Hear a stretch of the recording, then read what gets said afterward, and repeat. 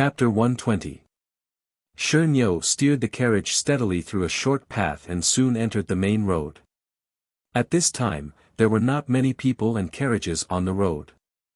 Shernyo drove the carriage even faster. The 3 carriages behind were also chasing after them.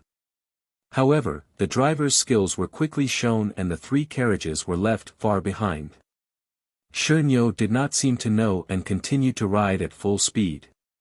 He was enjoying this long-awaited feeling. Fortunately, the attentive Chiu Tong noticed and stopped him. Shernyo said embarrassedly, "I haven't driven in a long time. It was an accident. I will drive slower next time." Shernyo slowed down and the carriages behind finally caught up. Elder sister Qin frowned and said, "Shernyo, it's right to drive faster.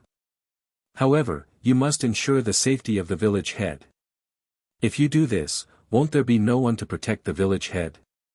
Shernyo did not like to hear this and said, "If we meet an enemy, how can we rely on the people behind us? Won't we still have to rely on our strength?" Elder sister Qin smiled and said, "I know it's hard to talk to people like you. In this martial world, not only is there strength, there is also intelligence. You have to know that it's easy to dodge a spear in the open but hard to defend against a stab in the dark. It's better to be careful." Shernyo was also somewhat fearful and respectful of elder sister Qin.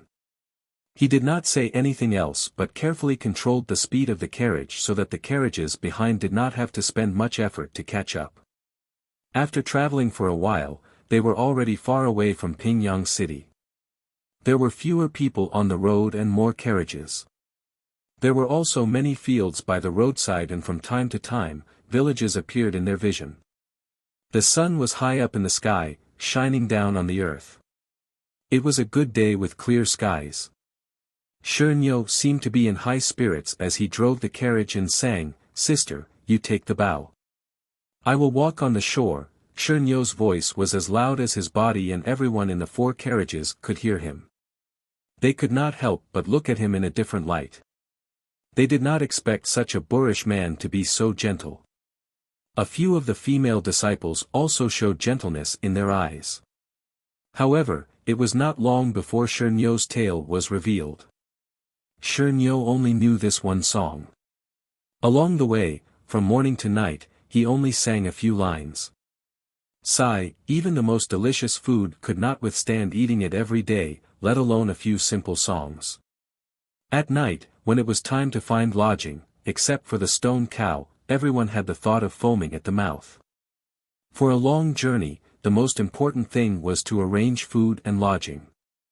Fortunately, Chiu Tong had taken this route some time ago. Before they left the manor, everyone had already discussed the route, resting, eating, and lodging. They just had to follow the plan. That night, they stayed in an inn in a small town. Although it was an inn, it was much better than the carriage house Zhang Xiaohua used to stay in.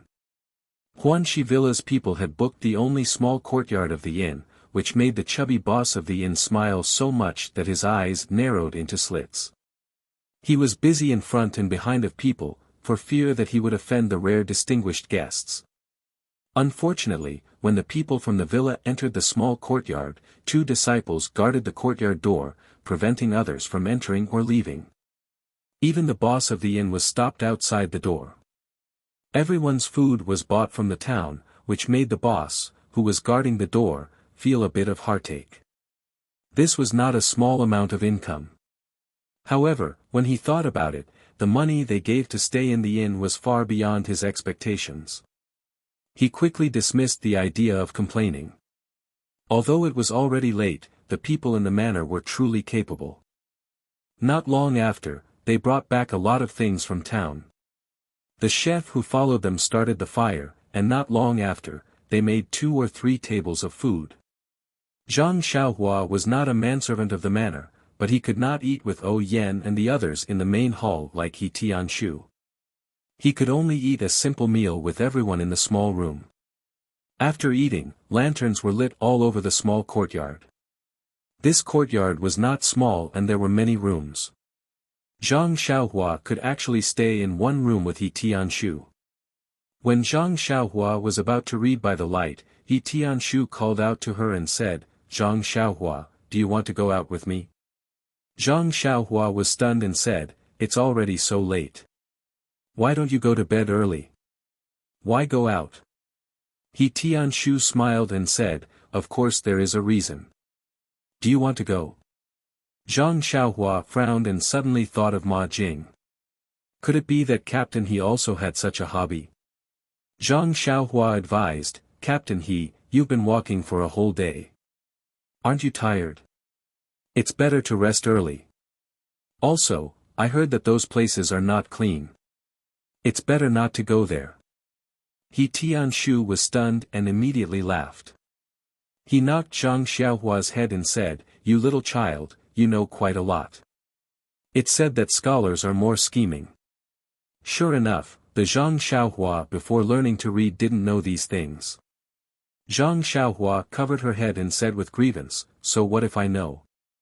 It's better than you going there."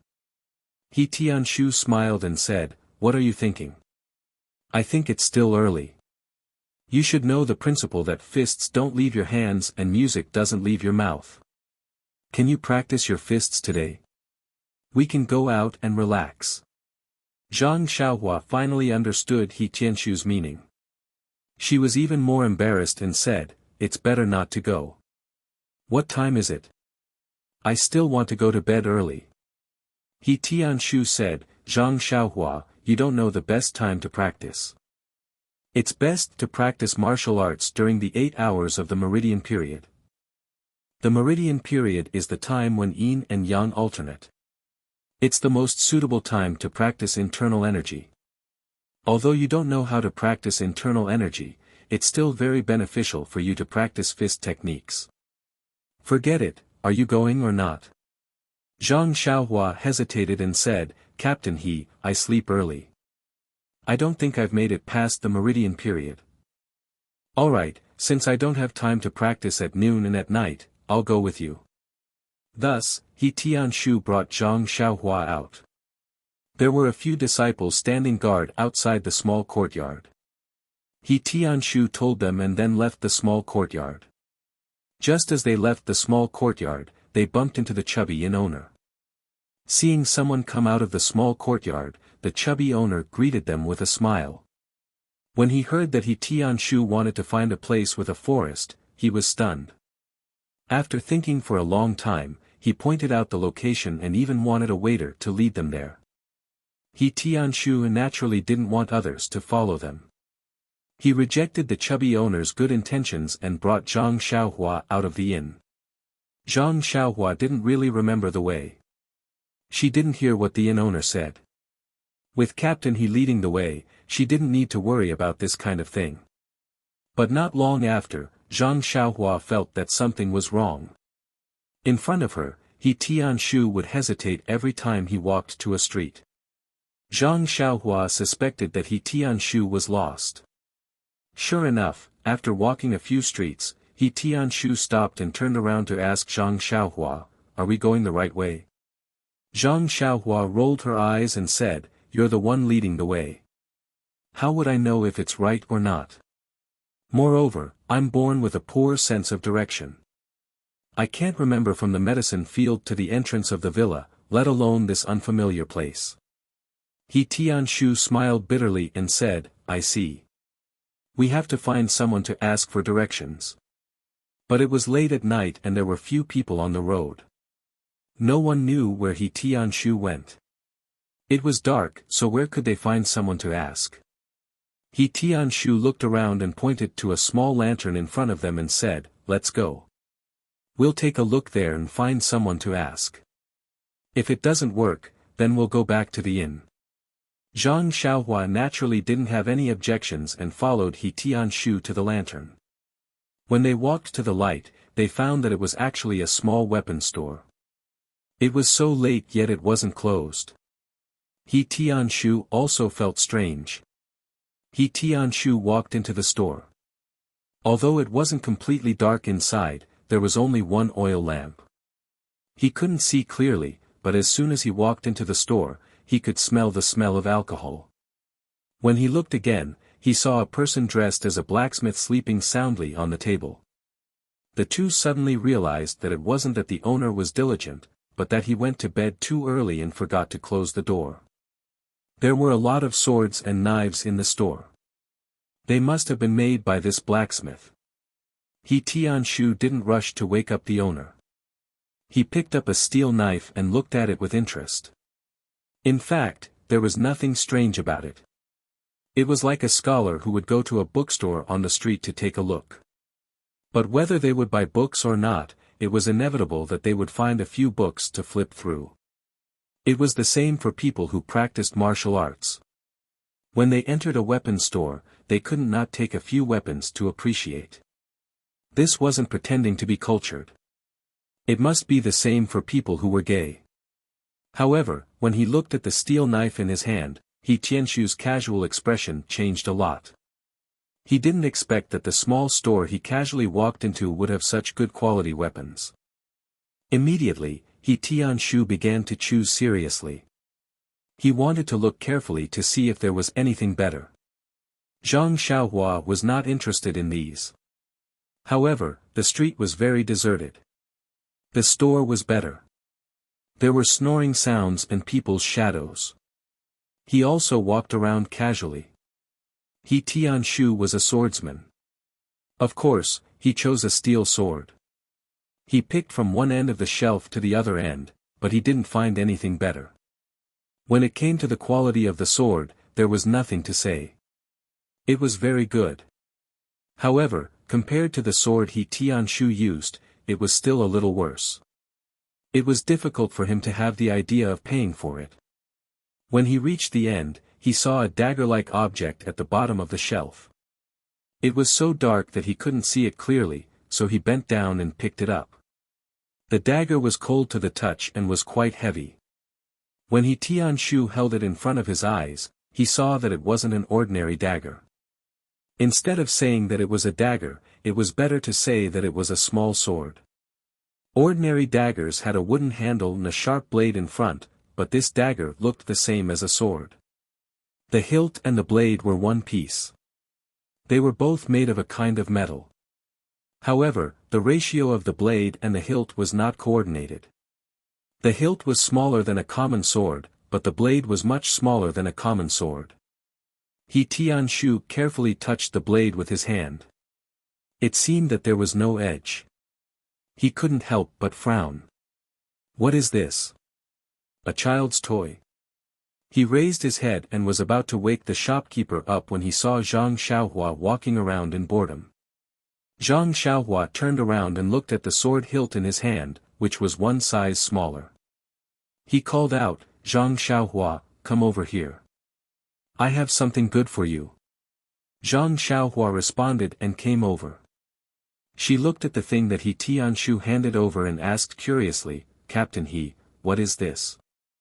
It looks like a toy sword. But it's much bigger than the one I played with when I was young." He Tianshu smiled and said, "It's probably something that the blacksmith made for fun. Take a look. If you like it, I'll buy it for you to play with." Zhang Xiaohua didn't take it and said, "I'm not a child. If you want to buy it, buy me a real sword." He Tianshu said, "You didn't learn any sword skills. Why buy a sword? Moreover." He suddenly stopped. He wanted to say, "Can you still use a sword with your hand?" But when he thought that this would hurt Zhang Xiaohua's heart, he quickly shut his mouth. Zhang Xiaohua didn't understand and asked, "Moreover, what's wrong?" He Tianshu quickly covered it up and said, "Moreover, I don't know how expensive this sword is. I'll think about it." Zhang Xiaohua made a sound and turned to leave, saying, "Then I don't want this toy either." However, when he turned around, he accidentally touched a sword. Clang! The sword fell to the ground. The sound wasn't soft. The blacksmith who was sleeping suddenly raised his head and shouted, "Catch the thief." When he saw He Tianshu holding a small sword and Zhang Xiaohua standing there, he hurriedly wiped the saliva from his mouth and walked over with a smile, saying, "Excuse me, dear guest, what have you taken a fancy to? I was just dreaming." Sorry, sorry. Zhang Xiaohua bent down and picked up the sword with her left hand. She held it in her hand and said, if you didn't wake up, we would have taken this sword away. The blacksmith smiled and said, look at the two of you. How could you be that kind of person? You must be joking, you must be joking. The light in the shop was dim, but he could still see that the other people's temperament was not ordinary. This blacksmith's eyes were not ordinary. The blacksmith looked at the small sword in He Tianshu's hand and said, dear customer's eyes are really unique. This is our shop's treasure. It has been passed down for 100 years.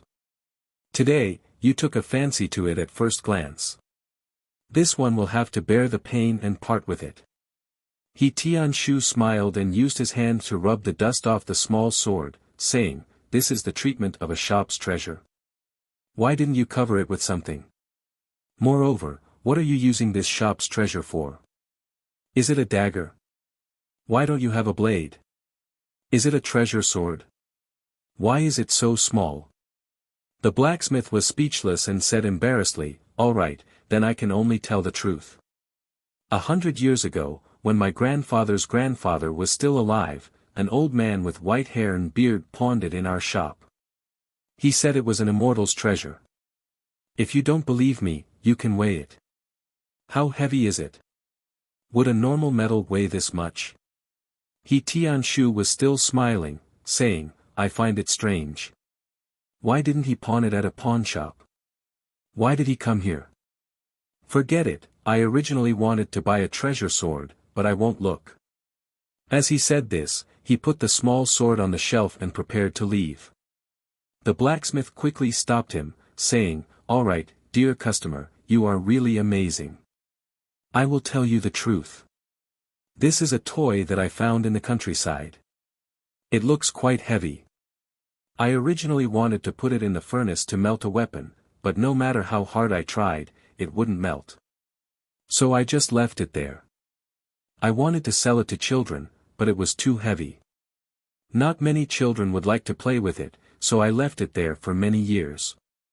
Dear customer, if you take a look at other weapons and buy a lot, I will give this toy to you for free. How about it? He Tianshu curled his lips, saying, buy a lot. I see that your shop is so remote, how much business can you have? Moreover, I am just one person, how many treasured swords can I buy? However, seeing that your craftsmanship is not bad, I will take a look first. After he finished speaking, he casually handed the small sword to Zhang Xiaohua. Zhang Xiaohua's left hand was holding the treasured sword, so she could only use her right hand to take it. Just as the blacksmith said, it was quite heavy. No wonder children couldn't play with it. Then, she also casually handed the treasured sword in her left hand to He Tianshu. He Tianshu took the treasured sword that Zhang Xiaohua handed over and carefully looked at it, saying, this treasured sword is really not bad. Shopkeeper, what is the price? When the blacksmith saw that He Tianshu had taken a liking to it, he said, customer, you really have a good eye. This is my shop's treasure.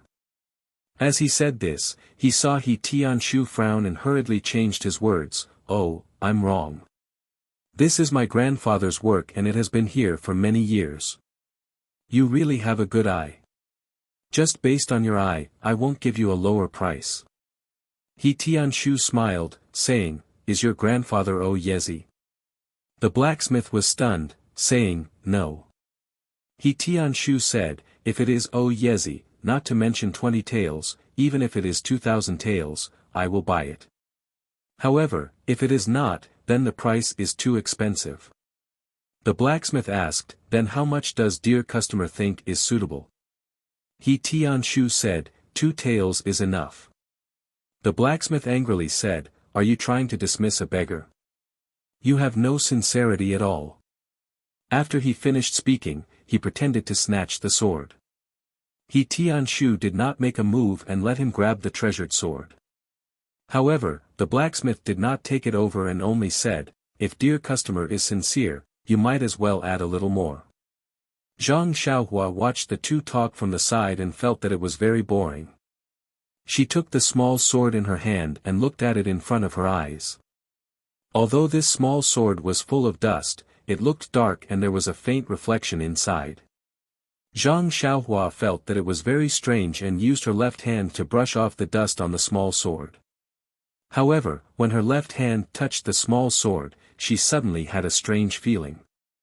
It was as if this small sword had a connection with her left hand. But when she took her left hand away, the feeling immediately disappeared. Thus, Zhang Xiaohua transferred the small sword from her right hand to her left hand. The moment she touched it, a blood connection was born from the bottom of her heart.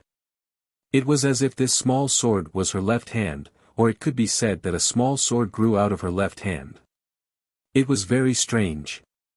When Zhang Xiaohua used her right hand to brush off the dust on the sword and looked carefully, she did not find anything. It was just that the dark metal did not reflect any light. Occasionally, she could see a trace of light from the small sword's body. She did not know if it was because she saw it under the light. However, no matter what this small sword was, whether it was a toy or a dagger, Zhang Xiaohua decided that she must have it. At this time, the blacksmith and He Tianshu's confrontation had basically ended. He Tianshu said, "How about this, let's not talk anymore. Let's each take a step back." 7 Tales of Silver. Chapter 121. The blacksmith seemed to have found an organization and his face was full of joy as he said, "Good, brother, since you're so straightforward, I can't bear to part with my treasure. I'll be friends with you. 7 taels it is, 7 taels it is. In the future, you must visit my store more often." He Tianshu smiled and said, "Of course, I still have a group of brothers. If I take it back and they like it, I'll definitely pull them over. However, when the time comes, boss must give me a discount." The blacksmith also smiled and said, "No problem. The first time it's unfamiliar, the second time it's familiar. If you become a regular customer, there will naturally be benefits." At this time, Zhang Xiaohua pulled on the corner of He Tianshu's clothes. He Tianshu looked back at the small sword in Zhang Xiaohua's hand and said to the blacksmith, "This small sword, my little brother likes it. Why don't you let him pick it up and play with it?" The blacksmith didn't mind. He waved his hand and said, "No problem. Didn't I just say that this toy is a gift from me to the little brother? Just bring a few more people to patronize another day." Everyone was happy. He Tianshu paid the money and asked for the way back to the inn. Only then did he leave the weapons store with Zhang Xiaohua.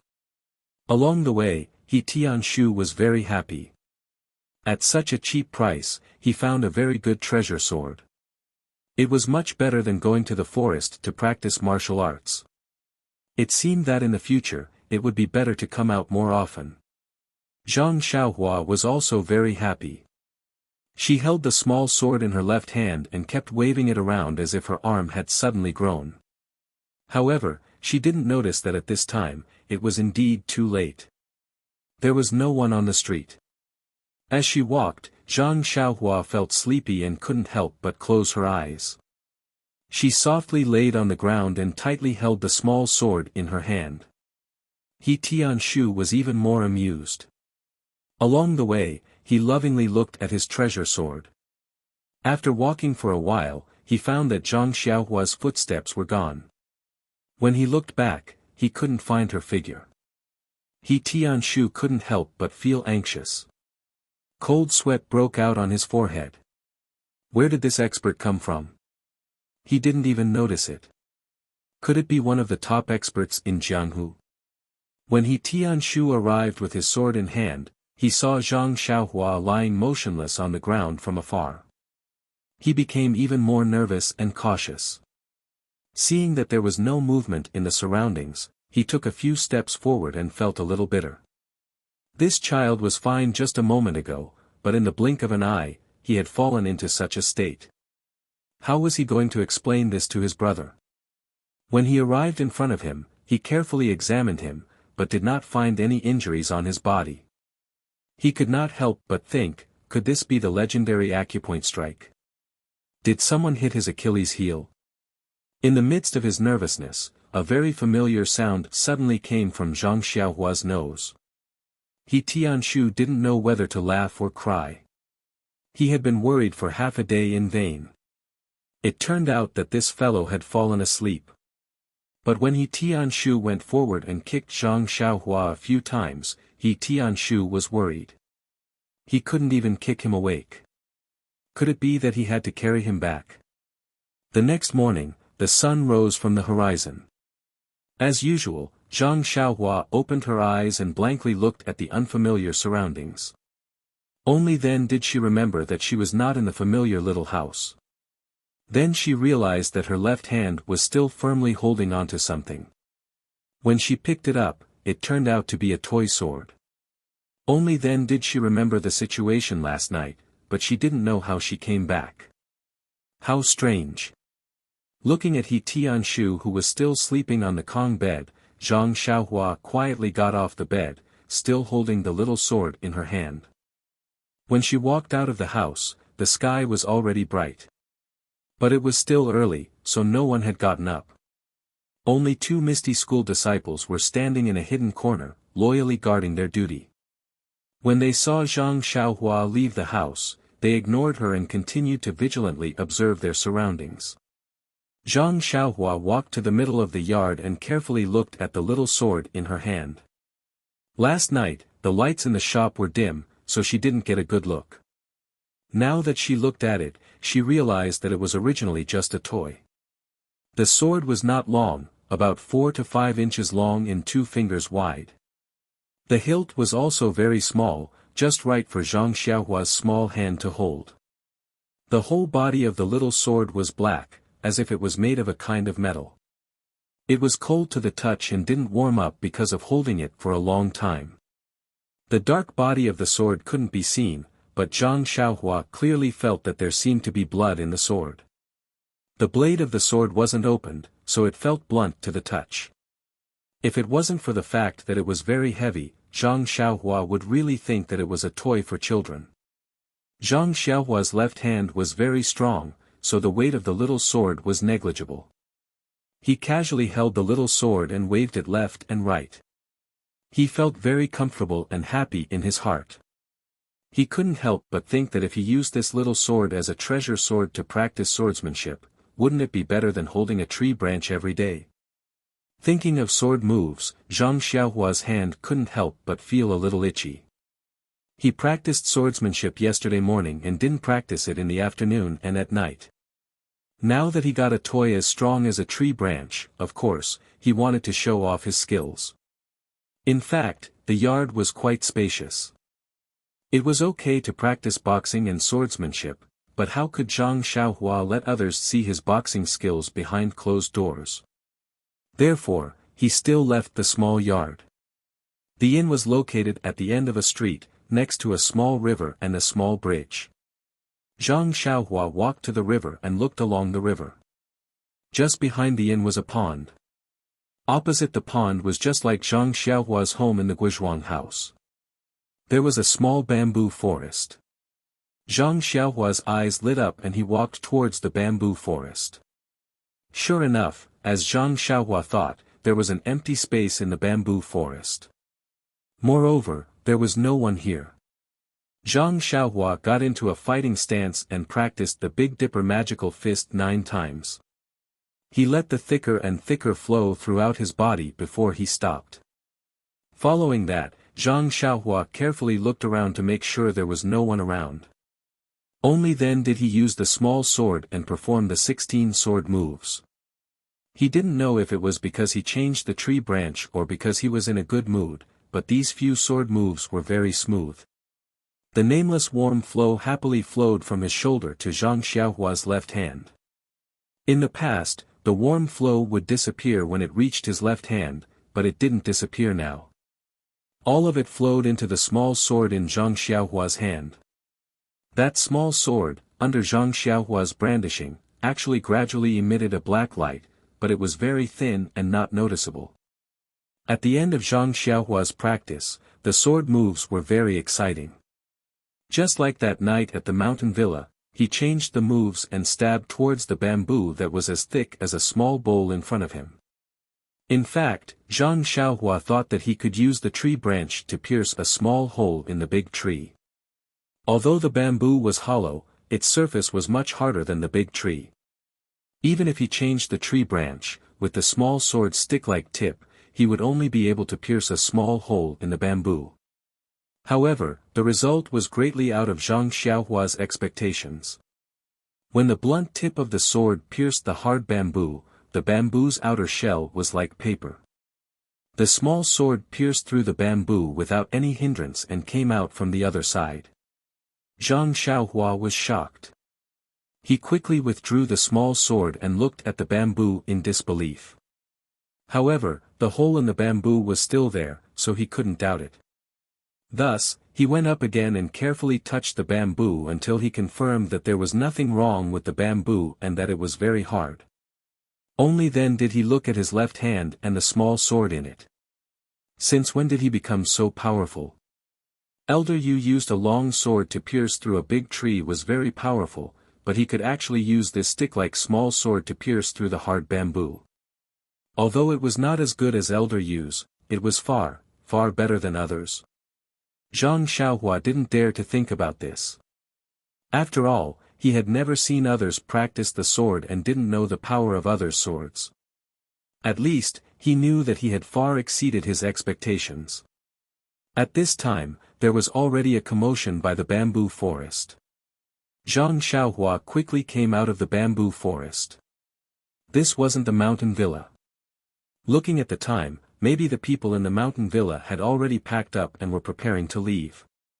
When Zhang Xiaohua quickly ran back to the inn, most of the people had already eaten breakfast and were packing up.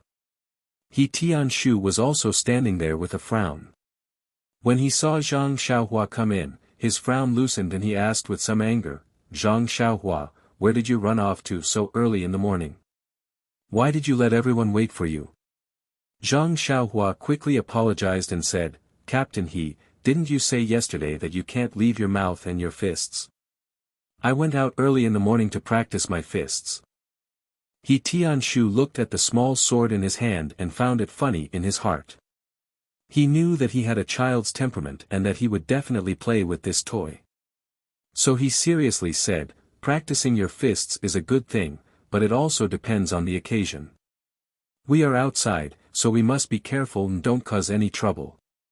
It's better to keep this toy close to your chest. Don't hold it in your hand every day and make others laugh at you. Alright, let's go eat." The village head has already finished eating and is preparing to leave. Zhang Xiaohua put the small sword into his chest and hurriedly ate his breakfast. He simply packed up his things and boarded the carriage. The 4 carriages gradually went further and further away. The fat boss was still standing there, reluctant to part. What a good guest. He only stayed for one night and did not eat the inn's food, but he was actually given so much money. If he had such a guest every day, it would be hard for him not to become rich. Originally, the fat boss thought that he would keep this beautiful memory in his heart and slowly savor it in the future. But before noon, a man in embroidered clothes riding a handsome horse came to the inn to inquire about the whereabouts of yesterday's group of people. His face was full of temptation and the fat boss couldn't help but recall yesterday's beautiful time in full detail. When the brocade-clothed man left in satisfaction, the fat boss once again sighed in admiration. What a good customer. Even after the man had left, he could still bring him fortune. He really had to thank the spirits of his ancestors. The people of Huanxi Mountain Villa naturally didn't know about this and were still hurrying on their way. However, today wasn't as fresh as yesterday. Even Zhang Xiaohua, who didn't go out much, didn't really enjoy the scenery outside. It was only a day's journey away from Pingyang City. The scenery and culture along the way were really not much different from the place where she lived. After seeing so much, of course, she would get tired of it. Moreover, Shernyo's voice was really good. From yesterday to today, it was still very loud and clear. Those few lines of the lyrics always lingered in their ears. It must be that he drank a lot of wine in the inn last night and his throat was well nourished. Therefore, a few disciples secretly muttered that when they stayed the night again, they must reduce the amount of wine Shernyo drank so that his voice would become hoarse. His singing was good, but if they kept hearing these few lines, how could they live in the future? Zhang Xiaohua and He Tianshu sat in the third carriage. There were a few disciples beside them and they were chatting about something. However, Zhang Xiaohua didn't mind. His left hand was playing with the small sword and his right hand was holding a book, reading it with great interest. Zhang Xiaohua's right hand hadn't fully recovered. From the outside, it looked the same as when he first returned to the villa. However, Zhang Xiaohua knew very well that his right hand wasn't like what Elder Yu said. His bones and meridians weren't destroyed by his inner energy and couldn't return to normal. He could feel that his hand was recovering at a perceptible speed. Moreover, he often tried to use his right hand now. He believed that one day, he would give everyone an unexpected surprise. He Tianshu sat in the innermost part of the carriage, resting with his eyes closed. He was also holding a book in his hand. He seemed to be thinking about something. After a while, a smile appeared on his face and he opened his eyes. He raised his eyes to look at the scenery outside the window and frowned. Although there was some distance between them and the stone cow, the singing voice traveled quite far and he could hear it clearly.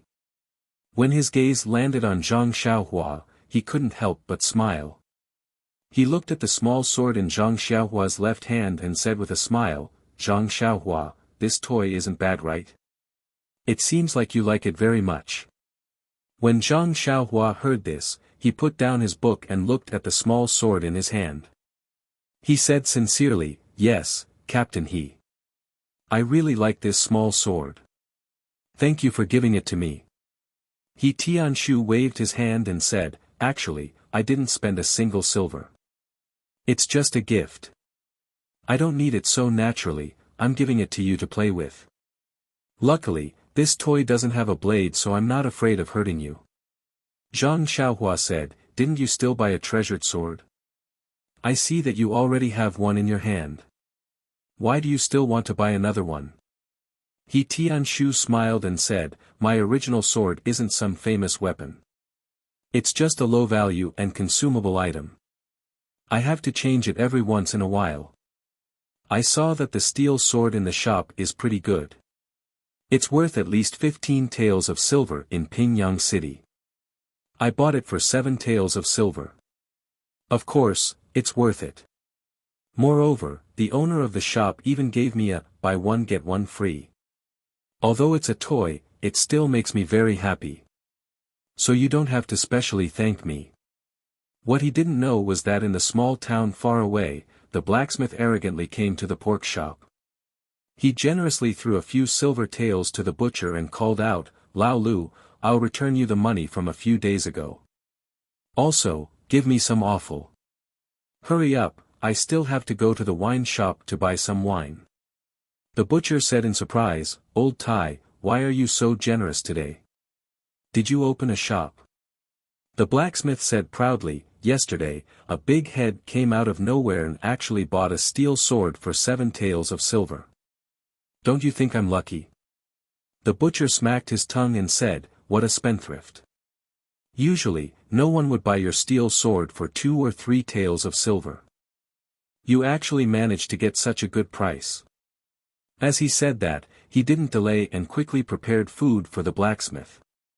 Then, the blacksmith seemed to have thought of something and said, "Oh right, the toy that your mistress picked up on the mountain 2 years ago. Yesterday, I gave it to that person. I told you that if you could sell it, I would give you money. However, I gave you a buy one get one free deal. Let's just take it as 5 copper coins." The butcher said unhappily, "That customer must have bought your steel sword at such a high price because you gave it to him. How can he just give me 5 copper coins to dismiss me?" The blacksmith angrily said, "The toy that your mistress picked up was left in my shop for 3 years and no one paid attention to it. If you don't want these 5 copper coins, I will chase after that customer and get it back." The butcher smiled apologetically and said, then 5 copper coins is too little. No matter what, you have to add a little more. The blacksmith laughed and scolded, I knew that you had such thoughts. I'll give you 15 copper coins. It can be considered as not letting your mistress down. After saying that, he took out a handful of copper coins from his bosom and placed them on the meat table. The butcher used lightning speed to put away the copper coins and said with a smile, since it was all picked up, this money is also free. When your mistress picks up something again, she will let you sell it. The blacksmith repeatedly waved his hand and said, don't, let's go to a pawn shop. That toy has been in my shop for 3 years. I don't want to get involved in this kind of business. Hurry up and get me into the water. I still have wine to sell. Today's weather is good. It's a good day to get drunk. The blacksmith took the meat and hurriedly left. The butcher also carried on with his business. As for Zhang Xiaohua, she did not know that the small sword that she loved so much was only worth 15 copper coins. Zhang Xiaohua was still very grateful to He Tianshu and said, Captain He, I won't say any more words of thanks. If there is anything in the future, just let me know. He Tianshu smiled and raised the book in his hand and slightly waved it. Zhang Xiaohua understood and also laughed and did not say anything more. After a while, He Tianshu said, Zhang Xiaohua, why did you sleep on the street last night?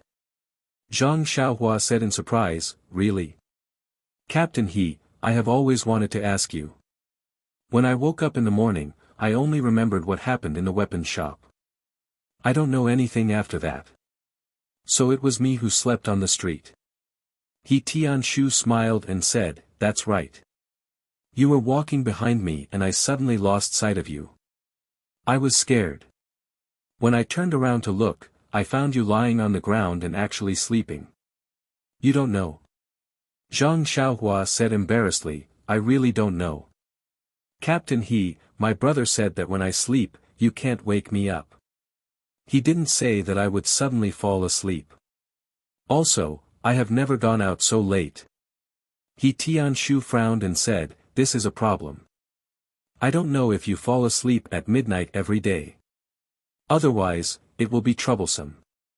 Zhang Xiaohua asked curiously, how troublesome?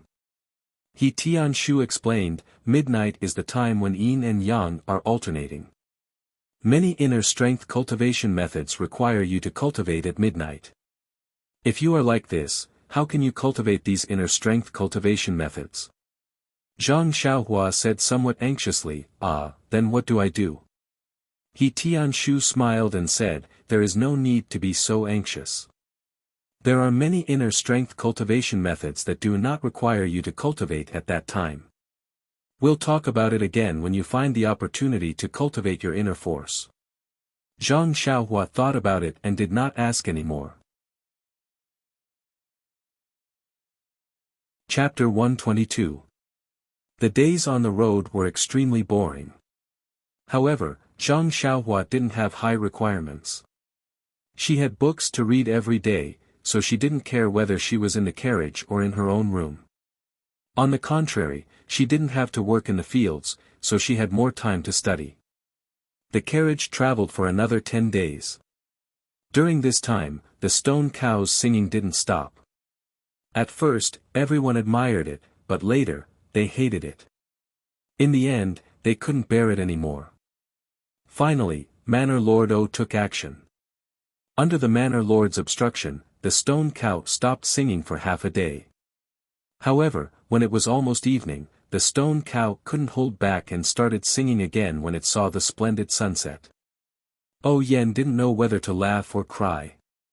She could only let Aunt Qin talk to her to relieve her boredom. As for the people behind, they slightly distanced themselves from the stone cow. After listening for a long time, they turned a blind eye to it. They just treated it as a giant human-shaped crow making noise. In the first few days, Zhang Xiaohua would drag He Tianshu out to find a place to practice martial arts every night. However, He Tianshu seemed to have learned his lesson from the first day and always refused. Zhang Xiaohua could only go out to practice martial arts by herself.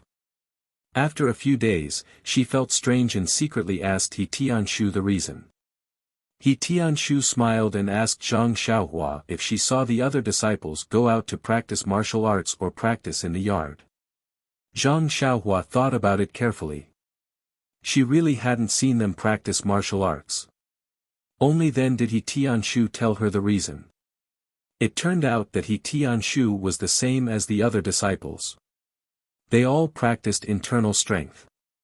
Those who practiced martial arts knew that they trained their muscles, bones, and skin externally and their qi internally. Most of the internal strength practice was to meditate, gather qi, and circulate the internal strength. In fact, practicing martial arts was to exercise the muscles and bones. Just like Nia Shao, and the others in Huanxi Manor, they also practiced internal strength at night. Practicing martial arts in the morning and evening was to exercise the muscles and bones and also to familiarize themselves with the martial arts. Since they were far away and had no place to exercise, they could naturally cancel the practice of martial arts and focus on practicing internal strength. Moreover, according to He Tianshu, when the internal strength practice reached a certain level, it could replace sleep at night. They just needed to meditate for a few hours at night. Hearing this, Zhang Xiaohua felt a burst of admiration. If she didn't need to sleep by meditating, how interesting would that be? However, when she thought about her habit of sleeping at night and not being able to wake her up, she couldn't help but feel depressed. The disciples of the Misty School didn't need to practice martial arts early or late, but Zhang Xiaohua couldn't. He didn't know any internal strength and could only find a place to practice martial arts. Moreover, he was afraid of being seen by others. Every time he arrived at a place, the first thing he did after dinner was to find a slightly hidden place to practice his martial arts. And ever since Zhang Xiaohua got the toy sword, his swordsmanship improved. He knew the 16 changes in his mind, and as soon as he thought about it, he could use them at will. Moreover, the angle and speed of his swordsmanship became faster and faster. The small sword was as nimble as his own arm, and the warm current was much thicker. The power also exceeded Zhang Xiaohua's expectations. Ever since one time when he practiced his swordsmanship in the suburbs, Zhang Xiaohua didn't use his full strength to stab anything. He was afraid that if he knocked down the tree, people would ask him for compensation. However, Zhang Xiaohua's worries quickly disappeared. The road to the south wasn't all official roads. After a few days, they started to take some dirt roads and mountain paths. Moreover, they didn't always stay at the town's inns at night. Sometimes, they set up their own tents and slept in the wild. On this day, Shernyo was the first to drive the carriage. The group of people arrived at a mountain. The mountain was not very high, but there was only a small path for the carriage to move forward. It meandered around the mountain. There were many shrubs and dried-up trees on the mountain. At a glance, nothing could be seen clearly. Shernyo drove the carriage to a stop. He turned around and asked, "Miss Chiu Tong, how did you get here last time? This mountain is very dangerous. If there's an ambush, we'll definitely be at a disadvantage." Chiu Tong looked at the mountain and frowned. "Last time, we passed through the mountain. There wasn't any danger. It seems that there's a path from the foot of the mountain. However, it's a long detour. I asked the guide before, and he said that it would take an extra day. Last time, I was in a hurry, so I didn't take the detour." Aunt Chin thought for a moment, then said, "This time, the village lord is in the carriage. It's better not to take any risks. Look at the mountain. If there's a big rock falling down, no matter how high your martial arts are, it's useless. It's better to take a detour." Oh Yen didn't quite agree. She felt that it wasn't worth it to take a detour for safety. However, Aunt Chin said, "It's only an extra day's journey. It's not a matter of days to reach Rejuvenation Valley. Also, your seed won't germinate in winter. Why should we take a risk for an insignificant day?" Everyone in the carriage agreed. Fortunately, O Yen was also a person who readily accepted good advice. She didn't stubbornly insist on her views. Seeing that everyone was persuading her, she also agreed to take a detour. When the carriage had gone far along the small path in front of the mountain, several men in black appeared from the forest. Looking at the carriage that was getting further and further away, they made a hand signal. Then, they all used their qinggong and leaped up the mountain. The people in the carriage didn't know that they had avoided a disaster because of their caution. They continued to move forward. The next day, they went around the mountain and re-entered the planned route.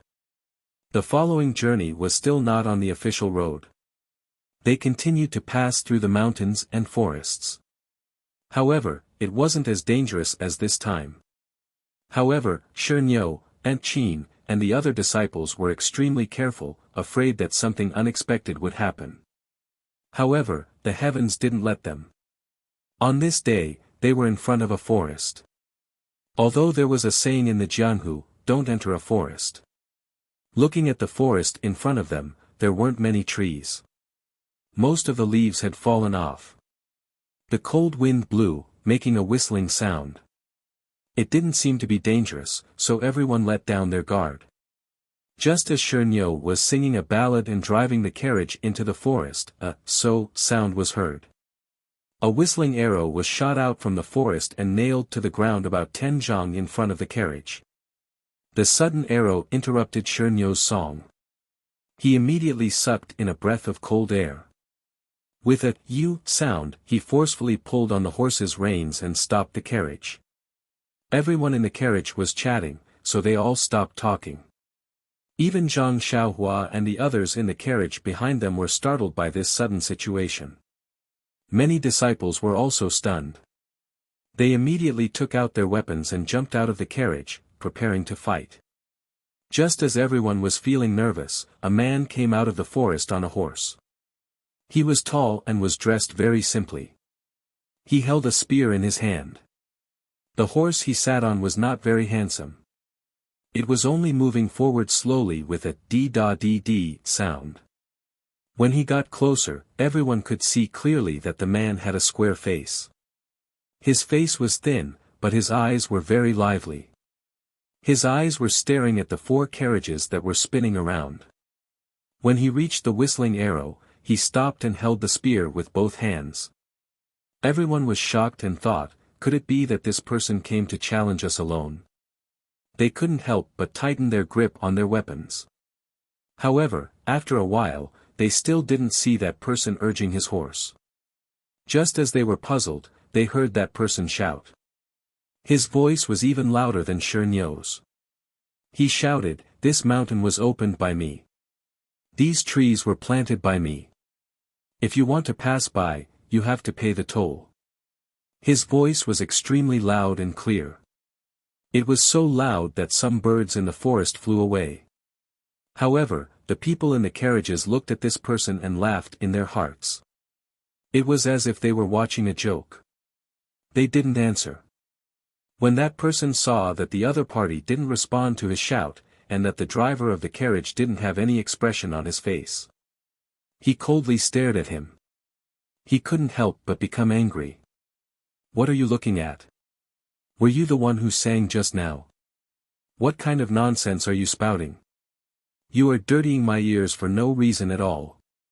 Hurry up and hand over the money, and I'll let you pass. Otherwise..." At this point, the spear in his hand swayed in the air threateningly. The stone ox wanted to see what kind of skills this robber had, but when he heard him say that his singing was bad, it was simply exposing his reverse scale. The stone ox was furious. He jumped down from the carriage and walked toward the robber with his bare hands. The robber saw the coachman jump down from the carriage and walk toward him. He was stunned. When the stone ox got closer, he raised his spear and pulled the reins of his horse. Everyone in Huanxi Manor thought that he was going to drive his horse forward and stab Shernyo with his spear. Although everyone knew that Shernyo's external martial arts were at the peak of perfection, they were still worried for him when he faced a spear with his bare hands. However, that person pulled the reins. He didn't rush forward. Instead, he turned his horse and drove it back. Not only Shernyo, but the crowd was also in an uproar. What was he doing? While everyone was in a daze, that person returned to the forest and disappeared in a flash. Stone Ox frowned. Just as he was about to turn around, he heard the sound of a gong in the forest. 4 large horses rushed out from the forest. Behind the horses were a dozen or so men wielding weapons. They followed the horses as they galloped out. The people on the horses stopped in front of the stone cow. There were 4 people in a row. Other than the weak-looking scholar at the side, the other 3 were burly men. They were dressed in martial attire, and each of them held a sword in their hands. They stood on the horses and did not speak. The scholar urged his horse forward and said, "Where did you come from? You actually have guts. You can still keep calm in front of Nyo Air. You must also be a martial artist." Shernyo frowned and said, "Why do you care where I come from? If you know what's good for you, quickly get out of the way and let us pass. Otherwise, don't blame us for being impolite." The scholar hadn't laughed yet. The group of strong men who surrounded them first roared with laughter. It seemed that they had never seen such an arrogant robber. The scholar said again, "This brother, I see that you are tall and have an imposing appearance. You must be a martial artist and have some unique skills. But, didn't you see the opponents in front of you? These are the 3 leaders of our families, and there are more than 10 brothers. Even if you have strong martial arts skills and a body made of steel, how many nails can you twist? Why don't you leave the gold and silver early? Everyone will have a face and it will be easier to meet in the future." Shernyo laughed out loud and said, "Your grandpa sure has always been the one to rob other people's masters. It's not other people's turn to be noisy in front of me. If you provoke me, I will directly break into your nest and take your gold and silver." At this time, the man on the horse frowned and said, "Military advisor, why are you being long-winded with him? We will swarm him. Why are we afraid of his martial arts? Let's rob the carriage first. If there is money, we will rob. If there is a woman, we will rob. Isn't it fun?" The people of Huanxi Mountain Manor originally had some people outside the carriage and some people inside. They were all watching the fun. When they heard the leader's words, they felt that it was insulting the manor lord and the others. They couldn't help but be angry. They all took their weapons and jumped off the carriage. Except for a few female disciples guarding around the carriage, everyone else lined up behind Shernyo. He Tianshu whispered to Zhang Xiaohua. He also took out his long sword and guarded beside O Yan's carriage. Zhang Xiaohua didn't get off the carriage. She went to the front of the carriage and sat with the disciple driving the carriage. She watched the scene with interest. When the military advisor saw the military advisor change his expression, he changed his expression and changed his expression. Then, he said to the leader with a smile, "Don't be angry. The Jianghu today is not the same as before. The barbaric killing has passed. Now we talk about gentleness and using martial arts to convince people. Although we rob the poor and give to the rich, we have to follow the trend of the times and keep pace with the times. Otherwise, we will be ridiculed by our peers. As the ancient people said, it is better to lose 10 taels of silver than to lose an inch of face. Even if we can't win this time, we have to be ambitious, thoughtful, and ambitious strong men." One of the leaders at the side spat and said, "I used to rob as much as I wanted, but what happened to me now?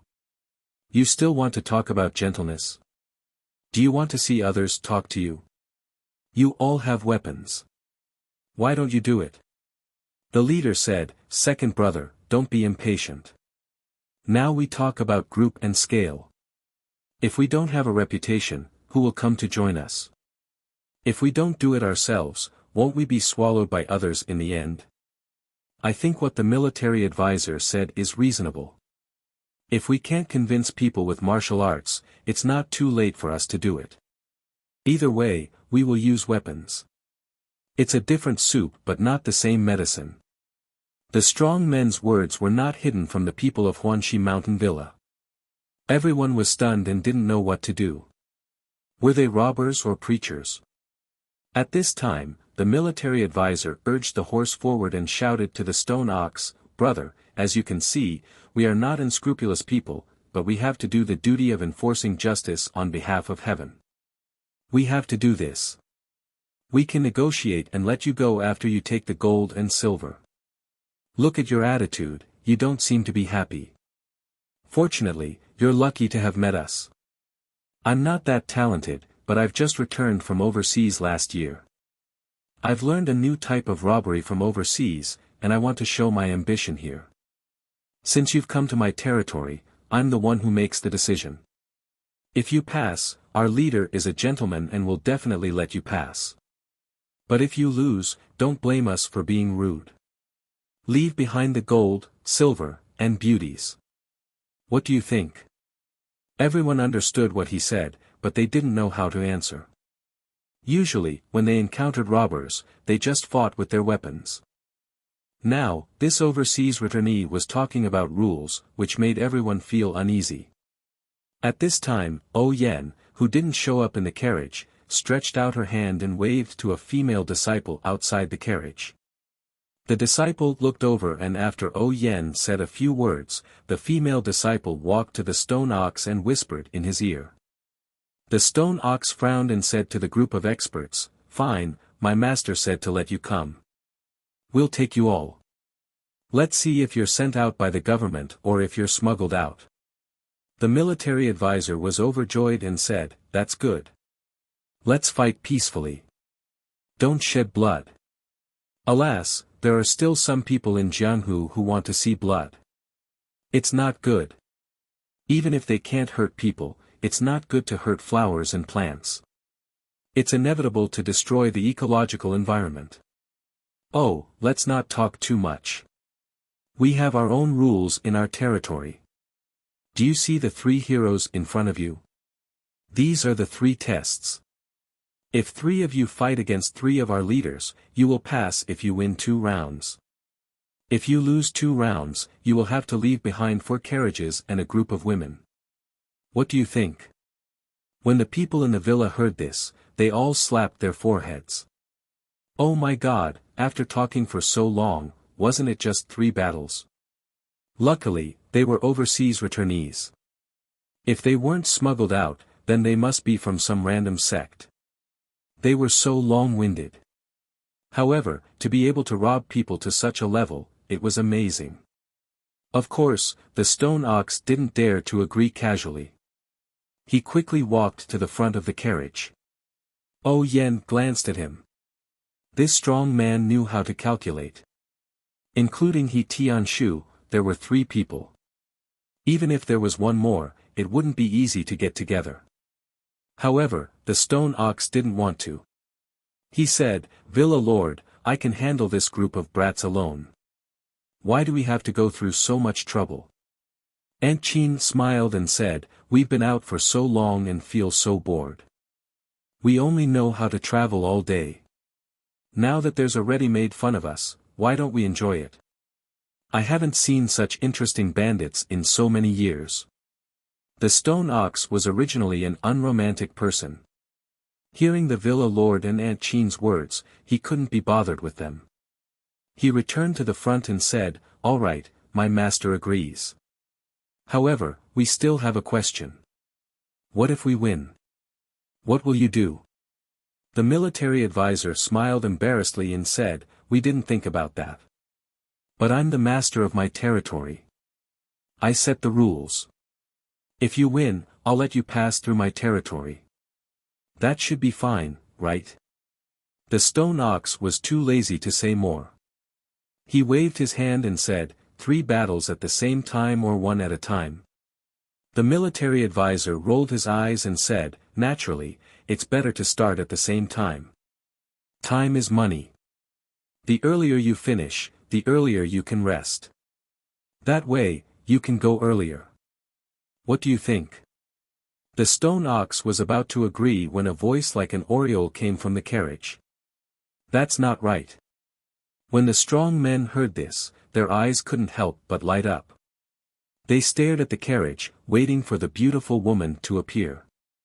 Unfortunately, when Aunt Chin appeared, everyone's heads drooped. They were filled with endless melancholy.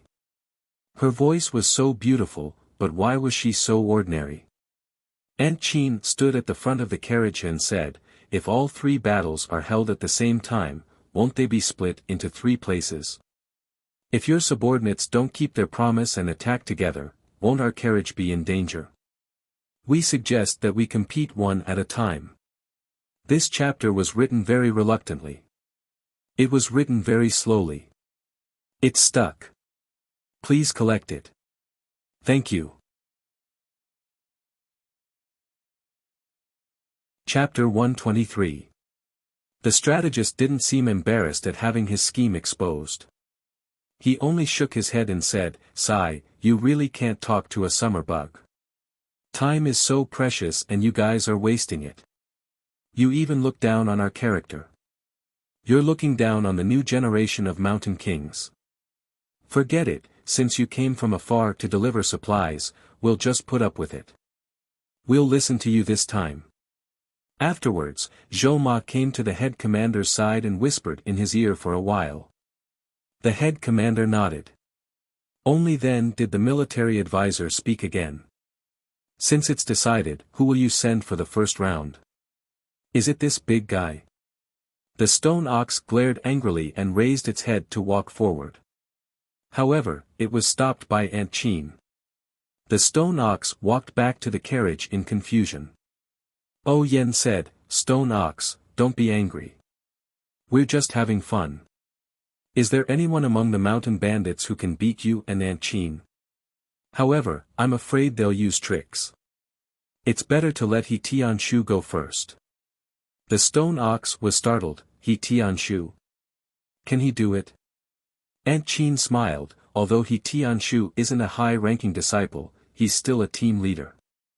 He's much stronger than the other disciples. He's just right to go. There aren't many in this wilderness who can beat him. Even if he loses, we don't have to worry. Don't we still have you? Let's see if these 3 people are your match.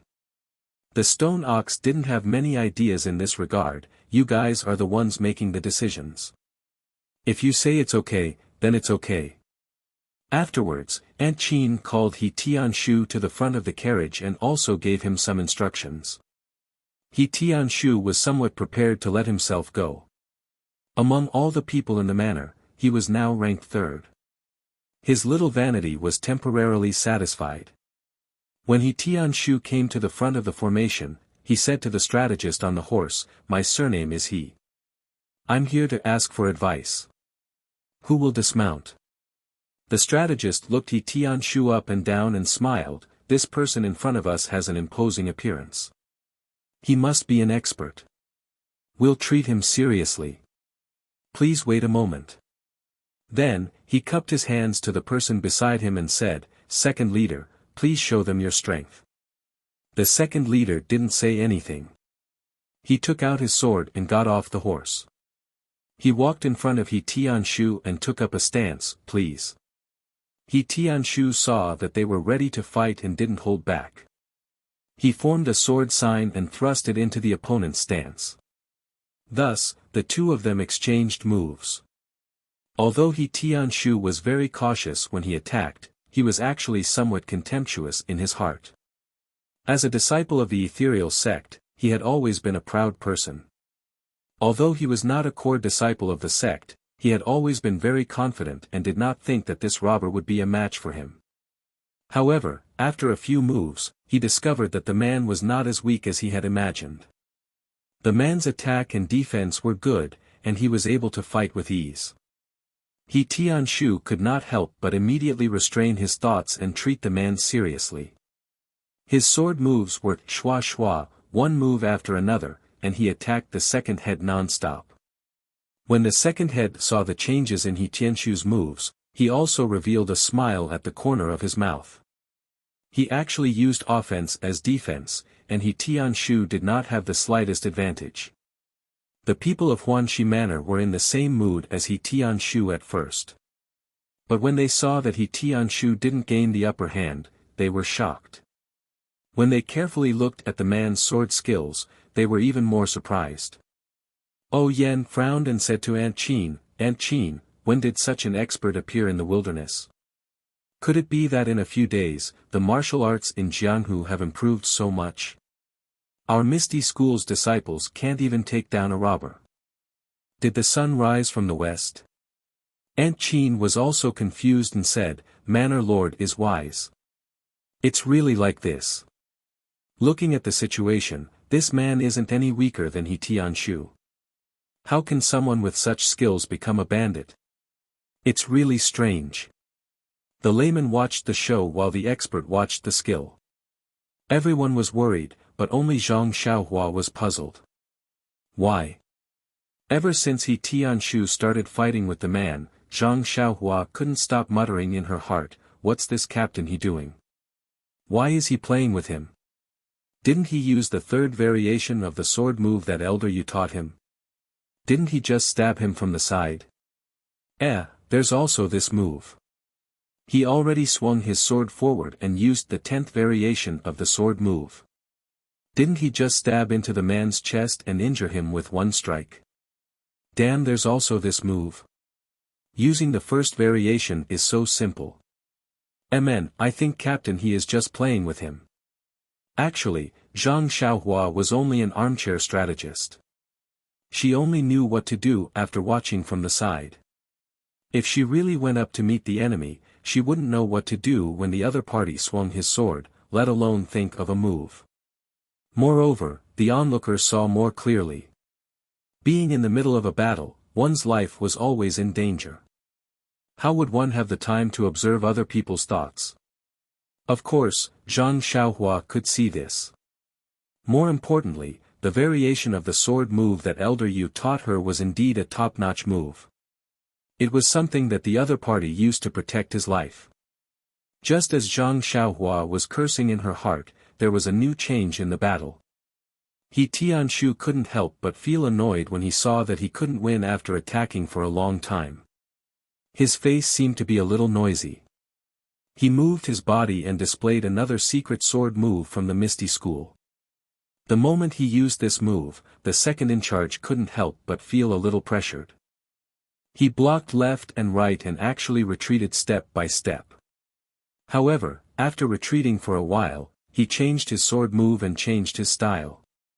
He changed his sword move and moved around like He Tianshu at the beginning. The momentum of his sword move was also a little strange. Not long after, he regained control of the situation. The two of them fought like this for a long time, but there was still no winner. The people in Huanxi Manor were a little relieved. Only O Yen and Aunt Chin were puzzled. They didn't know who the thief was. At this time, the military advisor at the side said, Stop. When the second in charge heard this, he used his padao to knock He Tianshu's sword. Then, he moved out of the circle and silently looked at the military advisor. He Tianshu saw that the second in charge left and didn't chase after him. He only took a defensive stance and carefully took precautions.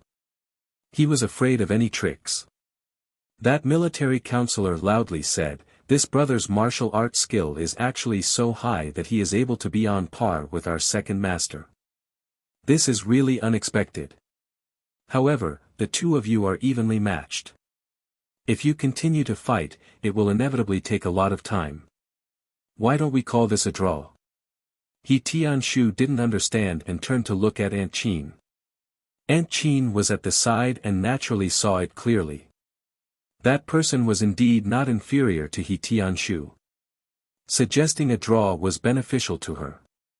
Thus, she also said loudly, All right, the military advisor is a straightforward person. Then it's settled. After a short rest, we will prepare for the second round. He Tianshu put away his sword and walked back to the carriage. The second in charge also got on his horse and returned to their side. Aunt Chin waited for He Tianshu to come closer and quietly asked, Captain He, what do you think of the opponent's skills? He Tianshu blushed slightly and said, This person is very strong. After fighting with me for so long, he still looked like he wanted to continue. Perhaps he still has some tricks up his sleeve. Where did this expert come from? It's really hard to understand. Hall Master Qin, this one has let everyone down and didn't win this round. I am ashamed. Aunt Qin smiled and said, Captain He, you don't need to mind. This is just a pastime. It's good that you came back without any mishap. There is always a mountain higher than the one before. There will always be experts in Jianghu. Captain He, you don't need to belittle yourself. After a while, the military advisor shouted again, on the other side, have you finished your discussion? How about we start the second round now? Aunt Qin looked at the stone ox and said, are you going up or should I? Before the stone ox could reply, O Yen said from the side, Stone ox, you go up. Aunt Qin doesn't like to gamble in front of others. If you win, we will have victory in our hands. At worst, it will be a draw.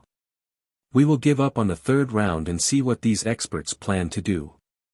The stone ox nodded and steadily walked forward. The military advisor looked at the stone ox and smiled quietly. He said to the first in charge, it's up to you now.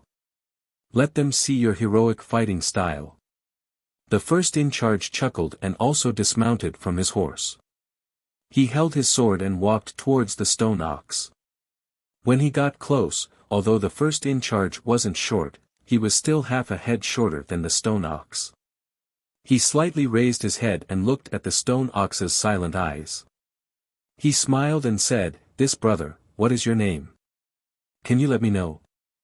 The stone ox shook his head and didn't say anything. The first in charge didn't force him and said, then, this brother, please make your move. You don't need a weapon. When the stone ox heard this, he still shook his head and said, my fist is a weapon. You just have to be careful. The first in charge narrowed his eyes and said, if that's the case, then I won't be polite. When he finished speaking, he held his sword and chopped down. The stone ox saw the ferocious power of the sword and wasn't afraid. He slightly tilted his body and dodged the blade. He punched the back of the sword. How could the first in charge let him have his way? He twisted his wrist and changed his stance. The blade sliced towards the stone ox's wrist. Although the stone ox was careless, it didn't mean he was stupid. Although his mighty King Kong hand wasn't afraid of weapons, who knew if his opponent's sword was a rare divine weapon?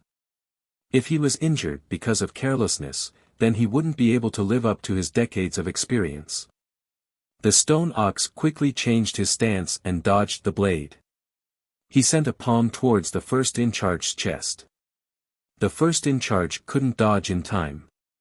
He clenched his left hand and punched towards the stone ox's palm.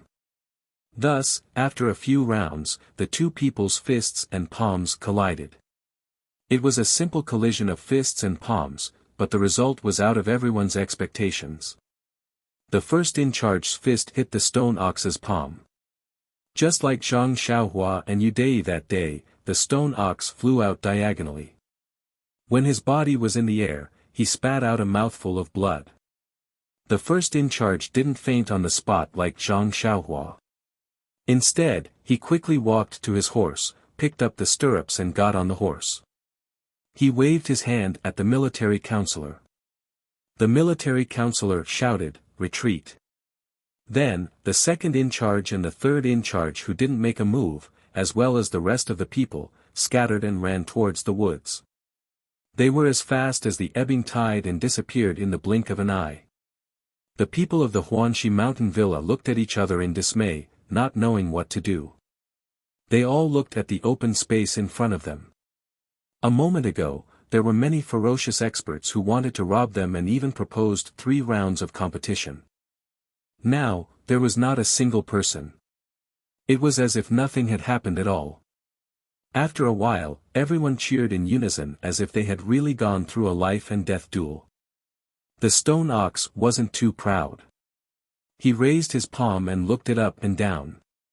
Then, he turned around and walked back. There was no expression on his face, as if he didn't care about his victory. When the stone ox returned to the carriage, Aunt Chin asked with concern, "Stone ox, that person didn't use any tricks, right?" The stone ox shook his head and said, "No.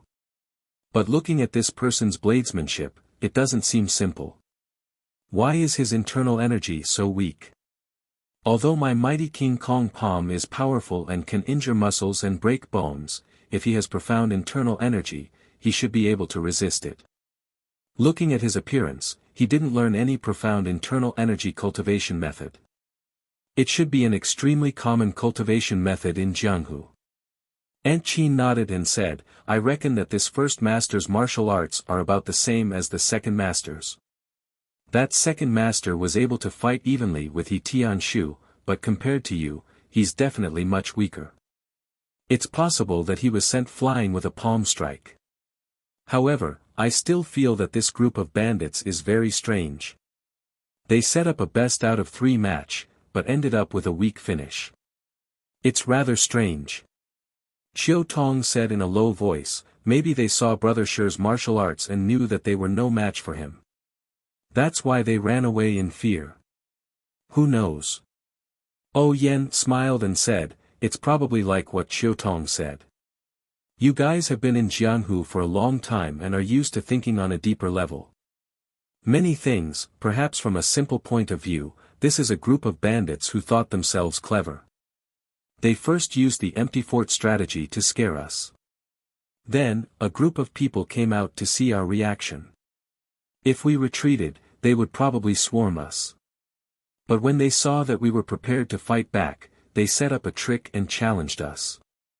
When they saw our strength, they immediately ran away like a stray dog."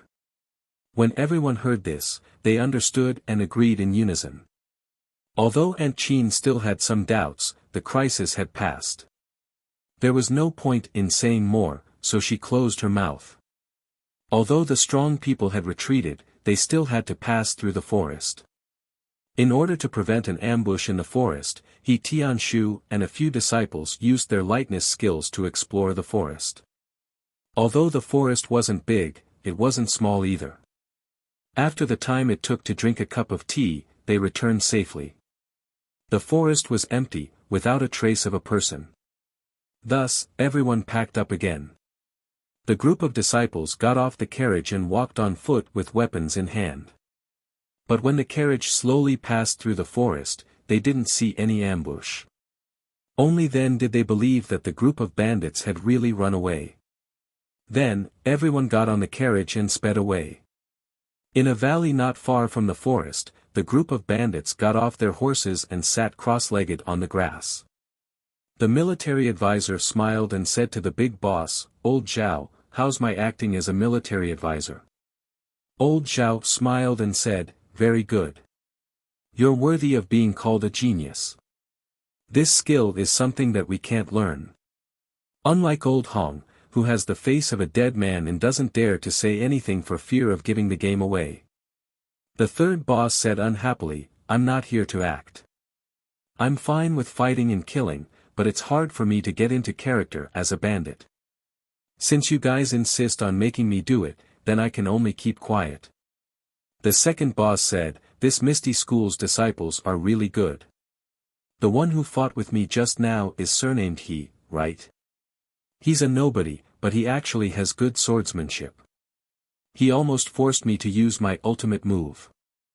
Luckily, Qi Xiucai stopped me in time and didn't give the game away."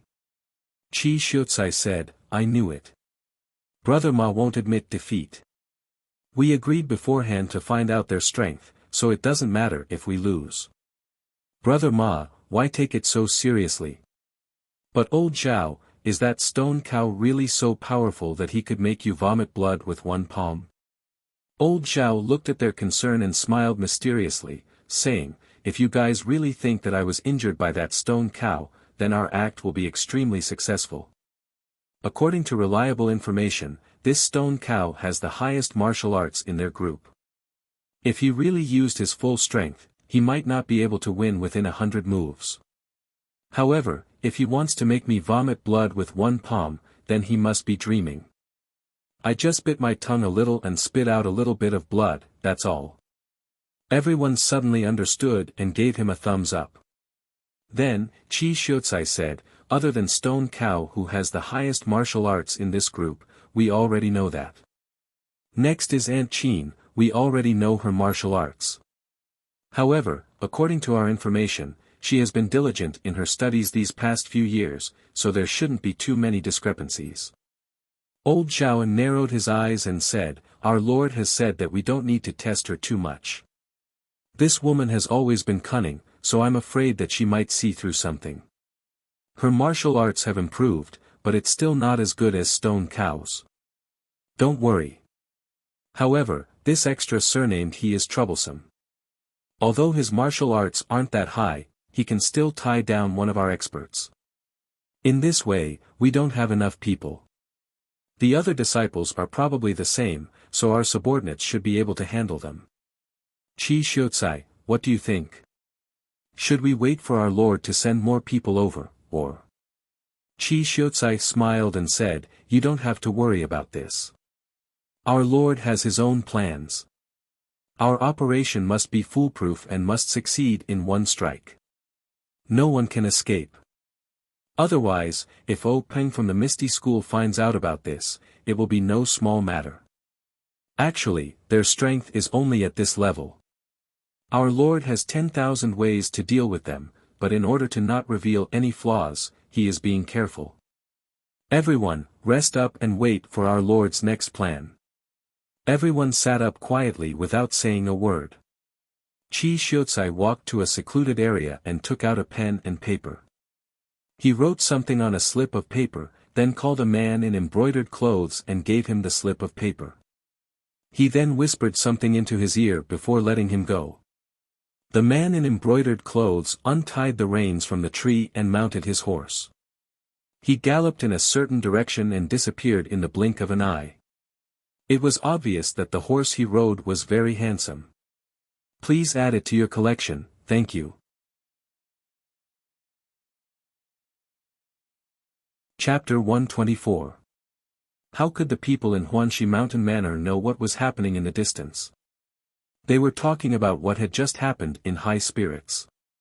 Thinking about Stone Ox's power, they were deeply envious. Many of them secretly made up their minds to work harder when they returned to the sect and strive to have such a powerful moment in the future. Only the Stone Cow was still the same as before. He steadily drove the carriage forward, as if he did not have the consciousness of being treated as an idol. Fortunately, he had just gone through a so-called great battle, so he was not in the mood to sing his best songs. Otherwise, the image that he had just established in everyone's hearts might immediately collapse. Of course, not everyone in the manor was in high spirits or calm as water. The only one who was not happy was He Tianshu. He Tianshu could not be said to be particularly outstanding among the disciples of Misty School, but he was still considered one of the best. Although he had been sent to Huanxi Mountain Manor to manage the herbal field, his martial arts were still there. Otherwise, how could he have become the team leader? He originally knew that there was a gap between him and Stone Ox, but he did not know how big the gap was. Now, it seemed that he had fought with Stone Ox for a long time and still had some strength left. Stone Ox, on the other hand, had fought with Stone Ox for a long time and sent him flying with only one palm, injuring him and causing him to vomit blood. Now it seemed that the gap between him and Stone Ox was not small. It seemed that he had been too arrogant in the past. In the future, he still had a long way to go. Among them, there was one person who was not very similar to the others. He was the simple-minded Zhang Xiaohua. He did not learn martial arts systematically, so naturally, he did not know the difficulties, especially when he saw Stone Ox send the strong man flying with one palm. He seemed to be reminded of his previous experience and immediately lost interest. Therefore, when the others were discussing, he had already picked up a book silently and was reading by himself. He did not even notice He Tianshu's self-deprecation. The robbery incident was like a wave in the river, disappearing in a flash. Soon, it became a joke after a meal. Even in the next town, when the Misty School's disciples came to pick them up, it was only mentioned as a pastime. However, Lan Dong, a disciple of the Misty School in this small town, was a careful person. After listening to it, he felt that something was not right. It was normal that the people of Huanxi Villa did not know about it. After all, they were from other places. He had been operating here for several years, so why hadn't he heard of any bandits? Moreover, it was the kind that didn't do anything ordinary. However, he could not tell these thoughts to O Yen and the others. After all, they had already asserted that this was a group of stupid bandits. Moreover, such a group of bandits might have appeared when he was not paying attention. The only thing he could do was to quickly write down his thoughts on a note and report it to his leader to let them make a decision. Moreover, he also believed that once his leader saw the news about Villa Chief O, he would immediately report it to the higher-ups in the sect. He would definitely not dare to delay. After this news spread, he was slightly relieved. The next thing he had to do was to find an opportunity to explain to Villa Chief O, Stone Ox, and the others so that they would be more vigilant. However, when he told O Yen and the others about this situation, it was not out of his expectations. O Yen and Stone Ox did not take it seriously. Only Aunt Chin frowned slightly and wanted to say something. However, when she saw O Yan's determined gaze, she closed her mouth. She knew that O Yen wanted to go to Rejuvenation Valley wholeheartedly. At this time, she would not believe anything she said. However, speaking of which, who would know that O Yen had gone to Rejuvenation Valley? Even if someone knew, what reason did they have to stop her? Could it be that they had nothing better to do? When Lan Dong saw that his words did not attract any attention, he did not say anything more. However, when O Yen left, he proposed to send a disciple to escort her. However, he was also rejected. This was because there were not many disciples from the Misty School in the small town and their martial arts were at the standard of an ordinary disciple. Only this Lan Dong was like Tian Shu. However, he could not leave the small town for a long time. Unless it was meaningful for him to escort, the others would do their best. On the other hand, O Yen used the reason that she did not want to affect the daily operations of the Misty School and rejected Lan Dong's good intentions. Thus, the group of people once again drove the carriage forward. As for Lan Dong, he returned to the small town and continued with his daily business. It was not until the second night after O Yen and the others left that there was news from the Misty School. When Lan Dong opened the note sent by the carrier pigeon, his expression could not help but change greatly. On it was written, Misty Mountain Villa has already sent an elder to provide support. When they received the news, they immediately sent out all their forces to protect the villa chief. Along the way, the Misty School's forces will prioritize the villa chief's safety. Lan Dong could not help but complain in his heart. It had already been 2.5 days since O Yen and the others left. Who knew what had happened? He hurriedly wrote down the situation briefly and released the carrier pigeon to pass the news to the disciples of the Misty School in the next small town. However, this place was no longer within the Misty School's sphere of influence. The Misty School's manpower was very spread out and the other small towns were not very far from here. Whether they could make it in time was still a problem. He could only send the news first. After finishing these matters, Lan Dong immediately gathered all the disciples of the Misty School in the small town. They rode their horses and followed the path that O Yen and the others had taken. After bidding farewell to Lan Dong and the rest of the ethereal sect's disciples, O Yen and the rest continued to follow the route they had planned and continued to move forward without stopping. However, after the farce of the robbery, they had become even more vigilant. When they came across some suspicious places, they would first send people to investigate before passing through. Just like this, a few days passed and no more accidents occurred. Hence, the anxious hearts of the group gradually relaxed. Actually, to them, the robberies and killings in the pugilistic world were really nothing. Stone Cow and Aunt Chin, which one of them had not walked through a rain of blood? However, it was obvious that they did not have enough manpower this time and they still had to protect Yan. Thus, they had to think twice before they acted and did not dare to make any mistakes. They traveled like this for another 3 days. On this evening, the sun was setting in the west and the evening mist was heavy. Seeing that they had arrived at a place in the middle of nowhere, and looking at the map, they were still far from the next town. Presumably, they would have to sleep in the wild tonight. Thus, Aunt Chin hurriedly ordered Stone Cow to walk all the way and find a place to rest. When the sky gradually darkened, the carriage finally arrived at the side of a small river. There was a spacious open space by the river and it was just nice to set up a tent.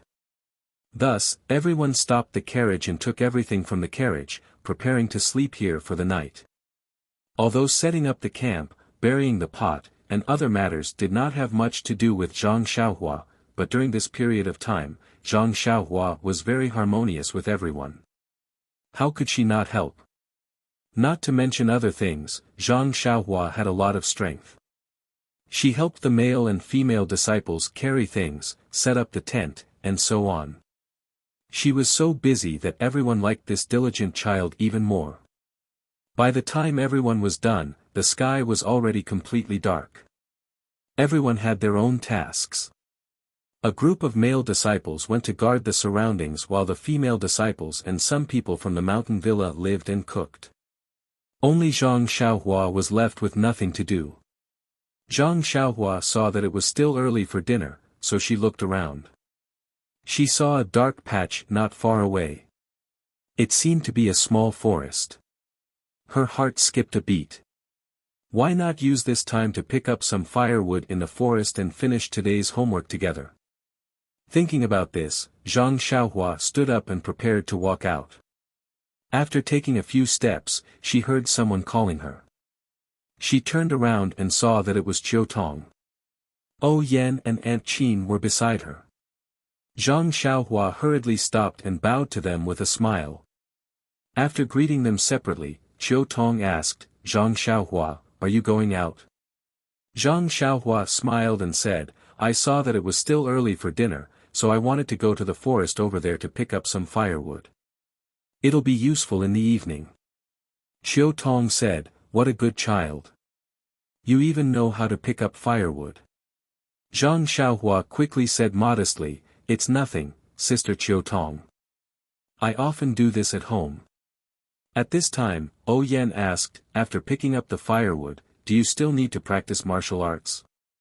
Zhang Xiaohua was stunned and asked, Sister O, how did you know? Yan smiled and said, you went out to find a place to practice martial arts every morning and night. How could you hide it from our eyes and ears? However, Zhang Xiaohua, you've really exceeded our expectations. You're very diligent. Also, I heard from He Tianshu that you read books every day. You've already read a lot of the books I borrowed from you. Zhang Xiaohua's face was a little red. She said embarrassedly, Sister O, I didn't have a choice. I only learned a few scattered fist techniques. I was afraid that I wouldn't be able to practice them well, so I could only practice them secretly. That sword technique was also taught by Elder Yu. He didn't want others to know about it. I was also afraid that I would forget, so I could only avoid others. Yan giggled and said, I don't mean to blame you. I just admire your diligence. Naturally, I know a thing or two about Elder Yu's sword technique. You can practice as much as you want. Actually, other people didn't really peek at you. Seeing that you're so focused on martial arts, when this matter is over, I'll talk to my brother and see if you have a good opportunity. Who was Yan's brother? He was the leader of the Misty School. A casual word from him could fulfill Zhang Xiaohua's dream. At this time, Zhang Xiaohua couldn't believe her ears and was stunned. Qiu Tong saw Zhang Xiaohua's silly look and said softly, Zhang Xiaohua, why aren't you thanking the young miss? Zhang Xiaohua seemed to have woken up from a dream. Her face was filled with excitement as she said happily, thank you, Sister O. If I have a chance, I'll definitely practice martial arts well. Yan said, Zhang Xiaohua, don't be happy too early. I'm just saying. Whether it'll work or not, it's still up to you. Zhang Xiaohua said, it's fine as long as there's a chance. Sister Oh, I'll definitely fight for it. Oh, right, there's one more thing. I don't know if I should say it. Oh Yan asked curiously, what is it? Speak. Zhang Xiaohua said embarrassedly, Captain, he also wants to read the book you lent me.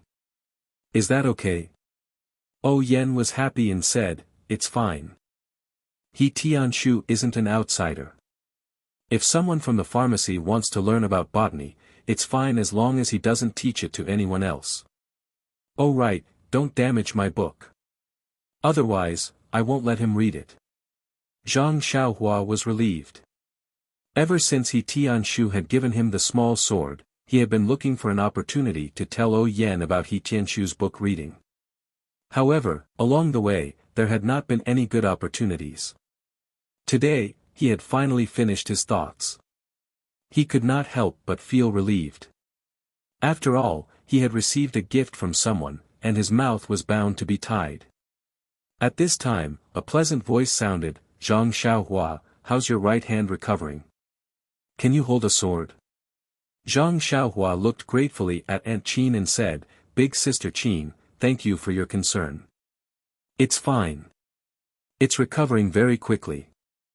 I can hold a sword now, but it's still not flexible enough. Aunt Qin said, not flexible enough fingers is a big flaw in practicing the sword. You have to practice well. Also, you have to pay attention to moderation. Don't overwork yourself. It's not good if you hurt your fingers.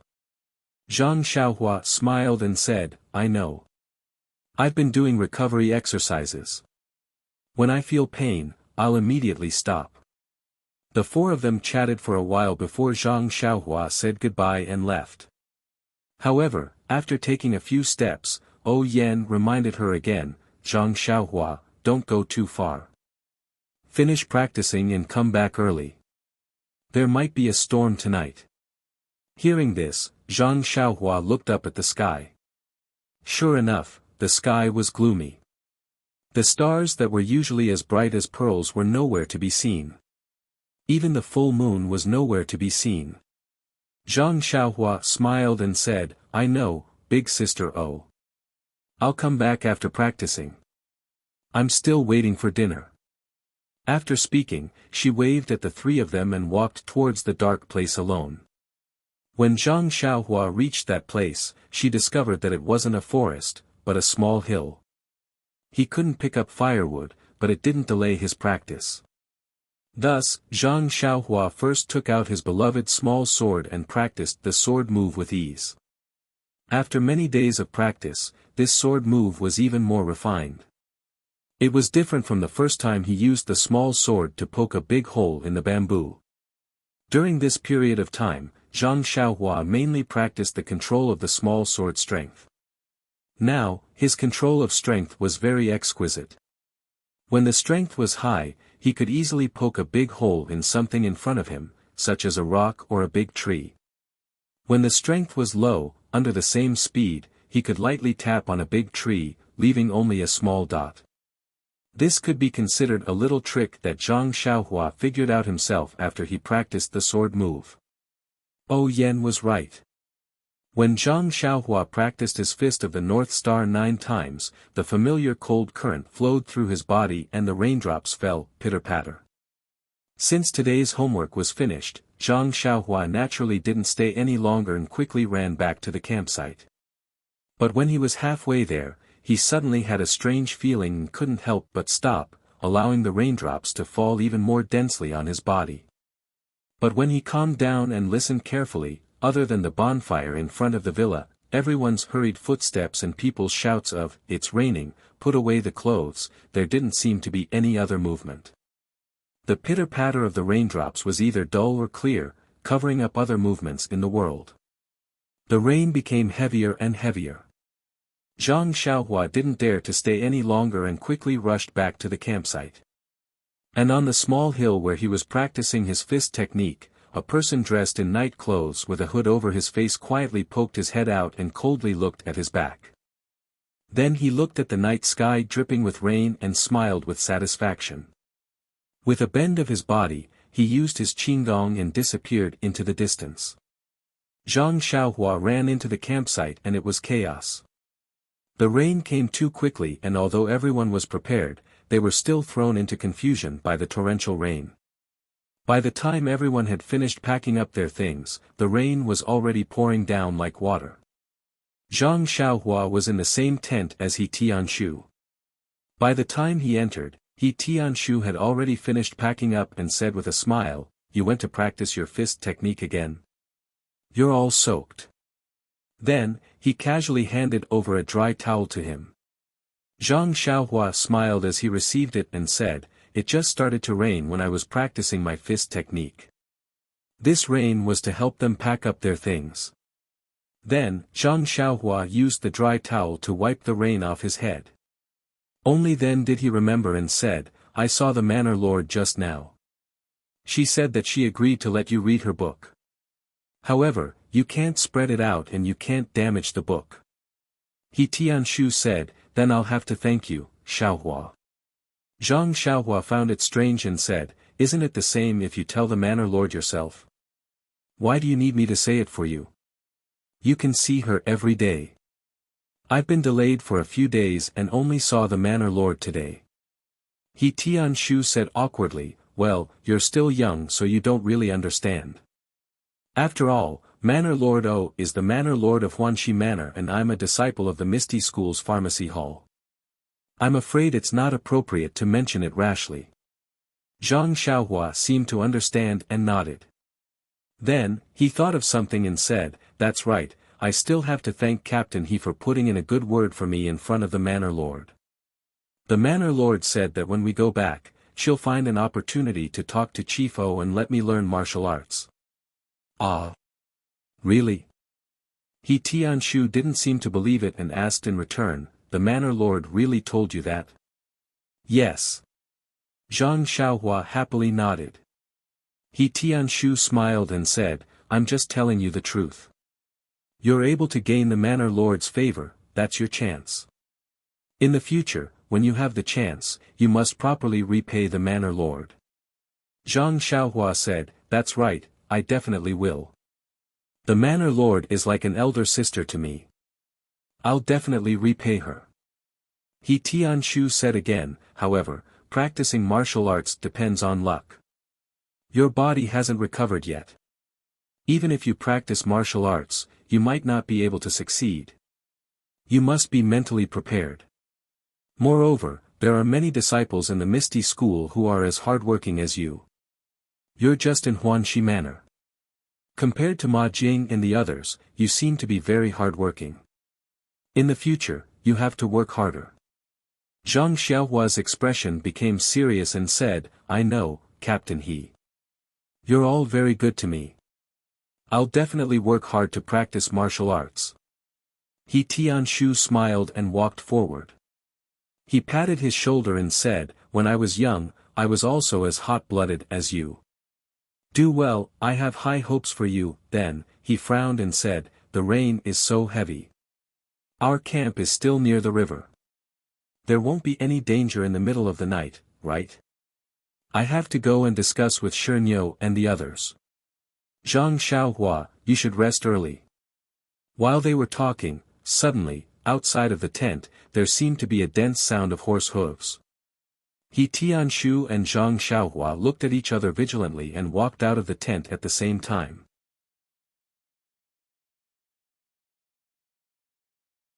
Chapter 125. Outside the tent, the raindrops formed a line and hung in the air. Their eyes were full of white raindrops, and they couldn't see far away. However, the sound of the horses' hooves was very orderly, shaking the ground a little. Although they couldn't see clearly, the sound had been heard and became louder and louder. Zhang Xiaohua didn't understand what was going on, but he could smell the danger. However, the experienced He Tianshu had already changed his face and shouted to Zhang Xiaohua, "Zhang Xiaohua, quickly hide in the tent and find a place to hide, or escape from the side in a moment.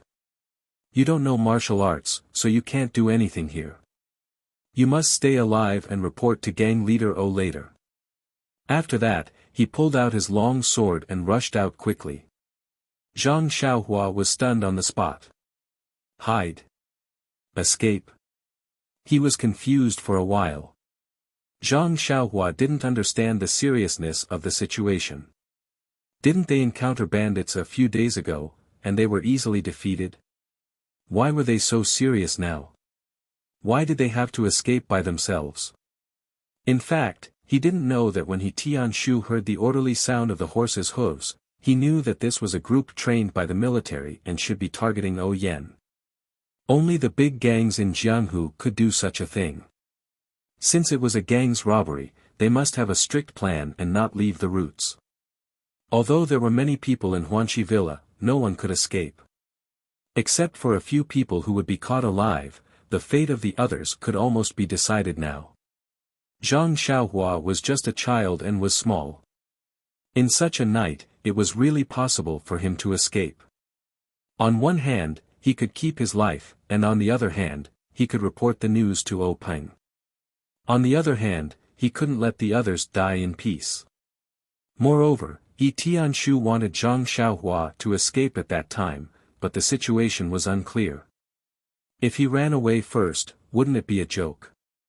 Moreover, to be honest, the other party must have done a lot of preparation in advance. Now there might be an ambush around the camp. If he escaped at this time, it was tantamount to walking into a trap. On the contrary, he could escape in a chaotic battle later.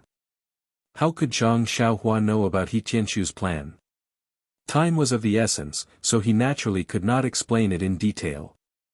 If Tianshu turned around and saw Zhang Xiaohua's dazed look, he would definitely vomit blood in anger. Zhang Xiaohua looked at the pouring rain outside and hesitated for a moment. Then, she walked into the tent and blew out the light. She carefully stood in the shadow of the tent entrance and poked her head out to observe carefully. As for Tianshu, he rushed out of his tent in the rain and immediately used his qin gong to rush towards Oyan's tent. Although Tianshu's tent was only a dozen steps away from Oyan's tent, Tianshu did not dare to be negligent. When Tianshu arrived in front of Oyan's tent, before he even got close, he heard a voice calling out, "Who is it?" Tianshu quickly stopped and shouted, "It's me, Tianshu." At this moment, the voice in the tent sounded again. "Captain please come in." When Tianshu walked to the entrance of the tent's curtain was opened. Tianshu looked up and saw Shernyo. When Tianshu walked into the tent, he saw that there were already many people inside. Aunt Qin, O Yen, Chiu Tong, Shernyo, and a few female disciples. Tianshu did not delay and said to Shernyo, "Senior brother, you must have heard the commotion." Shernyo's face was stiff as he nodded and did not speak. Tianshu knew his personality and did not mind. He turned to ask Aunt Qin, "Hall Master Qin, what should we do?" Aunt Qin said, "We'll deal with the situation as it arises. Since things have reached this point, we have been too careless. Changgu, take a few disciples and prepare the horses. When the fight starts, mix together. Protect the manor lord and break out of the encirclement. Then, return to the town we passed by a few days ago and find Lan Dong and the others." A female disciple in the tent agreed and took 2 people out in the rain. Then, Aunt Qin ordered the rest of the disciples to go to their respective tents. She instructed everyone to take out their weapons and prepare for battle. At this moment, the sound of horse hooves that covered the sound of the rain stopped. Tianshu walked out of the tent with his sword in hand. When he saw everything in front of him, he could not help but suck in a breath of cold air. Not far away, there was a row of horses. It was hard to tell how many there were in the dark, but the horses stood still in the wind and rain. They must have been trained for a long time. The people on the horses were dressed in night clothes and had black masks over their heads. It was impossible to see the origin of this group of people. At this moment, Shernyo, Aunt Qin, and a group of male and female disciples all took out their weapons and walked out of the tent. They stood in the rain with their heads held high and faced the black-clothed people. Seeing that the people on the other side did not move, He Tianshu turned around to look at Shernyo and the others. He then circulated his internal energy and shouted, "Friends on the other side, why are you surrounding our camp? Is there a problem?" The black-clothed people on the other side still did not move. He Tianshu could not help but frown. Just as he was about to say something, the sound of hurried horse hooves came from behind the black-clothed people. It came from afar and soon arrived in front of them. The black-clothed people seemed to know that it was their helper. They all opened up a path for the horse to rush to the front. When that person arrived in front of everyone, they could only vaguely see a short black-clothed person sitting on a majestic horse. His face was also covered by a black mask. When the horse stopped, the black-clothed person lightly snorted. It was like a needle piercing into He Tianshu's ear, causing his blood and qi to surge. He Tianshu felt that he had to circulate his internal energy to suppress the surging internal energy. He Tianshu was shocked. This kind of internal energy was top-notch in Jianghu. He did not know who this person was, but he actually wanted to kill him tonight. Open up. Thinking of this, He Tianshu held his sword and cupped his fists. He circulated his internal energy and said, "The person in front must be a senior. I don't know why you can't forget my Misty School's disciples.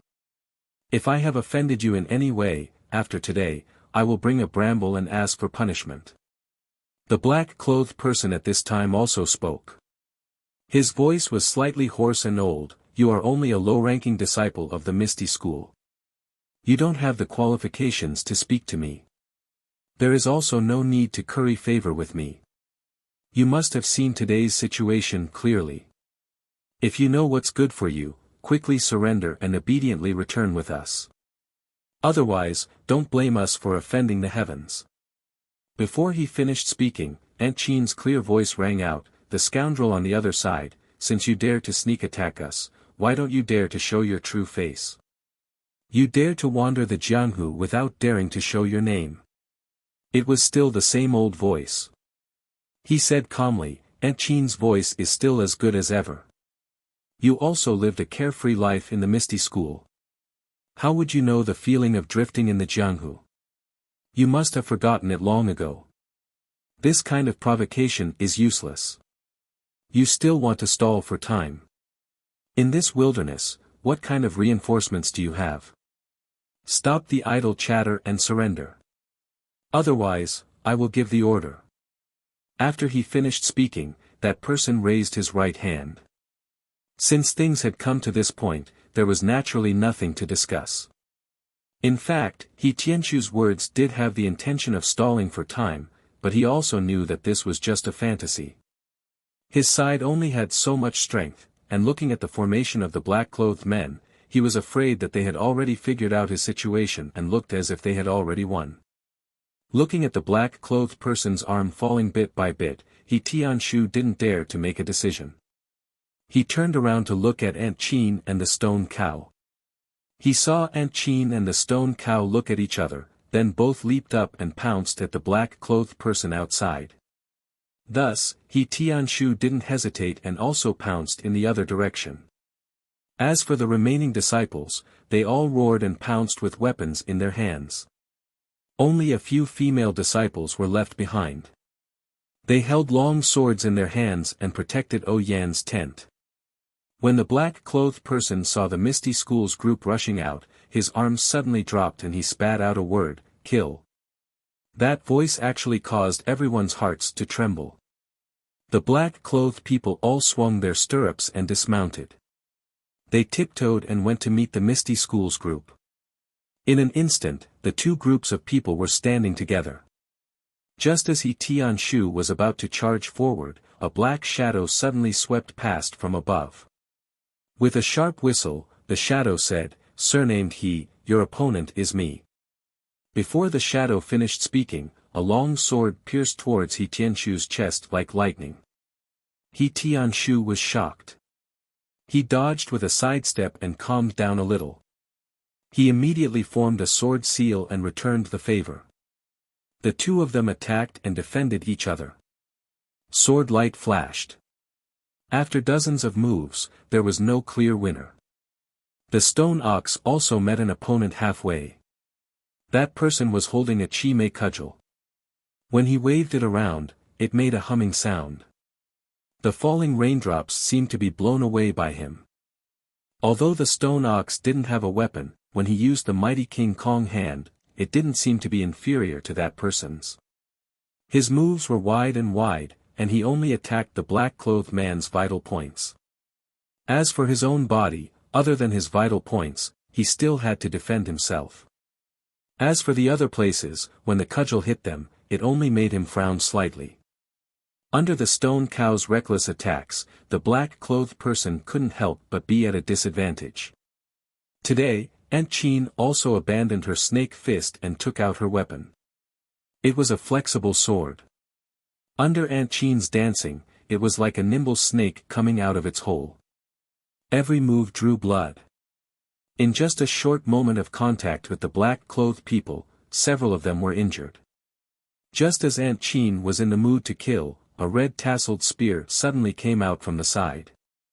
Like a fierce dragon, it was aimed at her face. Aunt Chin didn't panic.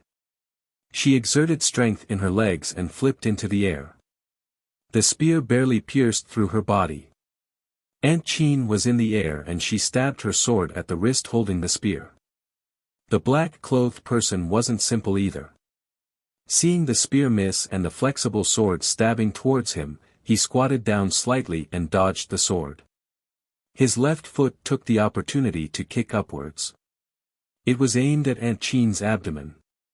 Seeing that this move didn't work, Aunt Chin immediately retracted her momentum and changed her move. Thus, the two of them started fighting. At this time, all the black-clothed people, except for the one with the old voice who came last, had already dismounted and attacked. The old man in black sat steadily on his horse. Seeing that he Tianshu, the stone cow, and Aunt Chin were all stopped by his own people, he finally calmed down and looked at the other battles. Oh Yen didn't bring too many disciples with her this time. After all, they were all trained by the Misty School. Moreover, which of them were mediocre? On the other hand, although the black-robed men outnumbered those from the villa, they could not bring too many people with them when they acted in secret, so they did not have an absolute advantage in terms of numbers. Moreover, in order to avoid failure and being found out by others, these black-robed men were not disciples of that gang, so their martial arts level was inferior to that of the disciples of Huanxi Villa. Therefore, when the two sides fought, 1 or 2 or 3 black-robed men fought against a disciple of a villa, but it was still a tie. When he saw the situation in the field, the old man in black calmed down and seemed to have a card up his sleeve. In his mind, there was no need for his lord to be so cautious. He let the elites and 1 or 2 elders of the faction come over. Wouldn't they be dealt with quickly and easily? Even if they were recognized, what could they do? He was already his prisoner. What else could he do? However, his lord had always been cautious. He'd better act according to the plan. Anyway, the current situation was still under his control. As long as he captured the leader, he could go back and report. Thinking about this, the old man in black looked at the tent that he Tianshu and the others came out of. There were still a few female disciples guarding it, blocking the entry of the black-clothed people. Just as the old man in black was thinking about Oh Yan, there were some changes on He Tianshu's side. He Tianshu stared at the black-clothed person for a while. Suddenly, he felt that the swordsmanship was somewhat familiar. After thinking carefully, he suddenly shouted, You're the second master of the robbery path a few days ago. You actually used a saber to perform swordsmanship. No wonder I felt that the swordsmanship was familiar. The black-clothed person laughed and said, Very good. The disciples of the Misty School are indeed extraordinary. You even recognized me like this. I used a saber to fight you to a draw. Today, I'll let you see my true power. After saying that, the swordsmanship changed again. It was fast and strange. In the night, He Tianshu was not careful and was stabbed in the right arm. Fortunately, he saw it quickly and quickly withdrew his sword to protect himself. Only then did he suffer a light injury. Even so, the blood flowed down his arm and dripped to the ground with the rain. He Tianshu saw that the situation was not good. He did not dare to hide anymore. He raised the tip of his sword and performed the secret swordsmanship of the Misty School disciples. One move after another, he fought with the black-clothed person again. Since the one who fought with He Tianshu was the second master, then the one who fought with the stone ox must be the first master. Unfortunately, the first master used a chi mace stick today. His moves were completely different. Although his figure did not change, how could the stone ox recognize him? The stone ox was too lazy to think about it even if the first master was still using a saber. The question of, how come the person who was beaten by me to vomit blood is standing in front of me now? Is his martial arts even better than that day? How could it be compared to smashing someone to death with a fist? Although the first master had considered the stone ox's martial arts, he had still underestimated it. Now it seemed that he had been at a disadvantage and could only hold on. However, his task was only to prevent the stone ox from being distracted. Wasn't the black-clothed old man, who was more powerful than the stone ox, still on the horse? Yes, the old man in black was still sitting on the horse and did not make any movements. At this time, the people of the Huanxi manor were like a piece of meat on the chopping board. They were being pulled by the black-clothed person's saber bit by bit. They were only waiting for the final moment when the butcher's saber slid down. There was some ridicule in the eyes of the old man in black, as if he was playing a game of cat and mouse. He seemed to be able to hear the moans of the opponent in his ears. He enjoyed it very much. At this time, the fighting in the field had reached its climax. From time to time, there were screams. Perhaps it was the black-clothed person or the people of the manor. However, except for the old man in black and Zhang Xiaohua, who was hiding in the shadow of the tent, the others probably had no time to care about it. In such a dark night, as long as they could save their own lives, it was more important than anything else. And our poor Zhang Xiaohua really did not know what to do at this time. In his 13-year life journey, he had experienced the fight in Luzhen and the fight with the bandits of Shitsui Mountain on the way back to the Guizhuang house from 8 Mile Ditch. Although he was also a participant in these two fights, he played the role of a guinea pig from the beginning. Because he did not have any martial strength, he was knocked down with one kick. Now that he had a trace of power to protect himself, he was eager to have a try. On the other hand, Lu Zhen's encounter was not life-threatening.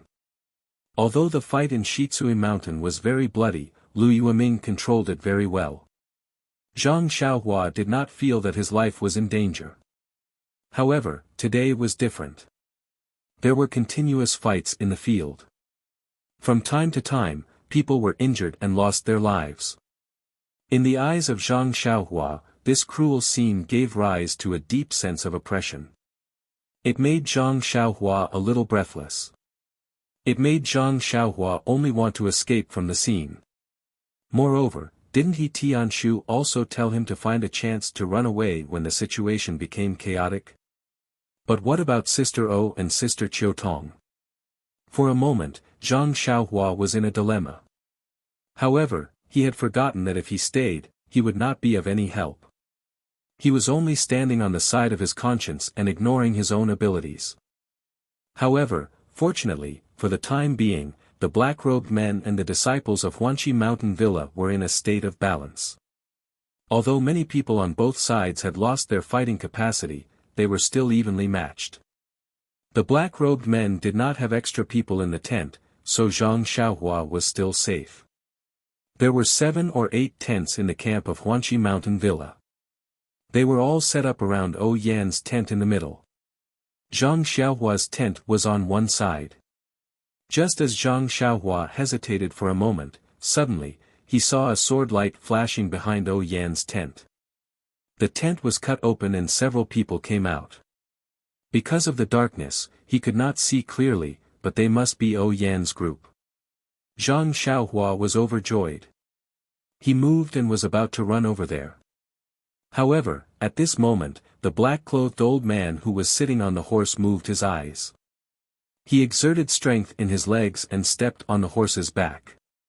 His arms shook and he flew off from the horse's back like a big bird. He flew straight towards the tent in the middle. After a few leaps, he arrived in front of the tent. "Please collect it, thank you."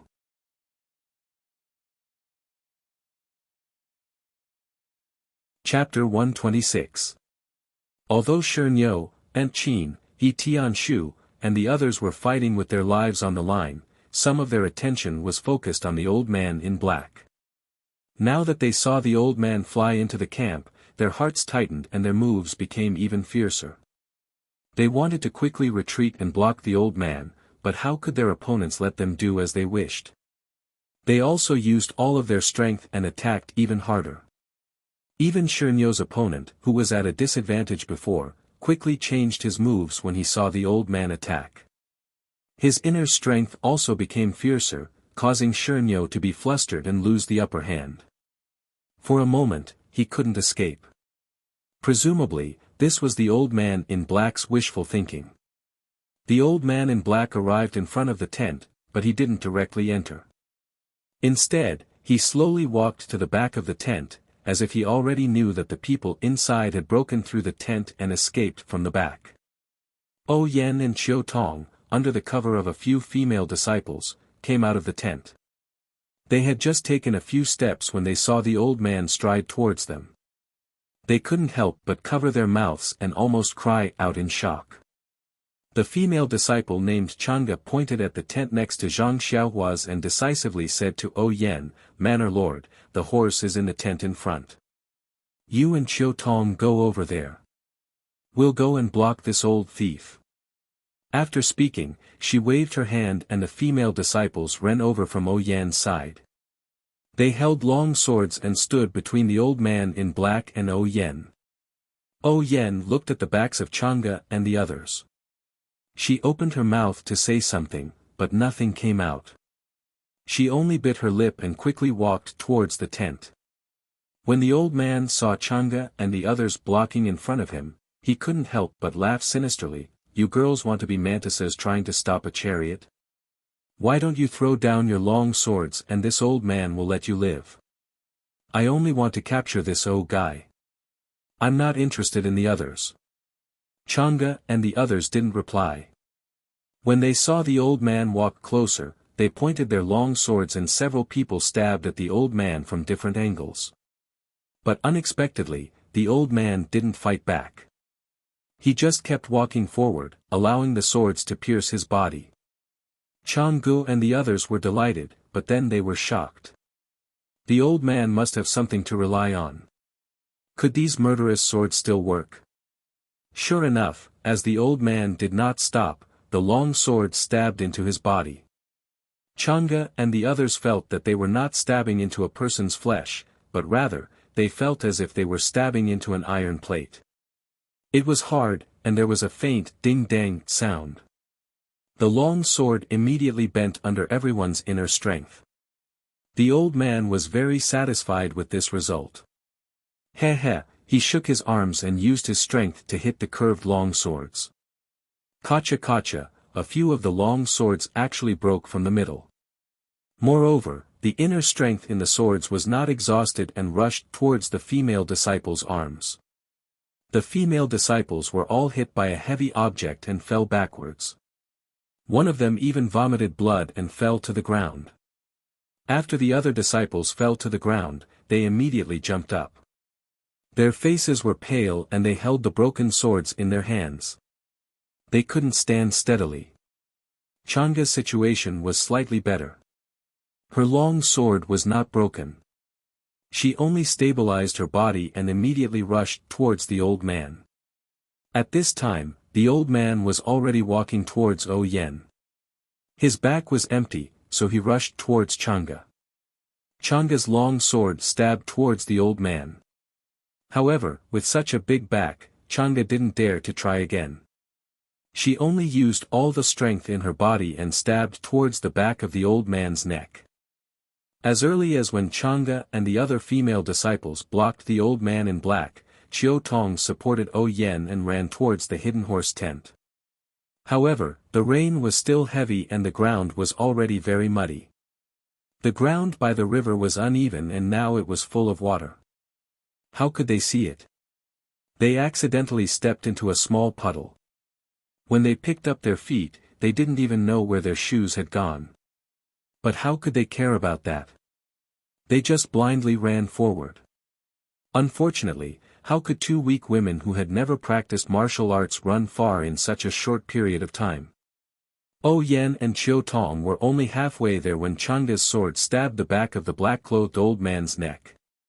At this time, Yan's feet sank as if she had stepped into a deep pit.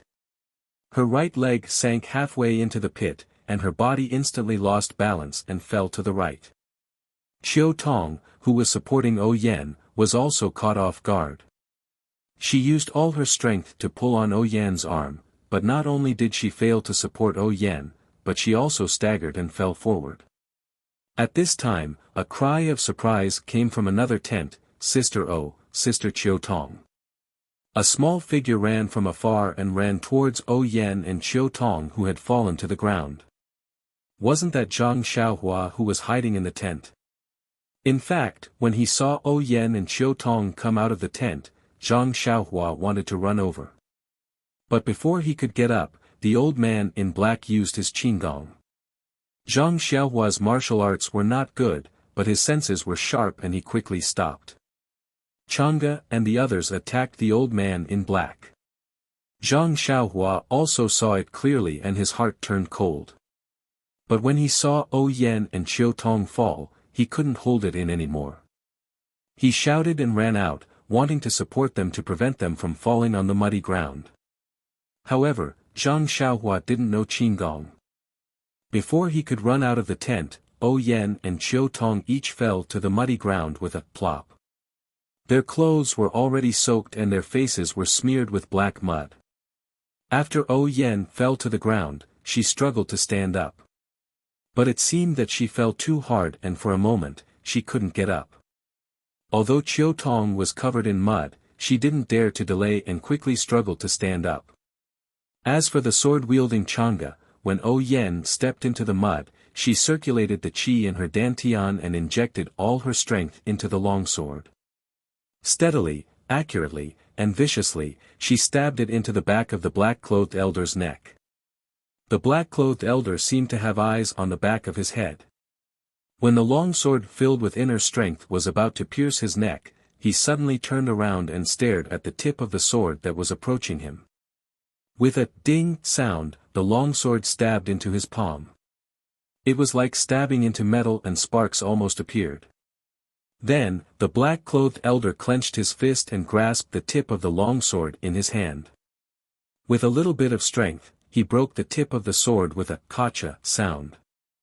Then, he waved his hand and the tip of the sword shot towards Chang'e's chest like an arrow. Chang'e was shocked and quickly swung her sword to block it. But it was too late. Chang'e barely managed to tilt her body and dodged the tip of the sword.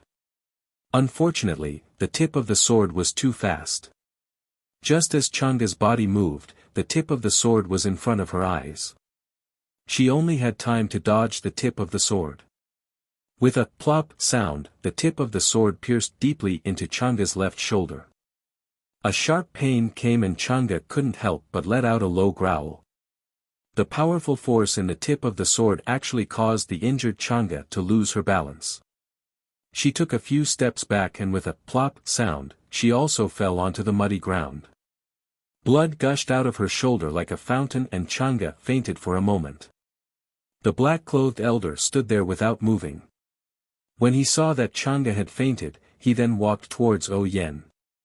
At this time, Zhang Xiaohua had already rushed to Yan's side and was reaching out to help Yen up from the mud. The black-clothed elder walked slowly, looking at everything in front of him with ridicule. He had already noticed when Zhang Xiaohua rushed out of the tent. However, he saw that Zhang Xiaohua's steps were clumsy and heavy, and didn't even know the basics of lightness skills. Looking at his small figure, he was basically a child who had just started to develop. He only treated him as a manservant in Huanxi Manor and naturally didn't take him seriously. He could deal with a disciple of the Misty School like Chang'e with a wave of his hand, not to mention a child. Perhaps he could take Zhang Xiaohua's life with just a finger. When Zhang Xiaohua helped Ou Yen up from the mud, Qiu Tong also got up from the ground.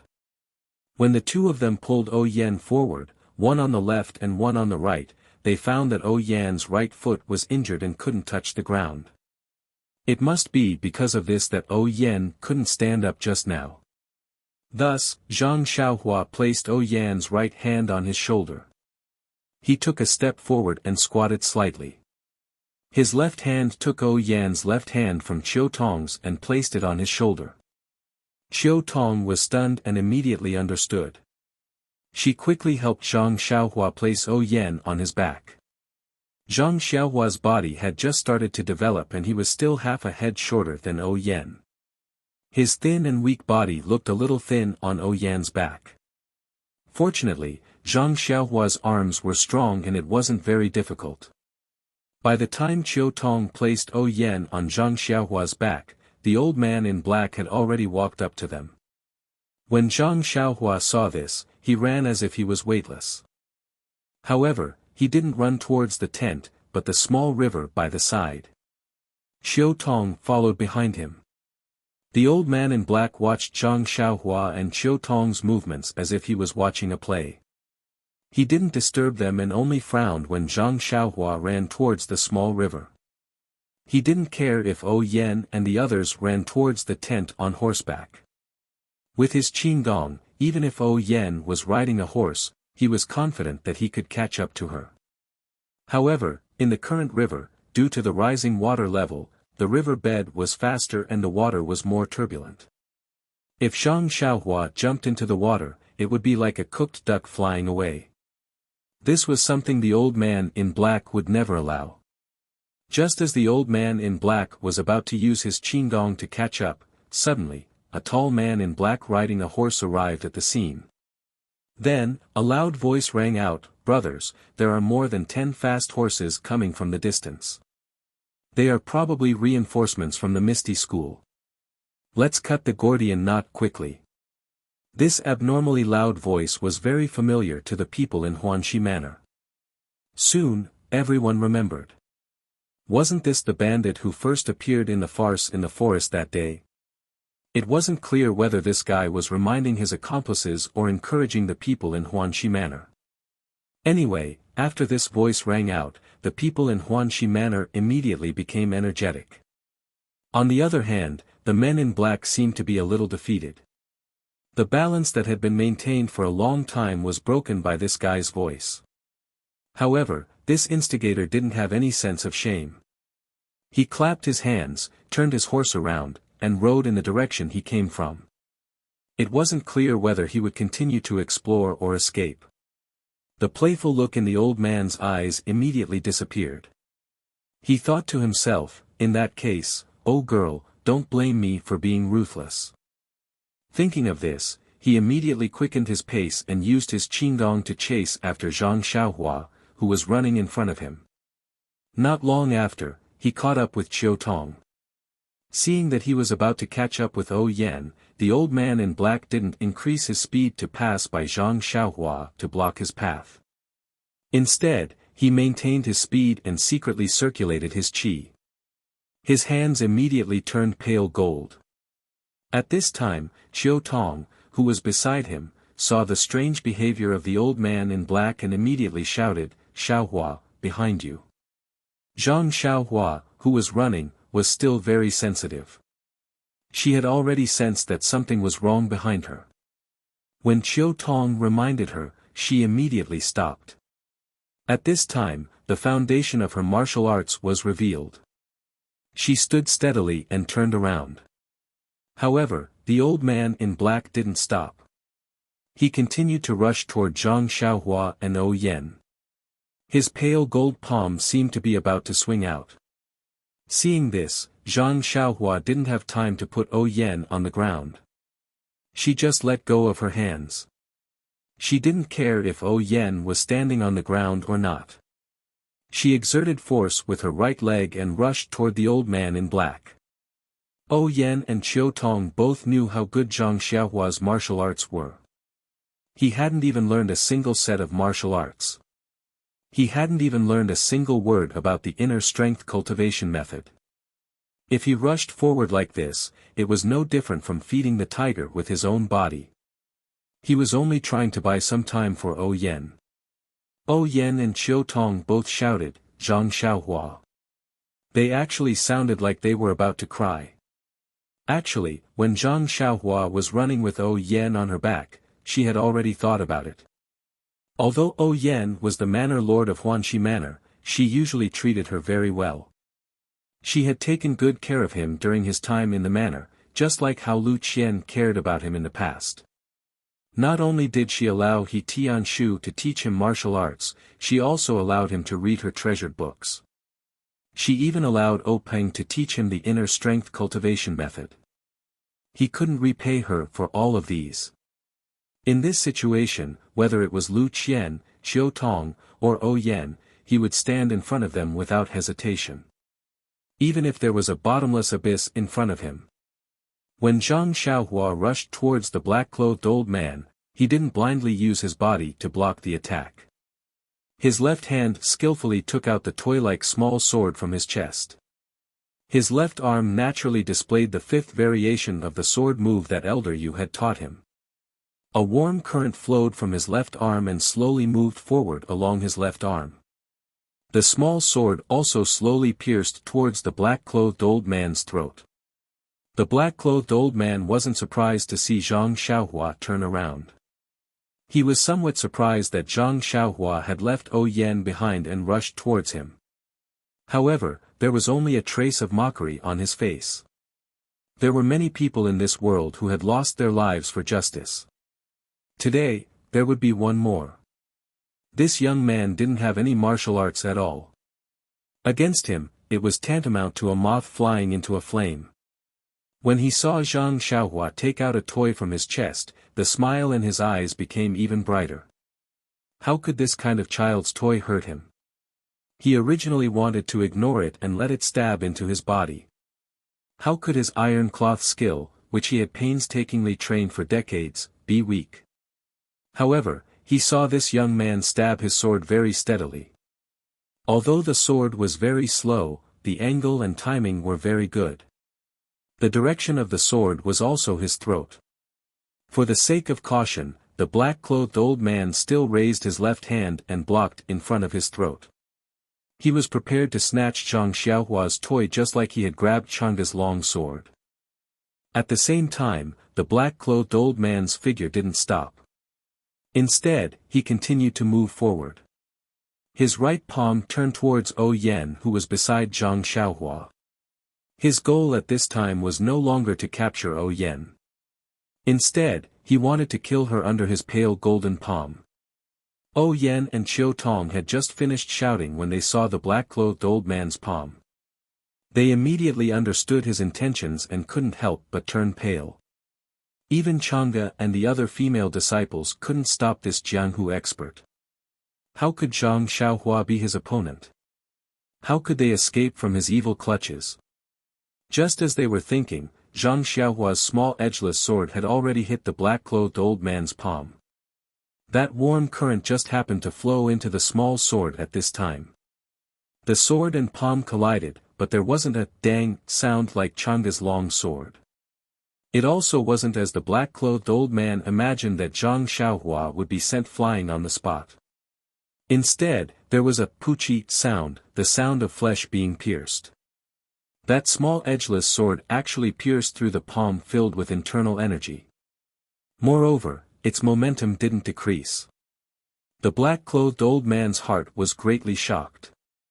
How could he still care about hitting Yen with his pale golden palm? When the palm was halfway through, it immediately changed direction and hit Zhang Xiaohua's chest.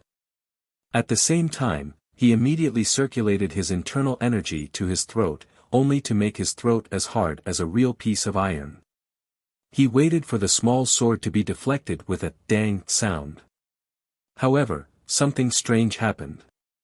Zhang Xiaohua's sword pierced the black-clothed old man's throat. It only paused for a moment. Immediately, like piercing through tofu, there wasn't the slightest bit of resistance as it entered the black-clothed old man's throat. The black-clothed old man was horrified as if he had seen a ghost. His eyes widened and his mouth opened. He couldn't say anything. At this time, his right palm had already struck Zhang Xiaohua's chest.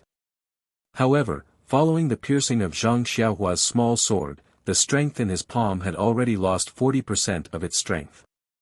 However, how could Zhang Xiaohua withstand just 60% of his strength? Zhang Xiaohua flew out diagonally from the black-clothed old man's palm. She had already fainted in the air. She didn't have time to spit out the blood in her mouth.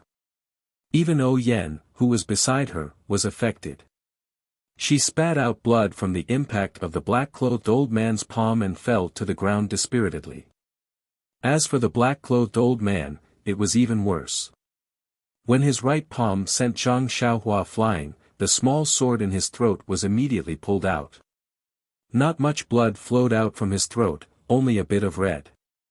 However, this bit of red was already enough to take the black-clothed old man's life. His bleeding left hand clutched his throat as he looked in disbelief at Zhang Xiaohua, who was sent flying in the air. His legs went weak and he fell to the ground. Before he died, his eyes were still open. He really died with a grievance. One sword. Just one sword. Zhang Xiaohua killed this nearly invincible black-clothed old man on the spot.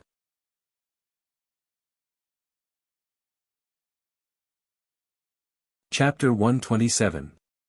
When the black-clothed old man flew into the camp using his qinggong, Shernyo, and Qin, and he Tianshu wanted to break away from their opponents and go back to help O Yan. However, the black-clothed man had already figured out their situation. These three black-clothed men were specially sent to deal with the three people from the Misty School. Their martial arts were also extraordinary. In a hurry, they couldn't get rid of them. However, while everyone was fighting for their lives, they were also anxiously watching the situation at O Yan's side. Chang'e and the other female disciples' resistance, as well as Zhang Xiaohua's appearance, were all seen by the three people. However, the black-clothed old man's super-strong internal energy in terrifying iron shirt martial arts. Even if Shernyo himself went up, he might not be able to gain an advantage. Therefore, the three people, including the disciples of the villa, were all disheartened. They were afraid that today, these people from the villa would be buried here. However, in the end, there was a major change in the situation. The Misty School actually had reinforcements. Especially Bandit Jia's loud voice, it reignited the desire to live in Huanxi Villa. The more they fought, the braver they became. On the contrary, the black-clothed men changed their strategy. They fought while retreating, approaching the horses outside the camp. The three black-clothed men who were fighting Shernyo and the others also had the intention to retreat. When the black-clothed old man used his qinggong to chase after Zhang Xiaohua, they all fainted and left the circle, leaping towards the horses. At this time, if Shernyo and the others wanted to keep these three people, it wouldn't be difficult. However, the three main forces of the Misty School weren't people who were fond of fighting.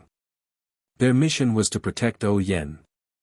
Seeing their opponents retreat, they didn't chase after them and immediately used their qinggong to fly towards the black-clothed old man.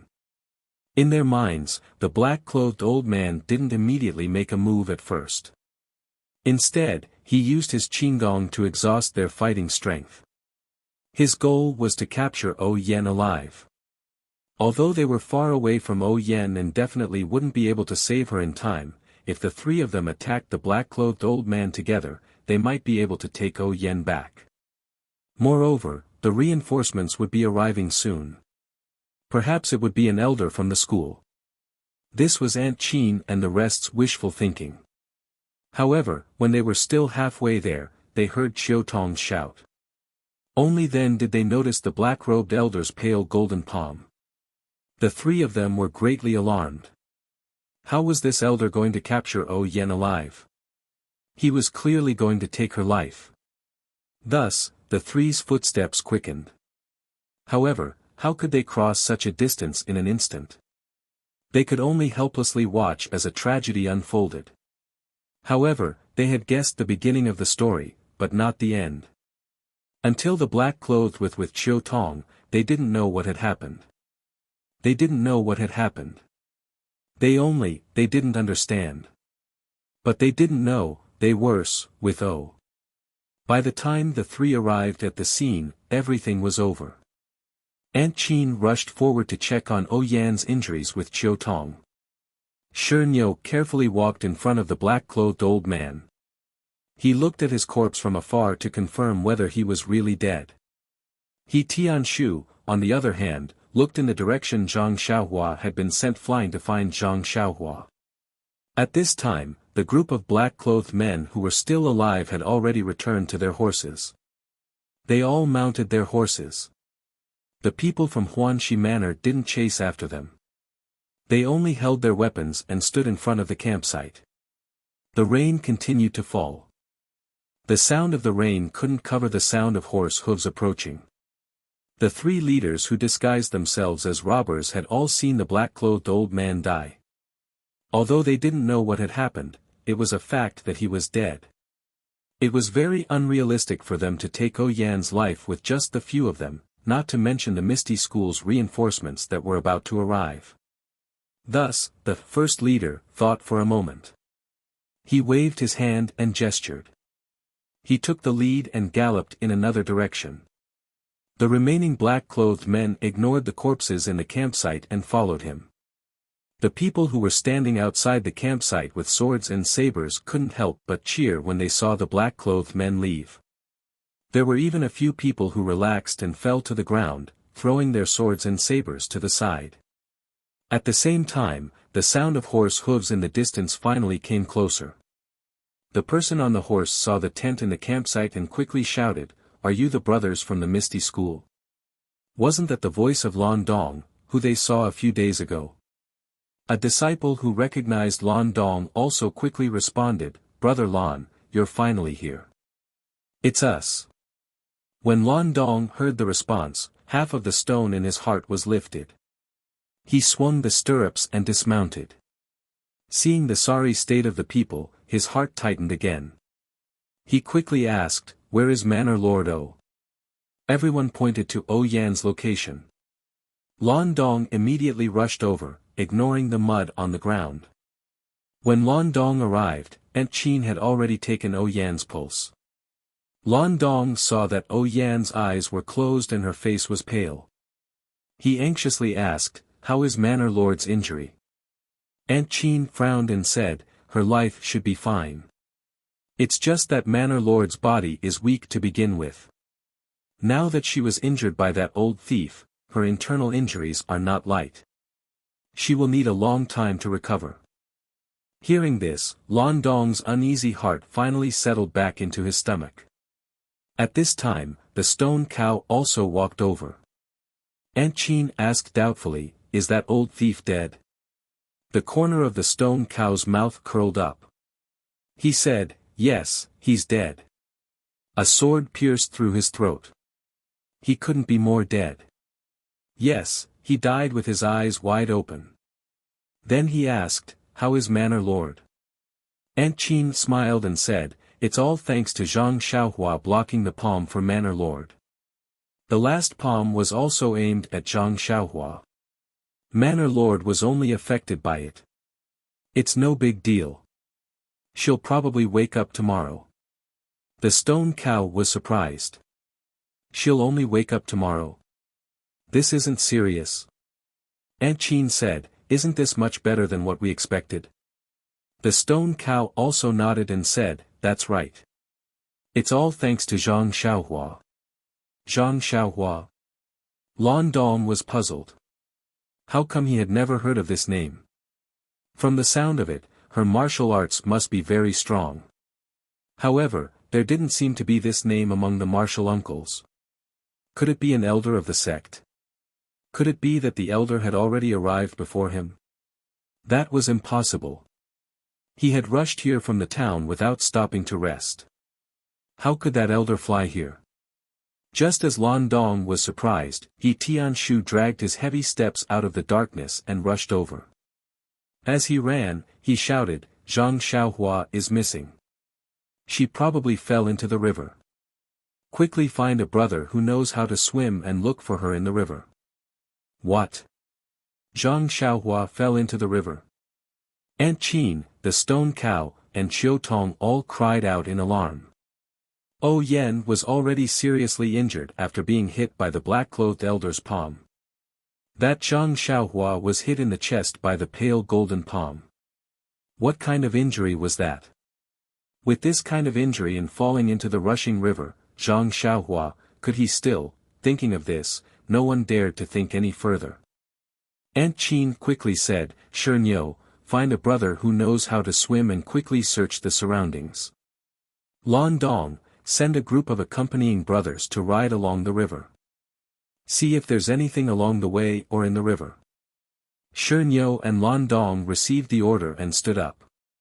However, Lan Dong only took 2 steps before turning back and asking, "Hall Master Qin, what does this Zhang Xiaohua look like?"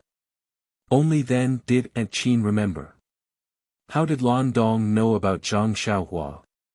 She quickly said apologetically, "She's just a 12 or 13-year-old child. She's seriously injured. You'll know once you see her." 12 or 13-year-old child. Lan Dong felt a wave of dizziness and wondered if Aunt Qin was wrong. Eldest sister Qin saw that Lan Dong was stunned and frowned, "She's just a teenager. Why aren't you going to look for her?" "Oh, okay. We'll send people." Lan Dong seemed to wake up from a dream and quickly got up to assign people. Only then did Aunt Qin and Qiu Tong carefully carry the unconscious O Yen back to the tent. The heavy rain poured down and the night was as dark as ink. Between heaven and earth, there was endless darkness. It was already past midnight but Huanxi Manor's camp was still noisy. They had just been attacked and no one could guarantee that the enemy wouldn't come back again. Lan Dong only brought a dozen or so disciples and they were all ordinary disciples with average martial arts skills. The black-clothed men had hurriedly retreated because Lan Dong's arrival had broken their advantage in strength. They didn't know how many people the Misty School had. More importantly, the black-clothed old man who was in charge of the situation was the most likely person to capture O Yen. However, he was killed by an inconspicuous youth. This disrupted the plan they had been planning for many days and they had no choice but to retreat. If they had figured out the Misty School's current strength, they might not have returned immediately. Therefore, other than the injured disciples who had returned to their tents to rest, the other disciples' hearts were still beating fast and they were on high alert.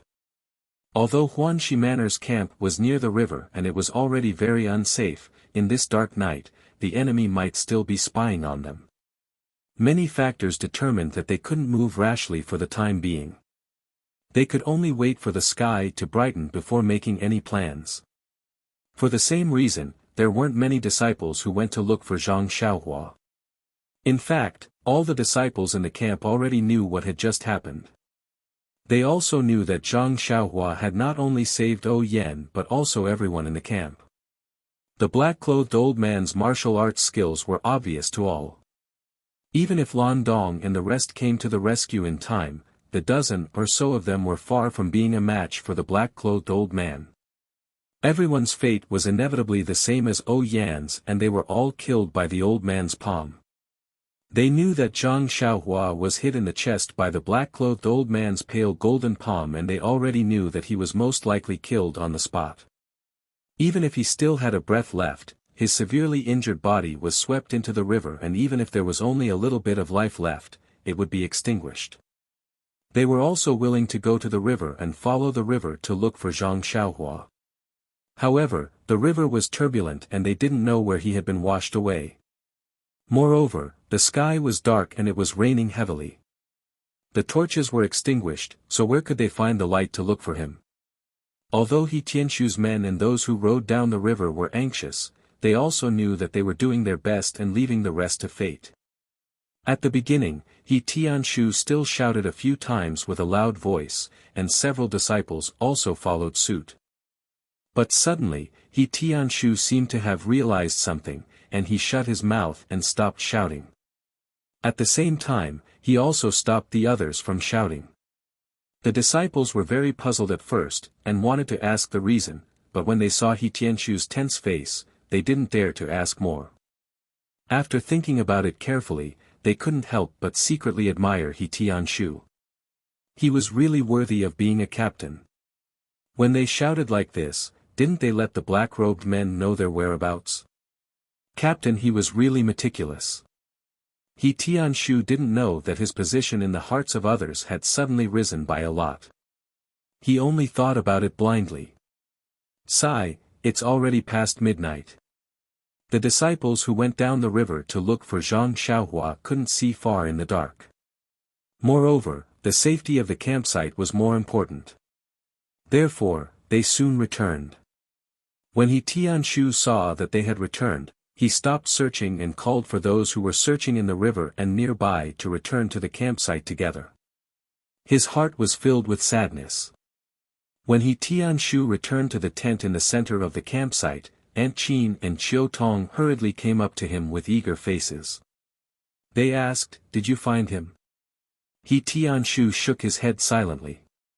Chiu Tong's tears flowed down with a whoosh. She gritted her teeth tightly. Aunt Qin also muttered, "Poor child." Everyone was silent. After a while, He Tianshu asked, "Is the village lord all right?" Aunt Qin nodded and said, "He's all right. There aren't any changes. We can only know the specific situation when the doctor sees him tomorrow morning." He Tianshu said, "It's Zhang Xiaohua's wish that the village lord is fine. I'll go stand guard outside first. If the black-clothed man comes back, it'll be troublesome." He Tianshu was about to leave and the stone cow came in from outside. Seeing He Tianshu, he asked, "You still haven't found him?" He Tianshu said, "No." The stone cow sighed and turned to Aunt Qin, "I've already checked that old thief." Aunt Qin and He Tianshu's eyes lit up. They asked in unison, "Who is it?" The stone cow shook his head and said, "This person has old injuries on his face. His face has long been disfigured. I can't tell who he is. The light golden palm and iron shirt aren't high-level martial arts. There are at least 100 people in Jianghu who have reached his level. It's not easy to find him." Aunt Qin nodded and said, "What about the other corpses? Did you find any clues?" The stone cow shook his head again and said, "These people have all gone through strict training. They all wore ordinary night clothes and didn't carry anything. Their weapons were also common in Jianghu. It's hard to find anything." Aunt Qin thought for a moment and said, "No matter. Keep these corpses and weapons well and bring them back to Misty Mountain Villa. If we can't identify them, the experts in the sect will do it. Leave this matter to them." The stone cow agreed and was about to leave. At this moment, Aunt Qin called out to him and asked, "How did that old thief die?" Hearing this question, He Tianshu looked at the stone cow anxiously, wanting to know the answer. The stone cow's expression was strange and said, "There were 2 wounds on that old thief's body. One was his left palm, which seemed to have been pierced by something. The other was his throat, which seemed to have been pierced by a sword. I don't know how Zhang Xiaohua did it. At that time, the sky was dark and I couldn't see clearly. What about you?" Aunt Qin shook her head. "What a joke. The sky was so dark and it was raining. Although one could see things in the dark when one's internal energy was strong, she hadn't reached that level yet." When the stone cow heard this, he smiled bitterly and said, "Then it can only be a mystery. This Zhang Xiaohua probably didn't have much luck. Alas, this fellow was frank and outspoken.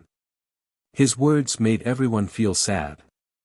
At this moment, He Tianshu suddenly asked, "Brother Shi, were the wounds on that old thief's hand similar to those of a long sword, just narrower than a normal long sword? The stone cow was stunned and didn't understand why he asked this. He nodded and said, yes. Tianchu's eyes lit up and asked again, then, were the wounds on his throat also smaller than those of a normal long sword? The stone cow seemed to understand this point and said, yes, brother you're right. Then what kind of weapon did these old thieves use to kill them? Tianshu smiled bitterly and told them about the toy sword that Zhang Xiaohua was given to him when he bought the long sword. It was fine if he didn't talk about it, but after he talked about it, everyone was even more confused. That toy sword had no tip, so how could it pierce through the old man's throat? How could it pierce through the old man's palm? Don't forget, the old man practiced the light golden palm and the iron shirt. Even the sword of a female disciple like Chang'e couldn't pierce through the old man's body. How did Zhang Xiaohua do it? This was really a mystery. The sky finally brightened, but the rain didn't show any signs of stopping. Under the watchful eyes of the Misty School's disciples, the black-clothed man didn't return. Everyone couldn't help but let out a sigh of relief. That unbearable and unforgettable night was finally over. Yan was still unconscious, but judging from her pulse, it was still very stable. This was considered a blessing in disguise. Since the village head was unconscious, Aunt Qin was naturally in charge of everything. They couldn't stay in this campsite any longer, and with Yan's condition, it was probably impossible for them to go south. Moreover, there were still unknown black-clothed men hiding nearby. Even if Yan was fine, Peng, who was far away in Pingyang City, would definitely not agree to let Yan go there again. Hence, when the sky was slightly brighter, Aunt Qin gave the order to pack up the campsite and return quickly. Naturally, they couldn't take the old route on the way back. Aunt Qin followed Lan Dong's instructions and went on the nearby official road. She redrew the route back to Pingyang City. She would rather take a long detour than take the small roads. She would rather travel slowly and stay in a town for the night. Furthermore, Lan Dong quickly reported the robbery to the higher-ups and requested for more people to come and assist them. When Yan woke up, it was already afternoon. The first thing she did when she woke up was to ask about Zhang Xiaohua's situation. After listening to Aunt Qin's explanation, she felt dejected. Everyone's decision wasn't wrong, and it wasn't realistic to send people to look for him now. It would be better to wait until they met up with the people from the Misty School. As for Aunt Qin's decision to return to Pingyang City, Yan didn't have much objection. Peng originally didn't agree to her coming out this time. She had coaxed and pestered him to let her go. She thought that she was just a village head and didn't have any grudges in the pugilistic world. What danger could she possibly be in? However, the cruel reality told her that humans were harmless, but tigers hurt people. Anyone who survived in the pugilistic world couldn't forget this cruel rule at any time. However, no matter how hard Yan racked her brains, she couldn't remember who exactly she had offended. Please add it to your collection, thank you.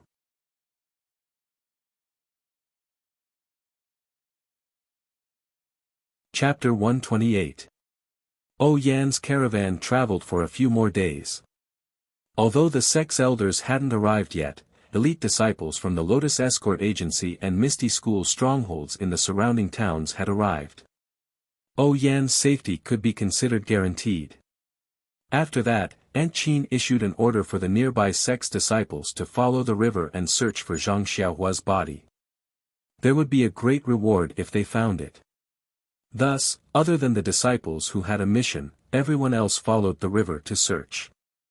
However, until the seventh day, when Li Jian, Li Lao, Lu Qingyang, and Lu Laowu rushed over from Pingyang City and received Yan's carriage, there was still no news from Zhang Xiaohua. Was Zhang Xiaohua dead? Or alive?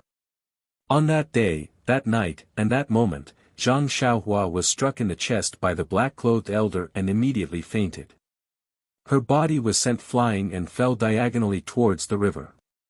Zhang Xiaohua was originally running towards the river with Yan on her back. The place where they exchanged blows wasn't far from the river. Zhang Xiaohua's body was small and the black-clothed elder's palm strength was vigorous. Although this palm strike couldn't directly send Zhang Xiaohua into the river, only half of her chest was left on the river bank. At that time, the river was so turbulent. In less than a moment, the river water rushed towards Zhang Xiaohua's legs and dragged her into the river. By the time He Tianshu searched for her, Zhang Xiaohua had already been washed far away. Speaking of which, Zhang Xiaohua was lucky. If the black-clothed elder's palm strength had increased by just a bit, Zhang Xiaohua would have directly fallen into the river with a plop. Then, she would have sunk and been washed away. On the other hand, Zhang Xiaohua's legs entered the water first. Her upper body was dragged into the water, but her head was above water. Otherwise, even if she wasn't beaten to death by the black-clothed elder, the river water would have drowned her. The unconscious Zhang Xiaohua's body was extremely relaxed. Thus, it was very easy for her to float on the river. At this time, it was already midnight. The unconscious Zhang Xiaohua was once again in a flickering dream. However, it was unknown if he could see it.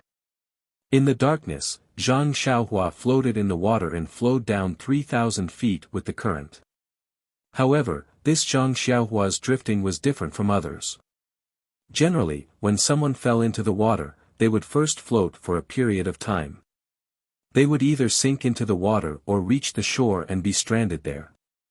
This was what Aunt Qin and the others had imagined. Thus, they had the disciples search along the river.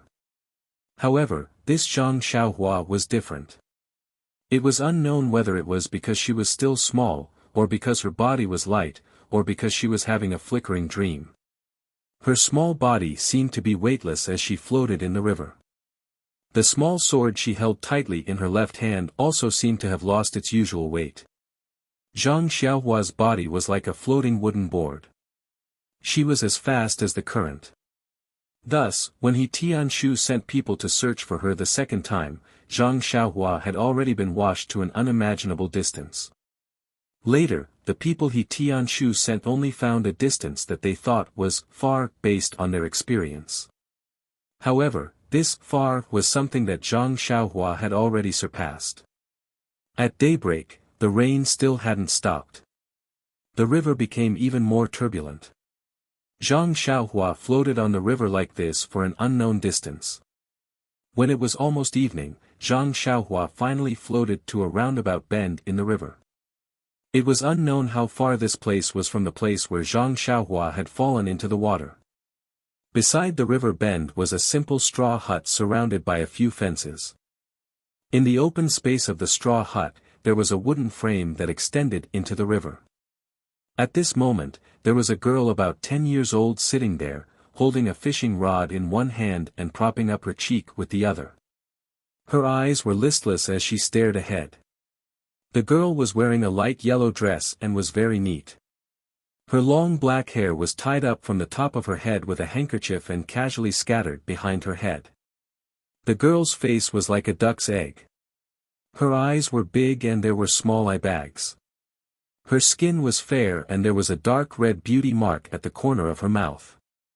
This girl wasn't extremely beautiful, but her clear black and white eyes and slightly raised eyebrows showed her imposing temperament without a doubt.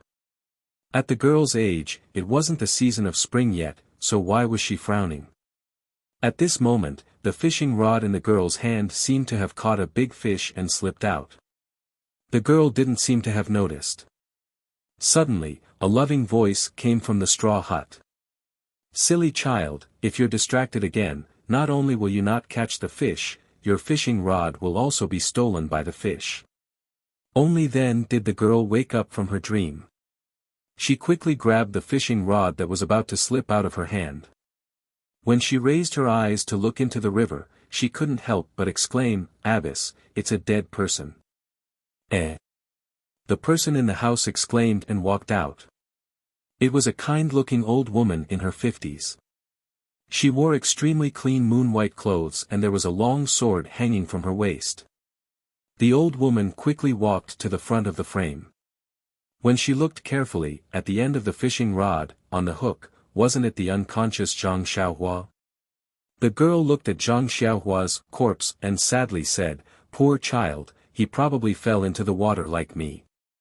His family must be very sad if they can't find him." As she spoke, she seemed to have touched something in her heart. The worry on her face became more obvious. The abbess looked at the corpse in the water and said, "Then let's fish him out. Although we don't know where he fell into the water, it rained heavily last night and the river has risen a lot. It won't be easy to find where he came from. Why don't we bury him here so that he won't be soaked in the water and become food for the fishes and turtles?" The girl's miserable expression didn't lessen.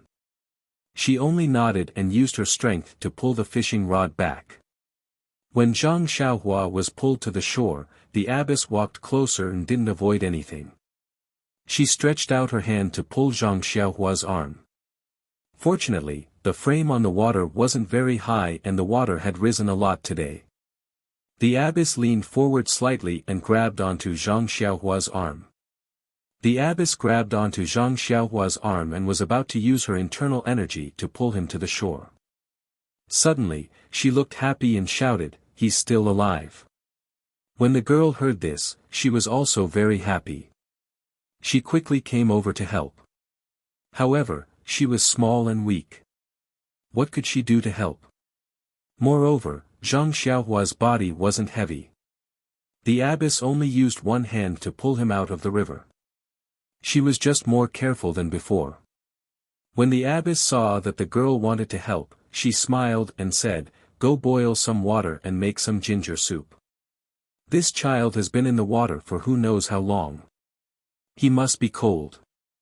Drink some ginger soup to dispel the cold." When the little girl heard this, she skipped and ran away. The worry between her eyebrows seemed to have lessened a little. When the abbess carried Zhang Xiaohua to the straw hut, she changed his wet clothes and wrapped him in a thick quilt. Then, she carefully checked his pulse and used her internal energy to check his body. Her expression became even more serious.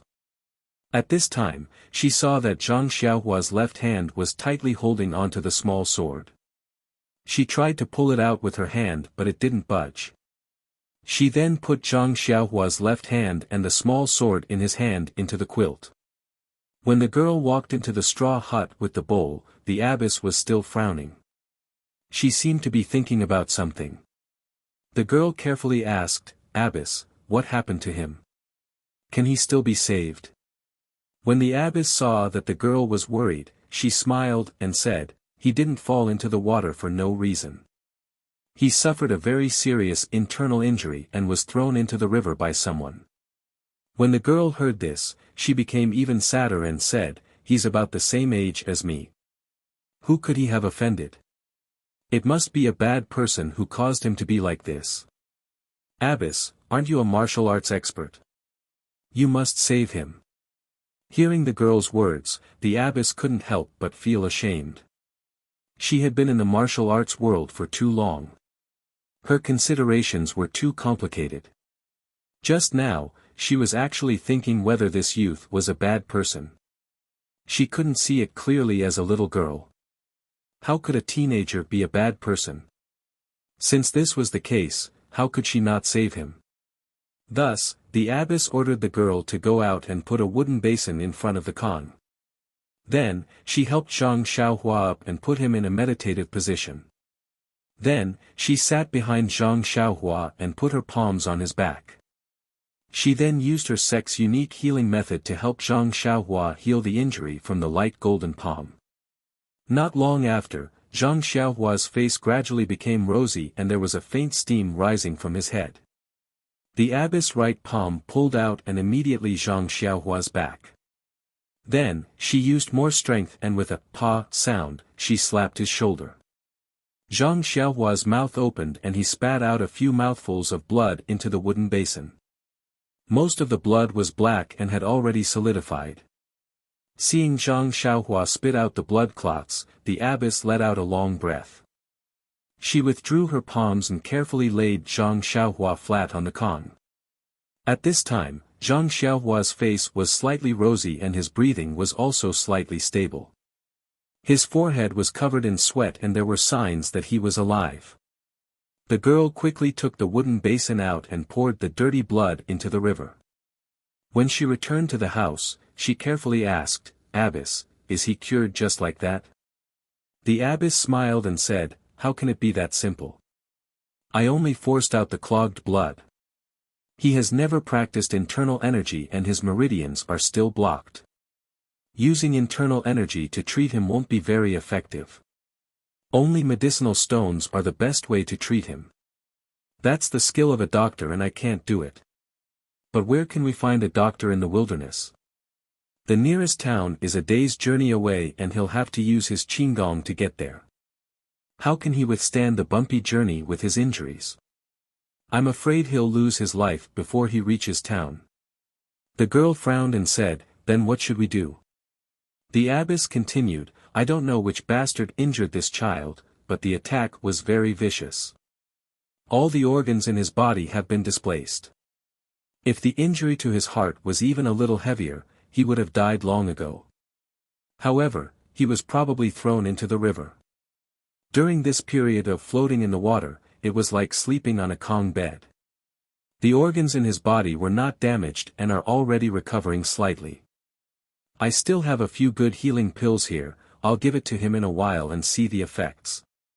Now, the only thing we can do is to rest quietly and see how his luck is." The girl seemed to understand and nodded slightly. She looked at the ginger soup that had already turned cold and said, "Should I still feed it to him?" The abbess smiled and said, "That won't do. Just now, he thought he slipped and fell into the water. The ginger soup can dispel the cold, but now he has internal injuries. This ginger soup is something that stimulates the body. If we let him drink it, won't he die? You'd better change it to some plain water and feed him some pills later." The girl obeyed and went to get some plain water. The abbess took out a white porcelain bottle and carefully opened it. She poured out a thumb-sized black pill from the bottle and then pried open Zhang Xiaohua's teeth. She stuffed the pill into his mouth and washed it down with plain water. Seeing that Zhang Xiaohua still had the consciousness to swallow, the abbess became more confident. Zhang Xiaohua's arrival did not affect the abbess and the girls' lives too much. The abbess still went out in the morning and came back in the evening. She would only check on Zhang Xiaohua's condition at night and feed him a pill. The girl would stay in the straw hut and either stare blankly or wander around aimlessly. Most of the time, she would sit by the river with a fishing rod and fish with a lot on her mind. Only the river was turbulent every day. She did not know where it rained. However, nothing else appeared in the river and she did not catch any fish. A few days passed like this and the weather became colder. It was almost winter and the girl could not stand the cold. She already wanted to start a stove in the straw hut. The abbess's originally calm mood started to become irritated. Her brows would frown from time to time. She seemed to have encountered a huge problem. The girls seemed to have noticed the abbess's abnormal mood. She really wanted to ask but did not know how to start. That night, after the abbess fed the last pill to Zhang Xiaohua, the girl asked, "Abbess, your pills are gone. How are you going to feed him tomorrow?" The abbess took Zhang Xiaohua's pulse and sent a wave of internal energy into his body to check. She said, "There are only so many pills. If there is an effect, then it is enough. If there is no effect, then it is useless no matter how many pills there are." The girl was a little worried and said, "Then how is he now? Is there any effect? Don't let our Baba fish him up and bury him. That would not be worth it." The abbess smiled and said, "Saving people is the process. There is no guarantee that there will be an outcome. With a merciful heart, it is enough. However, you don't have to worry. This child recovered very quickly. It is beyond my expectations. His life should not be in danger. I just don't know why he has not woken up. If this goes on, it will not work. I still have to return to the sect before the end of the year. You also have to go with me. I cannot leave you in the deep mountains. But, if he still does not wake up, do we have to take him with us? The girl smiled and said, then let's take him with us. If you take me in, then I will take in another. The abbess patted her little head and said, you make it sound so easy. My sect has always taken in women and not men. Even if there are male disciples, they are mostly outer sect disciples. Moreover, I have never thought of taking in a male disciple. The girl spread out her hands and said, then we can only take him with us. We will send him to the nearest town and let him fend for himself. The abbess said, don't try to provoke me. Let's not talk about sending him to the town first. If he fends for himself, with his situation, once he reaches the town, he will self-destruct. The girl blinked and said, then, maybe he will be fine before you finish your task. The abbess smiled and said, there is no maybe. When I looked for that place, it was all ready. At this point, she suddenly realized something and smiled bitterly, saying, you little girl, if you want to ask, just say it. Why are you beating around the bush? However, this matter involves a lot of things. I cannot let you know for now. Even if others ask, you can't say anything more, understand? The girl said disapprovingly, I understand, abbess. I will keep your secret. The abbess knew that she did not take it to heart, but did not point it out. She continued, it seems that my task will not be completed this time. However, I have long been mentally prepared. I will continue to do it in the future. Let's wait a few more days. Looking at the time, we can still make it back to the mountain. The girl pouted and said, I will listen to you, abbess. I have nowhere to go anyway. The abbess patted her head and said lovingly, it's okay. You will have a place to go in the future.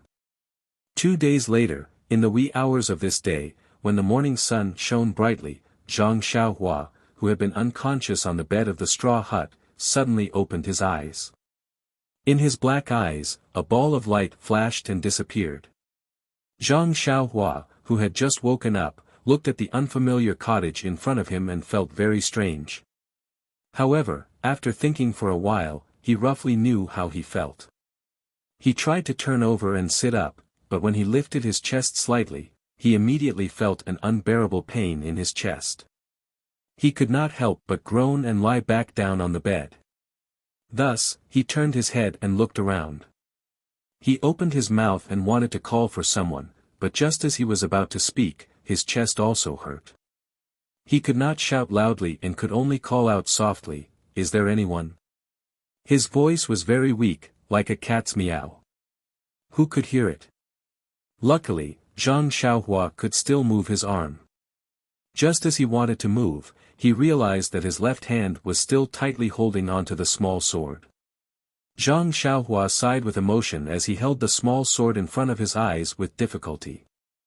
Looking at the familiar toy, he once again had doubts in his heart. What exactly was this? Was it really a toy? Normally, when practicing sword moves, it would be understandable to stab into a tree or a rock. However, the martial arts of the old man in black was something that even the disciples of the ethereal sect could not stab into his body with a long sword. For this small sword to be able to stab into his body so easily, it was really inconceivable. Moreover, this small sword was not sharpened. Zhang Xiaohua was thinking when he suddenly heard a clear voice, "You are awake." Zhang Xiaohua turned his head to look. There was a little girl standing at the door with a figure similar to his. Her face was like a duck's egg, and it was a little red from the cold. Her big eyes were flashing with a trace of surprise, and she was holding a fishing rod in her hand. Zhang Xiaohua was puzzled. Was this the child of a fisherman? She went fishing early in the morning to make a living.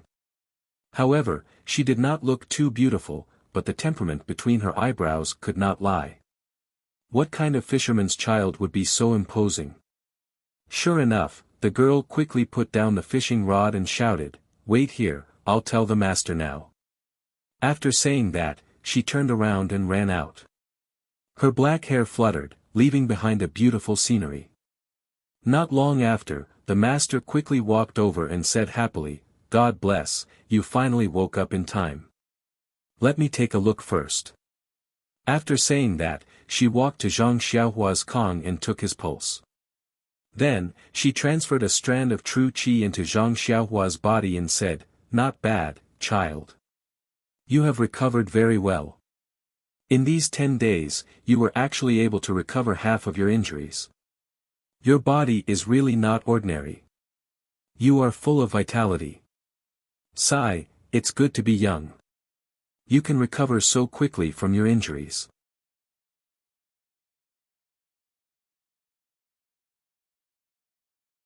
Chapter 129. Hearing that she had been unconscious for more than 10 days, Zhang Xiaohua cursed in her heart. The attack on the rainy night was still vivid in her mind. She didn't know how O Yen and the others were doing. That old man in black was probably killed by her, but were the people who came later really the Misty School's reinforcements? If O Yen and the others were out of danger, they must be looking for her. More than 10 days had passed, who knew where they had found her? She wanted to ask the mistress where she was, but she didn't even know where she had fallen into the water. She also didn't know how far she had drifted along the river. What was the point of asking? Thus, Zhang Xiaohua could only force herself to stay awake. She looked at the mistress and said softly, "Thank you, mistress, for saving my life." The mistress touched her forehead and said with a smile, "This child is really sensible. If you want to talk about saving your life, you have to thank this girl first. If it wasn't for her fishing you out, who knows where you would be drifting now?" "Fishing me out?" Zhang Xiaohua was stunned. She immediately remembered that she saw the little girl holding the fishing rod and immediately understood. She looked at the little girl beside her with gratitude and said softly, "Then I still have to thank Miss for saving my life." The little girl smiled faintly and said, "You're welcome. I only saw you. Fishing you out and feeding you medicine were all due to the mistress. I don't dare to take the credit." Zhang Xiaohua thought for a moment and said, "No matter what, I still have to thank the mistress and miss for their kindness." The mistress saw that Zhang Xiaohua was a bit tired and said, "All right, since you're awake, take your time to recuperate. We can talk about these things later. Sleep for a while first." When Zhang Xiaohua heard this, he nodded his head slightly. He had only said a few words when he felt that his body was drained of energy. He just wanted to sleep. When he heard the abbess's instructions, he quietly closed his eyes and fell asleep not long after. When Zhang Xiaohua woke up again, it was already evening. With the little girl's help, Zhang Xiaohua struggled to eat something. Only then did she regain some energy. Not long after, the mistress also returned. Seeing that Zhang Xiaohua had woken up and was in good spirits, she was also full of joy. The mistress helped Zhang Xiaohua sit up and put the quilt behind his back. Then she put him on the quilt and the three of them began to talk. Naturally, the mistress asked about Zhang Xiaohua's origin. Zhang Xiaohua thought for a moment and said, "Mistress, my name is Zhang Xiaohua. I work in a Chinese medicine field in a mountain villa. This time, I went to the south with the owner of the villa to do something. On the way, we were attacked by bandits at night. I was beaten by an old man in black and fell into the river. As for the exact location of the villa and the owner's name, when I left the villa, someone specially told me not to reveal my whereabouts. I don't know their exact whereabouts now, but I think it's best to keep my promise and not tell you. What do you think?" In fact, the mistress didn't mean to get to the bottom of it. She was just asking. Seeing that Zhang Xiaohua kept his promise, she was happy in her heart. She had been in the Jianghu for so many years, and it was rare to see such a simple child. Of course, the mistress didn't mean to make things difficult for Zhang Xiaohua. Just as the mistress was about to speak, the little girl next to her laughed out loud and said, "Xiaohua, your name sounds nice. Why does it sound like a girl's name?" "Xiaohua, Xiaohua, it reminds me of the little white flower on the top of the mountain." This was the second time that Zhang Xiaohua heard others say that his name was funny. However, seeing the little girl's flower-like smile, he didn't have any bad feelings. He only said weakly, "I don't think there's anything wrong with the name my parents gave me." "Then, what's your name?" This was a very ordinary sentence, but in the little girl's ears, it was like a thunderbolt. The little girl's face turned pale.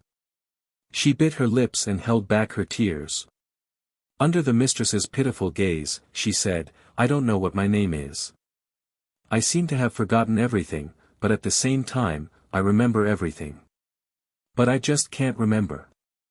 My previous life seemed to be a dream. I can't explain it clearly." The mistress sighed and said, "I met her some time ago in the barren mountains. At that time, she was also unconscious. When she woke up, she had forgotten everything. She didn't even know her name."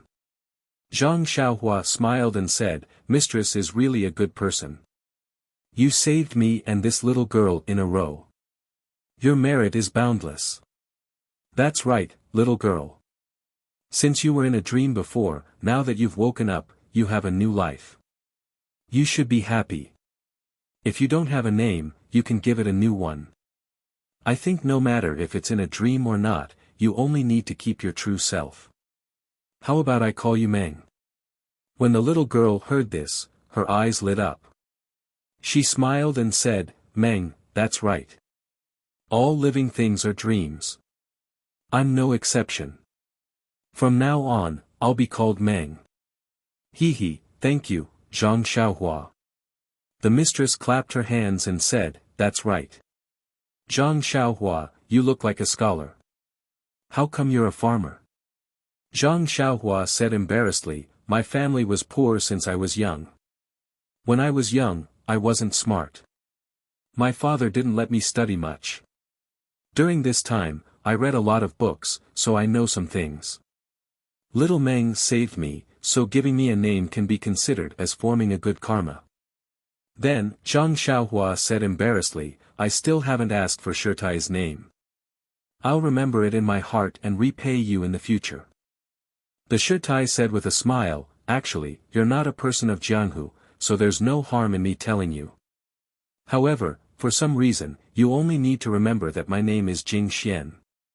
And during this time, it's best to remember it in your heart and not tell others." Zhang Xiaohua said solemnly, "I know, Shirtai. Everyone has their own privacy and secrets. We should all give each other some space. I'm already happy that Shirtai doesn't blame me. I'll treat Shirtai's matter as normal." Shirtai said with a smile, "Zhang Xiaohua's words are reasonable. Everyone knows that taking a step back makes the world better. But how many people understand? If they really understand, how much less bloody can there be in Jianghu? It's a pity that Jianghu is a place where fists matter. When your fists are hard, you'll have reason and won't care about other people's privacy and secrets. Zhang Xiaohua, I hope that when you grow up in the future, you can remember what you said today and do what you said." Zhang Xiaohua bowed and said, "I know, Shirtai. I'll try my best to do it." The three of them talked for a while. Shirtai saw that Zhang Xiaohua was tired, so she let him rest and pulled Xiaomeng out. In the next few days, Shirtai still went out early and came back late. Zhang Xiaohua's injury also recovered rapidly. Shirtai was very surprised by this situation. She had personally checked Zhang Xiaohua's injury. It was serious and abnormal. According to her idea, it would take at least a few months of rest. So she had been thinking about how to deal with this matter. Now it seemed that Zhang Xiaohua's recovery in these 10 days was comparable to others' recovery in 1 or 2 months. Was it really because her pill was effective, or was it because Zhang Xiaohua was young and easy to recover? Looking at Shirtai's surprised eyes, Zhang Xiaohua also thought of her elder brother's injury that day. Didn't Zhang Xiaolong's internal injury recover very quickly last year? At that time, everyone thought that it was because of the spring water at home. She had been out for almost a year and had not drunk the spring water for a long time. Was it because she had drunk the spring water before? The spring water could cure internal injuries. This kind of thing was just thinking about. If she said it out loud, she would be said to have a brain problem for no reason. So Zhang Xiaohua could only keep her mouth shut. In fact, the reason why Zhang Xiaohua had been in a coma for more than 10 days was naturally because her body had automatically healed her injury. The longer she was in a coma, the better the recovery. Now that she had woken up, her injury was of course recovering rapidly. Zhang Xiaohua did not know this, and neither did Shirtai. However, it did not matter whether she knew or not. After all, Zhang Xiaohua was getting better day by day. On this day, Zhang Xiaohua and Xiaomeng were still in the cottage. Zhang Xiaohua could already walk on the ground. She slowly moved to the door of the cottage. Outside the door was the warm sunshine, which made Zhang Xiaohua feel warm. Xiaomeng did not go fishing. She threw the fishing rod aside and also sat down barefoot. She asked Zhang Xiaohua, "Brother Xiaohua, where is your home? Who is in your family? Can you tell me? I will definitely keep it a secret for you. I won't tell anyone." Zhang Xiaohua looked at Xiaomeng's face in the sunshine and smiled. She said, "This, you can tell me. There is no need to keep it a secret. My family lives in Guizhuang House, a small village in Lu Town. However, don't ask me where Lu Town is. I have never seen a map, so I can't tell you clearly. My family now has my father and mother, as well as my elder brother and sister-in-law. Second brother and I came out to make a living. I used to have a grandmother who was very good to me. She just passed away last year." Speaking of his grandmother, Zhang Xiaohua thought of many things again. Therefore, he told Xiaomeng about how he started to open up wasteland last year, dug wells, went to the market during the new year, met bullies, and saved Lu Qian. In the end, he talked about how his elder brother met the bandits in Shitsui Mountain when he married, and how his grandmother passed away at his elder brother's wedding. He talked for a whole morning. In the end, not only did Zhang Xiaohua cry sadly, but even Xiaomeng also cried. She was sad for the experience of Zhang Xiaohua's family and the death of Zhang Xiaohua's beloved grandmother. Xiaomeng looked at Zhang Xiaohua enviously and said, "Brother Xiaohua, you have a harmonious and loving family. I really envy you. I don't know where my home is, and I don't know where to find it."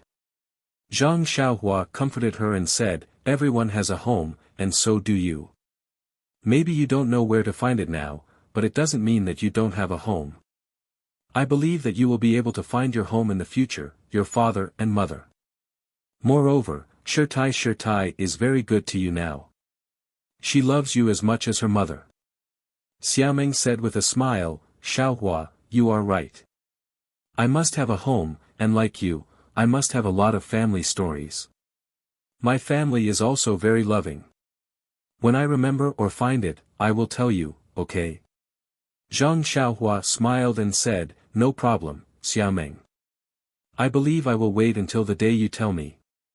Moreover, if there is a chance in the future, I am very willing to invite you to our Guizhuang house.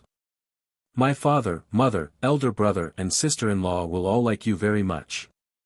Xiaomeng also smiled.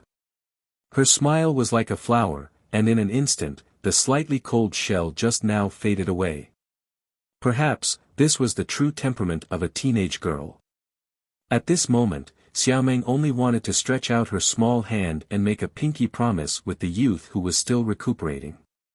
But when her small hand was halfway out, she thought that this was just a young game. Perhaps it was not suitable for her to do so at this age. A blush appeared on her face, and she quickly withdrew her small hand. The youth in front of her looked extremely ordinary, and his face was pale because of his illness. However, he was the first playmate in her memory. Although this playmate was most likely lying on the bed, the home he mentioned gave Xiaomeng perfect expectations. Therefore, Zhang Xiaohua's home, Zhang Xiaohua's people, and Zhang Xiaohua's things all left a very deep impression on Xiaomeng. Shirtai gave her the care of an elder, while Zhang Xiaohua gave her the joy of a companion. This, perhaps, was called fate. The sun was shining brightly, and the river was gurgling. On this endless continent, there might be stories of joys and sorrows happening every day. However, at this time, it belonged to the boys and girls beside the cottage. Only with support and trust would there be hope and a future. That night, Shirtai came back very late. He also looked extremely tired. However, Zhang Xiaohua and Xiaomeng had never been nosy people, so they did not ask much. The next day, Shirtai did not go out, which was unusual. Instead, he called Zhang Xiaohua and Xiaomeng to the cottage. Zhang Xiaohua had a premonition. As expected, Shirtai first checked Zhang Xiaohua's injuries, and then said, "Zhang Xiaohua, your injuries have stabilized. There are no major problems. In the future, you just need to rest." Zhang Xiaohua hurriedly bowed and said, "This is all thanks to you, Shirtai. Thank you so much." Shirtai smiled and said, "You are still so polite. We have lived together for more than 10 days, and I even see you as my nephew. Don't mention the words of thanks again. However, the end of the year is approaching, and I can't stay here any longer. Tomorrow, we will set off for the encampment of our sect. Xiaomeng will go with me. What about you? What are your plans?" Zhang Xiaohua thought for a moment and asked, Shirtai, what do you think I should do?" Shirtai said, "Your injuries are not serious. You can barely go with us. There may be changes on the way, but with me, it won't be too serious. I can put you in the nearest town, and then you can make your own plans. You can find a way back, or you can recuperate in the town." Zhang Xiaohua asked again, then, Shirtai, I want to ask again. Xiaomeng, what are your plans?" Shirtai smiled and said, "As for Xiaomeng, I plan to take her back to the sect first. Her aptitude is average, and she is old. Although it is not suitable for her to practice martial arts, it is not difficult for me to take her in with my status. Let's not talk about practicing any peerless martial arts. As long as she can protect herself and live a stable life in the future, it will be enough." Xiaomeng had been worried about her future, but she was indifferent and sometimes was too lazy to ask. This time, when she saw Zhang Xiaohua asking for her and Shirtai thinking for her so thoroughly, her eyes could not help but turn red. She walked to the Shirtai, pulled her sleeve, and said, Shirtai, thank you."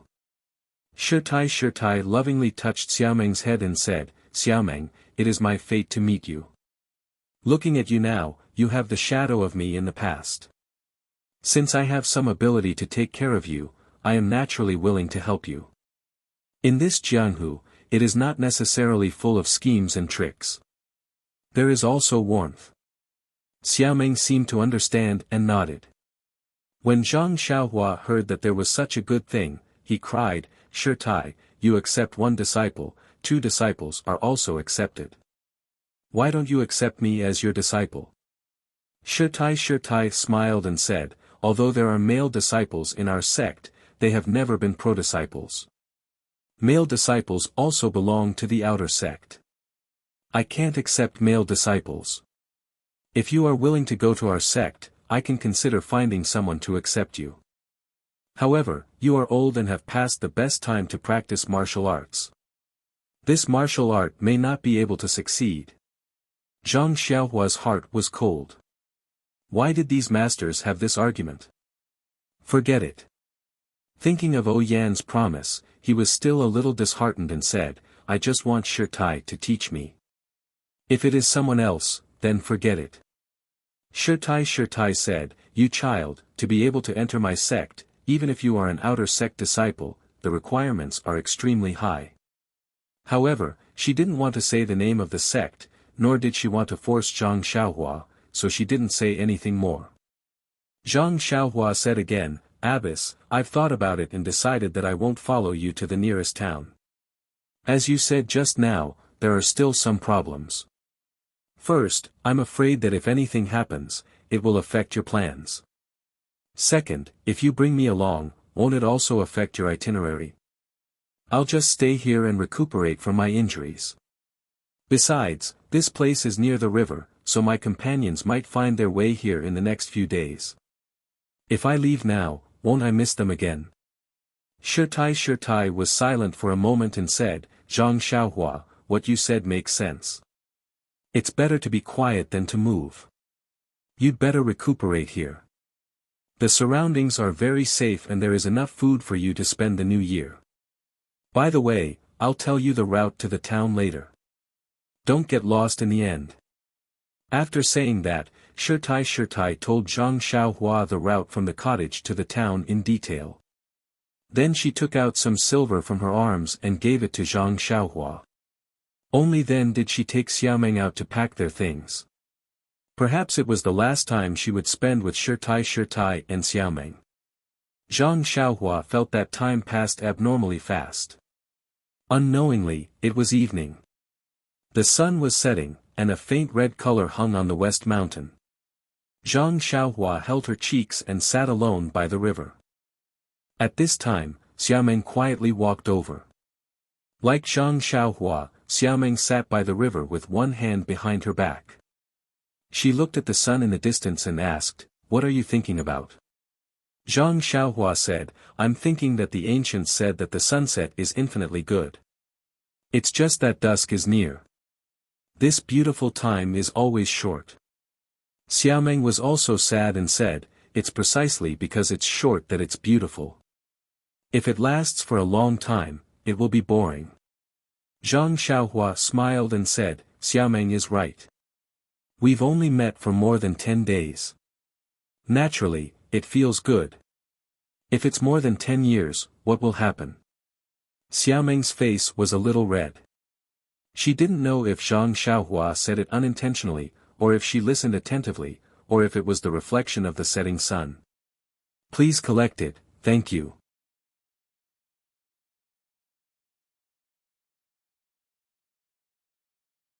Chapter 130. In fact, Xiaomeng was still thinking too much. Zhang Xiaohua was just expressing his feelings. He didn't have any girls to play with since he was young. These 10 days were when his body was at its weakest.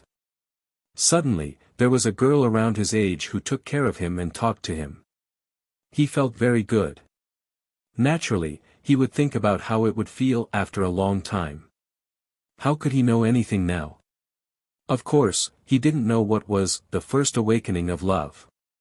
Then, Zhang Xiaohua said, "It can be considered fate to accompany you in this wilderness. However, after parting today, I don't know when we will meet again." Looking at Shirtai's intention, you have to practice martial arts well. When your martial arts are great, when you go to Jianghu to do chivalrous deeds, you may be able to meet again. Xiaomeng thought and said, "Gid Xiaohua, I don't know which sect Shirtai is in. Can you tell me where you are?" Zhang Xiaohua was silent and said, "I didn't join any sect. I only practice some incomplete fist techniques.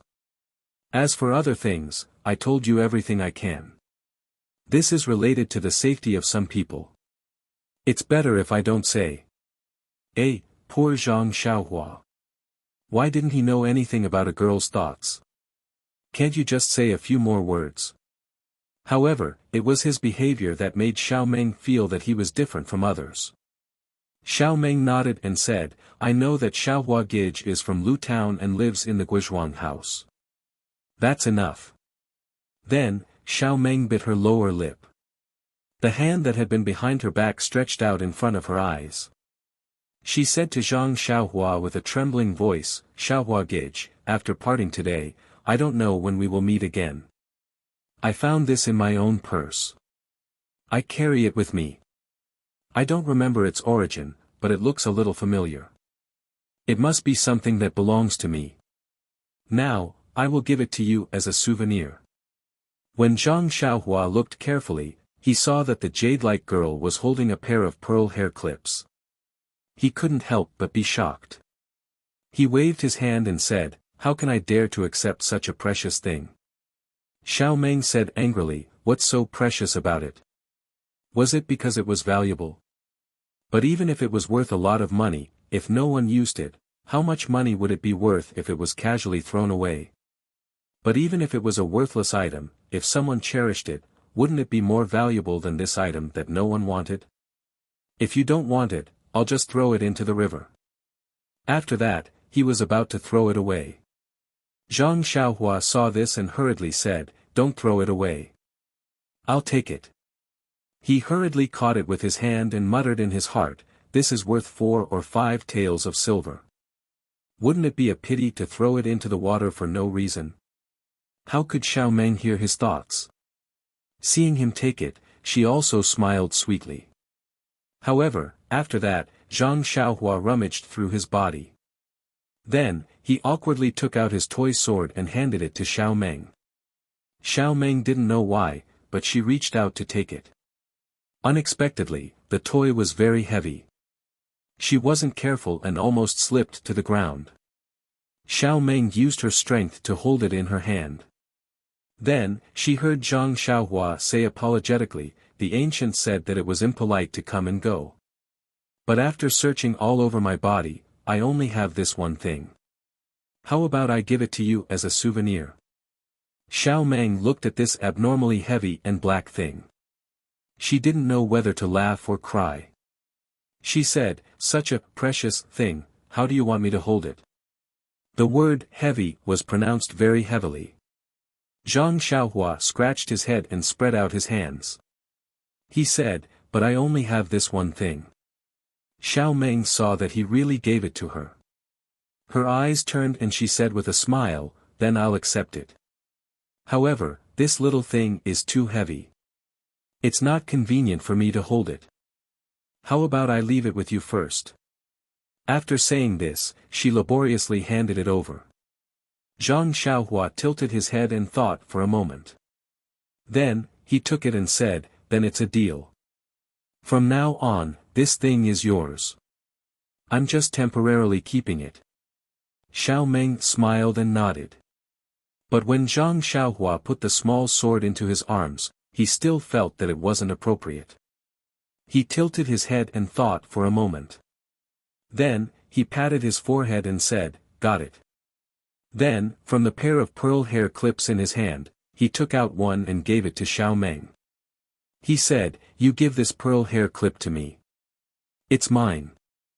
I'll give you another one. How about we each take half?"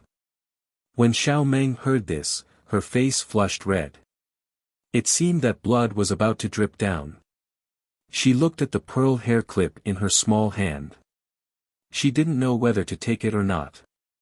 She just wanted to give her first playmate a souvenir. But this Zhang Xiaohua seemed to have misunderstood something. If this pair of pearl hair clips was taken by a man and a woman, what would it become? What did it mean? Was Zhang Xiaohua hinting at something? Should she take it or not? Should she explain it to him? She had a trace of affection for Zhang Xiaohua, but it shouldn't be to this extent. It seemed that whether to take it or not was a problem. However, immediately, Zhang Xiaohua's words fell into her ears. "This pair of pearl hair clips is worth 4 taels of silver. I'll keep half of it, which is only 2 taels of silver. My heart can be considered stable." Xiao Meng's face was still red. She fiercely glared at Zhang Xiaohua, stamped her feet, and snatched the pearl hair clip from Zhang Xiaohua's hand. She rebuked, "Stable your dead head." After that, she turned around and ran back to the cottage. Zhang Xiaohua couldn't help but be stunned on the spot. He murmured, "Wasn't it fine just now? I kindly gave you a pearl hair clip. How did it become like this?" Then, Zhang Xiaohua subconsciously looked at the sky and muttered, "It's not raining today. Why are you in such a hurry to go back? You don't need to take the clothes." Until the night's rest, Xiao Meng's face was as cold as ice. She didn't give him any smile. Zhang Xiaohua didn't know what he had done to offend her. When he woke up the next day, Zhang Xiaohua found a small cloth bag beside the Kong. He opened it and saw some scattered silver inside. He couldn't help but feel a little warm in his heart. At the same time, he also had a bad premonition. So, he took the cloth bag and hurried out. Sure enough, the house was empty. Shi Tai and Xiao Meng had left long before dawn.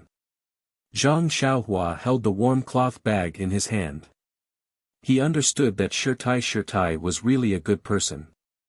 He had already given him some silver yesterday. Now that he was leaving, he was afraid that he wouldn't have enough. The next time he saw him, he must pay him back double.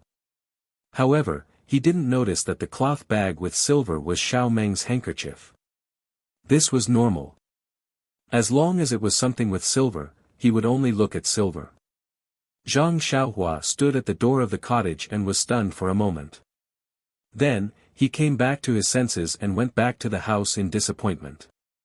When the Shi Tai left, she must have come to his house to say goodbye. However, she couldn't wake him up. He must be surprised. This was also good. He left quietly and didn't take away any clouds. He didn't want to hold hands and look at each other with tears. He was speechless. At this time, a person dozens of miles away was also thinking, why does Zhang Xiaohua sleep like a pig? He doesn't wake up no matter how I call him. There were usually 3 people in the cottage. Suddenly, there were 2 less people. The loneliness increased greatly. During this time, Xiao Meng didn't leave his side and often talked to him. Although Shi Tai didn't appear in the cottage usually, Zhang Xiaohua could always see her sooner or later. So, he felt that there were people in the cottage usually. Today, he was left alone in the cottage. He felt bored every moment. Since Zhang Xiaohua learned how to read, he had been using books to pass the time. Now, where would there be books in this shabby cottage? So, he came to the open space in front of the cottage again. He wanted to get into a posture and practice the Big Dipper magical fist. However, after just a few moves and some twists and turns, he felt a sharp pain in his body. He had to stop with cold sweat on his face. What should he do? However, Zhang Xiaohua saw the small mountain not far from the cottage and had a new idea. He had been in the cottage for a long time, but he had never stepped out of the cottage. Now, it was the same. It was a good thing to go to the back. So, not long after, Zhang Xiaohua took a small stick that he found in the cottage and used it as a crutch. Holding it with his left hand, he walked to the back of the cottage step by step. However, just as he turned around the cottage, he found that there was a very high hill behind the cottage. With his current illness, it would be difficult to climb over. Zhang Xiaohua had no choice but to walk along the side of the hill. He just wanted to find a place where the slope was slightly lower. As expected, after walking for a while, there was a place where the slope was slightly lower. Zhang Xiaohua looked around and carefully climbed up with the help of the small stick. When he reached the top of the hill, he saw a different scene. This was a flat land full of trees. The bleak winter wind blew all the trees in his eyes, leaving only bare branches reaching to the sky. The ground was full of fallen leaves and weeds. The hill that he saw in the cottage was at the end of his vision. It was also the end of the forest. At a glance, he didn't know how far it was. Zhang Xiaohua walked along the high hill for a while and found a place where he could go down. Then, he slid down the high hill. The forest was full of fallen leaves. It was very comfortable to walk up. Zhang Xiaohua looked around and walked forward. There were some birds chirping in the forest. The chirping was very moving. Occasionally, there were the sounds of small animals jumping between the branches. Zhang Xiaohua heard it clearly. They should be squirrels. Even after walking for a while, he heard the hurried sounds of leaves and weeds in the forest.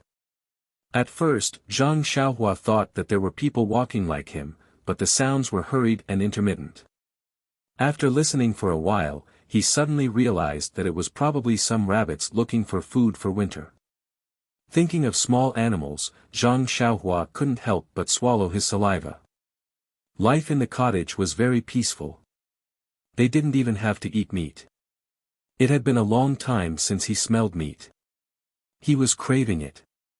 If he could catch a rabbit or something like that to eat, how good would that be? But what about his own injuries? Zhang Xiaohua looked at the small walking stick in his hand and gave up this idea for the time being. Zhang Xiaohua continued forward for a while and looked up at the small mountain again. It was still not far away. Only then did he understand the true meaning of the phrase, "a mountain runs to its death." If he insisted on continuing forward, he would be exhausted to death today. So be it. He just came out for a walk. There was no reason for him to be exhausted. He casually picked up a few dry branches on the ground and turned back. At this moment, Zhang Xiaohua thought of a problem. The Shirtai went out early and came back late every day. In this place where birds shit every day, what was there to be busy with? However, the Shirtai's lightness skill was very good. Naturally, she could move around a wide range. Maybe she was looking for something. Maybe she was looking for someone. Maybe she was thinking about the problem, or maybe she was going back the way she came, but not long after, Zhang Xiaohua returned to the front of the high slope. Looking at the high slope that he had to climb up with difficulty, Zhang Xiaohua couldn't help but shake his head. The Shirtai had its own way of doing things. Wasn't he worried for the ancient people? Zhang Xiaohua shook his head and began to climb up the ladder. Walking back to the cottage, Zhang Xiaohua was already covered in sweat. However, his body was also very comfortable. Life was about exercise. The ancient people didn't lie to him. The rest of the time was also boring. Zhang Xiaohua took the fishing rod left by Xiaomeng and wanted to go fishing. However, he couldn't find a suitable bait near the cottage. He had to learn from Xiaomeng and throw the fishing line into the river. Looking at the flowing river, he prayed that the fish would take the bait. Presumably, Zhang Xiaohua's heart was not sincere. God didn't hear his prayer. God didn't send him any fish, and he didn't catch anything. However, this boring time was spent by Zhang Xiaohua. After a few more days, Zhang Xiaohua felt much better. Then he tried to practice boxing again. Although there were many places where he still couldn't fully perform, his hands and feet became more flexible. He didn't look sick anymore. It was getting colder day by day. However, Zhang Xiaohua had a question that he couldn't figure out. He remembered that when winter came last year, he was still very afraid of the cold and wore a cotton-padded jacket early. However, he didn't know how it was this year. The cold wind was blowing. Although the snow hadn't fallen yet, it was already cold. He was still wearing the jacket that he wore when he came out of the Huanqi mountain villa. Why didn't he feel cold? It was really strange. Was this place already in the south? Was it not as cold as the Guizhuang house in winter? After immersing himself in the boxing for a few days, Zhang Xiaohua didn't find the answer to his problem. However, the problem of boxing was solved with time. Zhang Xiaohua could now perform the whole set of Fist of the North Star with difficulty. The Fist of the North Star was also magical. No matter how slow or fast Zhang Xiaohua's speed was, as long as he practiced it over and over again, the flow would definitely appear by the 9th time. Of course, the difference was still in the amount of the flow. In the past, when Zhang Xiaohua practiced boxing in the mountain villa, he could only produce 3 different flows of hot and cold in the morning and at night. Since he didn't have to farm in the cottage, he spent all his time practicing boxing. However, after repeated practice, he found that the flow didn't appear without limit. Zhang Xiaohua practiced boxing 81 times a day.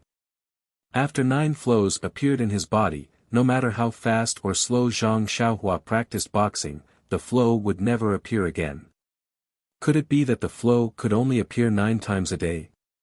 Actually, in addition to practicing boxing, Zhang Xiaohua also tried to practice the sword moves that Elder Yu taught him. This time, he was able to kill the black-robed old man in the night attack completely because of this sword move. Zhang Xiaohua deeply understood the importance of these 16 life-saving changes. How could he not practice properly?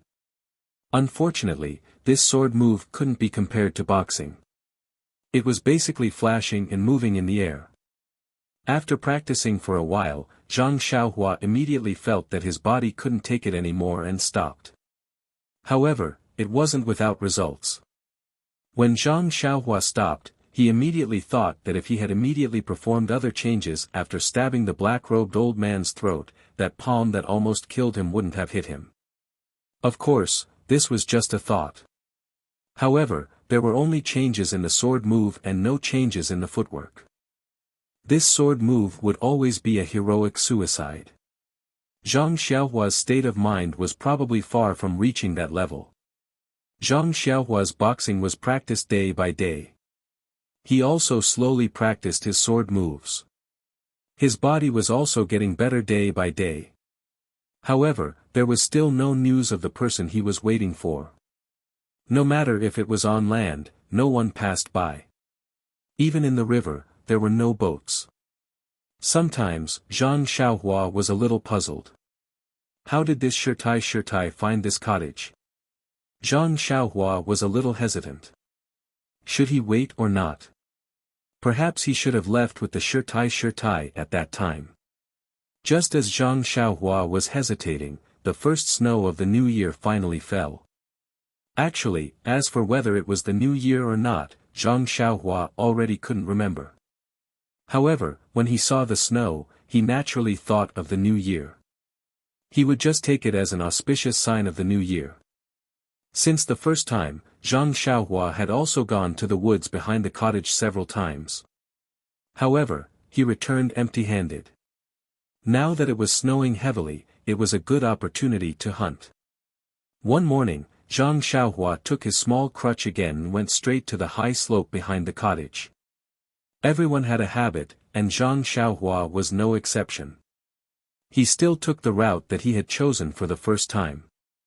When Zhang Xiaohua walked into this snow-white world, not only did he feel that the world was full of ice and snow, but he also felt lucky that there were many animal footprints on the thick snow.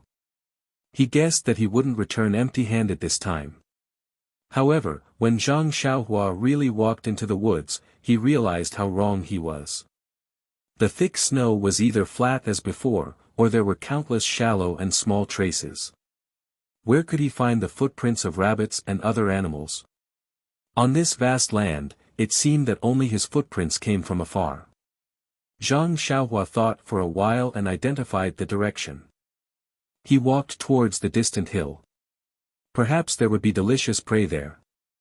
Perhaps it was snowing. Along the way, Zhang Xiaohua rarely heard the chirping of birds.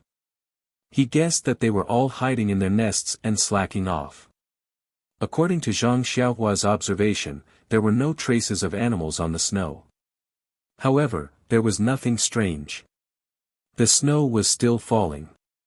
Perhaps it had been buried long ago. After walking for a while, the hill still seemed to be far away. However, this time Zhang Xiaohua was determined. Thinking of hunting there, he didn't give up early like the previous times, unless he could find rabbits in the woods. However, cunning rabbits always had 3 burrows. How could Zhang Xiaohua, who didn't have much hunting experience, find them? Therefore, the greedy Zhang Xiaohua could only trudge on the snow with difficulty. Please collect, thank you.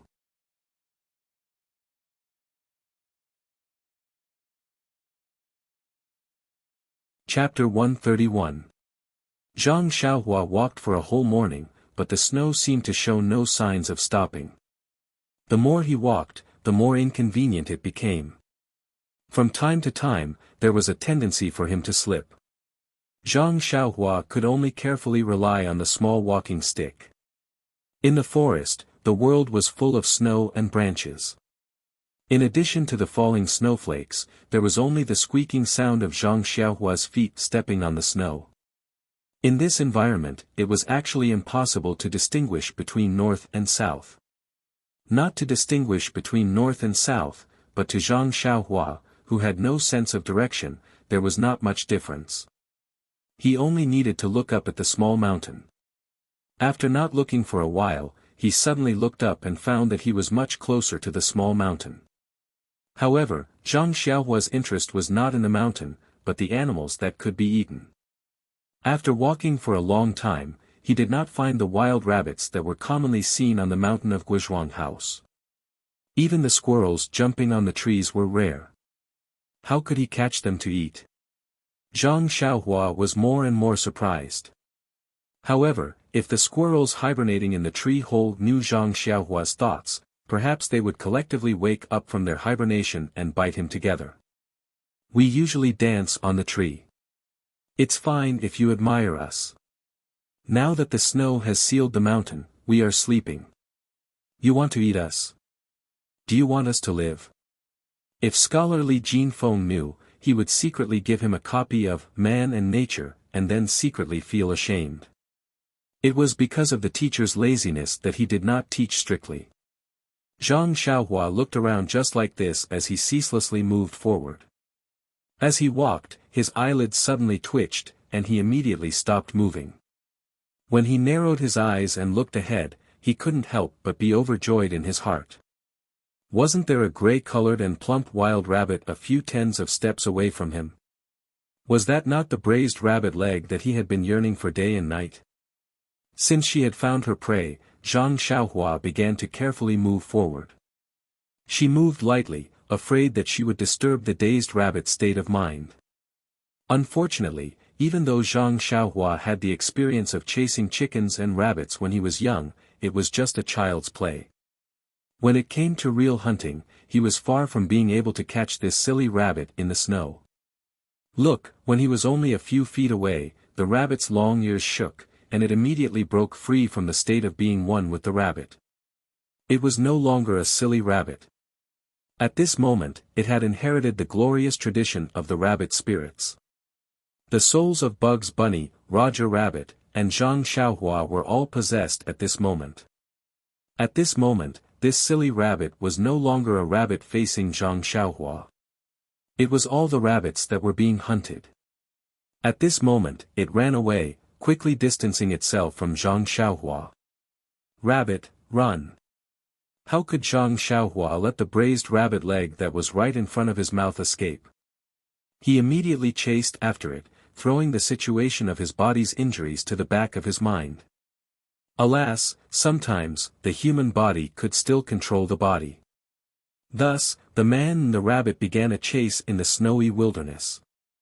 That rabbit was clever, running very fast, and changing directions from time to time, making it very difficult for Zhang Xiaohua to chase.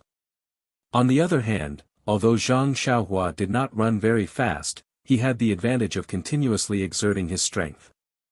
This horse stance took half a day, and his physical fitness was not for show. After chasing for a while, he did not feel anything. It was just that the injuries in his body had not healed, and there was pain from time to time, which did not allow him to exert his full strength.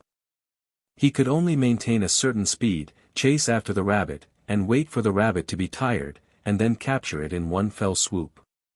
Zhang Xiaohua's little abacus crackled loudly, and his strategy was also very correct. Indeed, after chasing for a while, the rabbit's footsteps slowed down slightly. Zhang Xiaohua laughed in his heart, and put more strength into his feet. But as he chased, Zhang Xiaohua's eyes suddenly lit up. In front of him was a flat open ground, and not far from the flat ground was the small mountain that he had always wanted to see. It turned out that during the chase between the man and the rabbit, he had already unknowingly run out of the big forest. However, with the prey in front of him, Zhang Xiaohua did not have the time to admire the scene of a dancing silver snake in the field, and only chased after the rabbit that was also slightly dazed. The rabbit was also not careless. Hearing the sound behind it, it put more strength into it, and ran diagonally towards the small mountain. Not long after, it ran to the front of the mountain. The rabbit also changed its speed from just now, and ran slower. It must have been exhausted by Zhang Xiaohua's chase, but the mountain in front of it was not as high as the slope behind the cottage. It was very steep, so how could the rabbit climb up? It originally thought that it was a way to escape, but when it got closer, it found that it was a hopeless situation. The rabbit paused for a while, and ran along the mountain in a direction. Zhang Xiaohua naturally chased all the way. The rabbit ran slower and slower, and Zhang Xiaohua was getting closer and closer. Just a few more steps, Zhang Xiaohua could reach out and catch it. However, at this moment, the rabbit suddenly stopped, and sniffed around with its nose. Its long ears turned, and it looked back at Zhang Xiaohua, and then turned its head and ran towards the mountain. Zhang Xiaohua saw this from behind, and could not help but be amused. Could it be that this silly rabbit had become stupid after being chased by her? Running into a rock by itself? The ancient said that the cloud could protect the tree and wait for the rabbit. They really did not deceive her. However, what happened next made Zhang Xiaohua's jaw drop. The silly rabbit ran into the mountain rock, but it did not die as Zhang Xiaohua had imagined. Instead, she felt a faint light flash, and the gray rabbit, the rabbit that Zhang Xiaohua had been chasing for the whole morning, actually disappeared. Zhang Xiaohua ran closer, and rubbed her eyes in disbelief, wondering if her eyes were playing tricks on her. If it was not for the traces of the rabbit running through the snow, Zhang Xiaohua really thought that she was dreaming this whole morning. Zhang Xiaohua foolishly walked in front of the mountain rock where the rabbit disappeared. He did not dare to touch it with his hands, and only used the small walking stick to poke at the mountain rock. He did not find anything unusual, and the walking stick did not disappear, so he poked at the nearby stone wall again. Sure enough, he soon found something unusual. The place where the rabbit disappeared was in a circular area about half a person's height. Although there was no abnormal feeling when the walking stick poked it, but there were no snowflakes floating down, nor were there any gravel or mud falling down from above. And to the side, it was the same as Zhang Xiaohua's understanding. It could be brushed off the snowflakes, but if one used too much strength, some mud would fall from above. It was clear that if something was out of the ordinary, there must be something fishy about it. Then, Zhang Xiaohua used the walking stick to test the bottom. In the place where the rabbit's traces disappeared, there was an area about 1 foot square that the walking stick could reach. It was as if there was an invisible hole here. Seeing his small walking stick easily reach into the stone wall, Zhang Xiaohua still could not believe that this was the truth. The walking stick was about to reach the end, but the hole was still bottomless. When the stone wall was close to the hand of the walking stick, Zhang Xiaohua stopped, hesitated for a moment, and then reached in. He knew that his hand had disappeared, leaving only his wrist stuck in the stone wall. Only then did he truly believe that there was a hole here. When Zhang Xiaohua withdrew his walking stick and hand, he stood in the snow and carefully thought. What exactly was inside this thing? Should he take the risk and go in to take a look? Zhang Xiaohua was no less curious about the young man. However, if he had to go into an unknown hole just for a wild rabbit or a trace of curiosity, Zhang Xiaohua would never do it. He knew that curiosity killed the cat. However, if he went back to the cottage empty-handed, Zhang Xiaohua was also not willing to do it. After thinking for a moment, Zhang Xiaohua returned to the forest arrogantly. However, when he was about halfway, Zhang Xiaohua bent down, crawled on the snow, and quietly poked his head out. Just right, he could see the stone wall. Zhang Xiaohua started to make a living by waiting for rabbits. However, after waiting for a while, the wild rabbits still did not come out. Zhang Xiaohua was a little annoyed. Maybe the rabbit was too smart. It hid in there and then it was free. Maybe it was dangerous inside and the rabbit had already died. Maybe there was another way out and the rabbit had already run away. Thinking that the rabbit had already run away and he was still foolishly crawling on the snow, Zhang Xiaohua thought of something. But at that moment, a wild rabbit's head suddenly popped out of the hard stone wall. From afar, it looked very strange. The wild rabbit's head had long ears. It looked left and right before shrinking back. Then, it jumped out of the stone wall and ran off into the distance along the small mountain peak. Seeing the wild rabbit run out, Zhang Xiaohua did not immediately chase after it. Instead, he crouched there and waited for a while. After making sure that nothing else would jump out of the stone wall, he slowly walked over. In fact, when Zhang Xiaohua was crouching on the snow just now, he had already made up his mind. If the rabbit could come out, it would not be dangerous. Moreover, there was no other way. It was very likely to be a closed place. Moreover, the hole was only 1 foot wide. A slightly bigger animal would not be able to get in. Therefore, there should not be any danger. If the rabbit went in and did not come out, then Zhang Xiaohua did not have the courage to go in and play around. When he got close to the stone wall, Zhang Xiaohua stopped again. He crouched down and reached in with his walking stick again. This time, he wanted to see if it was a long and narrow passage or a space that could allow a person to stand up. Sure enough, when his hand reached in, he exerted force and the walking stick stood up. It did not encounter any obstacles. Zhang Xiaohua knew what was going on. Then, he took out the small sword from his pocket and held it in his left hand and the walking stick in his right hand. First, he reached in and shook it for a moment. Then, he gritted his teeth and crouched on the snow, climbing stiffly towards the 1 foot wide stone wall. Zhang Xiaohua, who was crouching on the ground, only felt his vision blur. Then, he entered another place. Wasn't this a cave? He was crouching on the snow in front of the cave.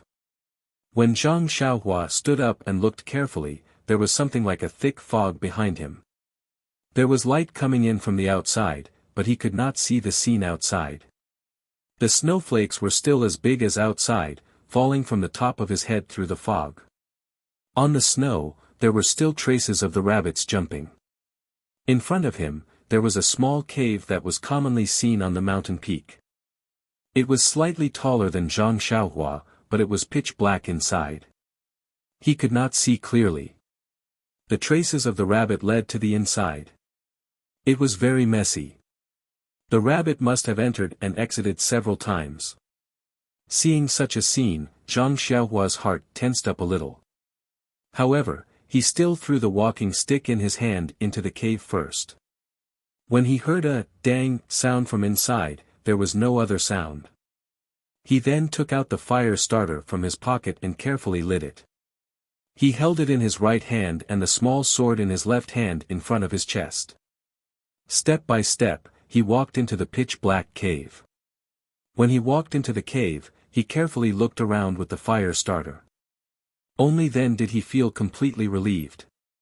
This was an ordinary cave, the size of a small house. In the innermost part, there was a rectangular stone strip. Next to the stone strip, there was a stone table. There were a few small stone benches around. On the stone table, there was a money bag and a small square stone. The rest was empty. Then there was the small walking stick lying on the ground. Seeing the scene in front of him, Zhang Xiaohua secretly frowned. What was this place? It was so mysterious. There was nothing inside, only a money bag. He was not in a hurry to take the money bag. It was on the stone table. Sooner or later, it would be his. He could take it according to his mood. Therefore, he still did not give up. He took the fire starter and carefully looked around the cave. He even picked up the walking stick and knocked on the stone wall. However, other than seeing some spherical pits on the stone wall, he did not find anything.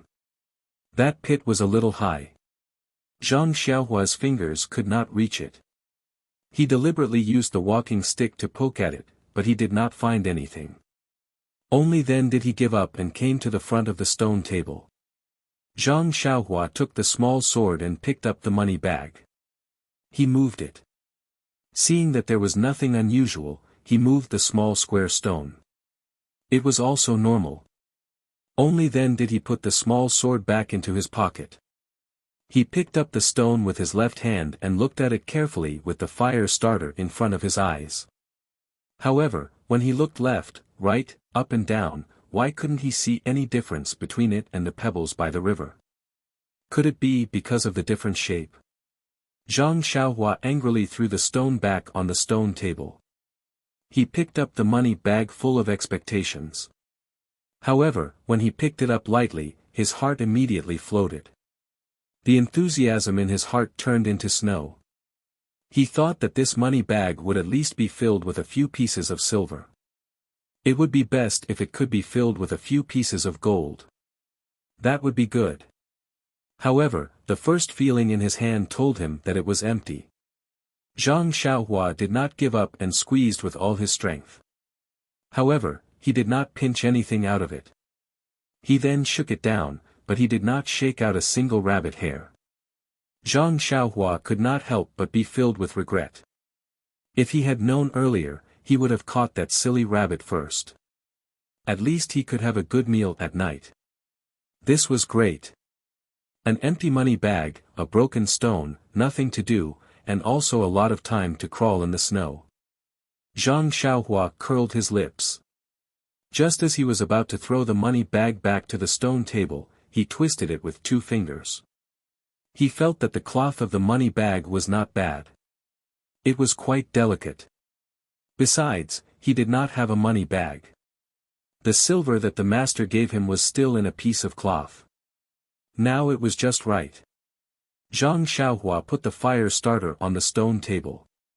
He took out the scattered silver from his pocket and poured it all into the money bag. He tied the mouth and threw it up and down in the air. Then he caught it. The feeling was quite good. Hee, at least this trip was not in vain. After that, Zhang Xiaohua was about to take the fire starter from the stone table. At this time, his eyes fell on the stone. You said that if this was an ordinary stone, would someone be bored enough to put it on the table? Perhaps there was some mystery inside that he could not see through. Forget it. He would rather see wrongly than let it go. How could he have the time to return to a treasure mountain? Even if it was a small stone, he would still take it away. Thus, Zhang Xiaohua picked up the small square stone again and threw it into the money bag. He put it into his pocket and then picked up the fire starter. He looked around again and then slowly walked out of the cave. Zhang Xiaohua looked at the inconceivable thick fog in front of the cave. It was very strange. In such a mystical place, how could there be nothing mystical left for him? Even if there was a bag full of gold, he would not be surprised. But it just had to be an empty money bag. Suddenly, he thought of a problem. Why was there a 1-foot hole in the fog that he could enter? Someone must have been here.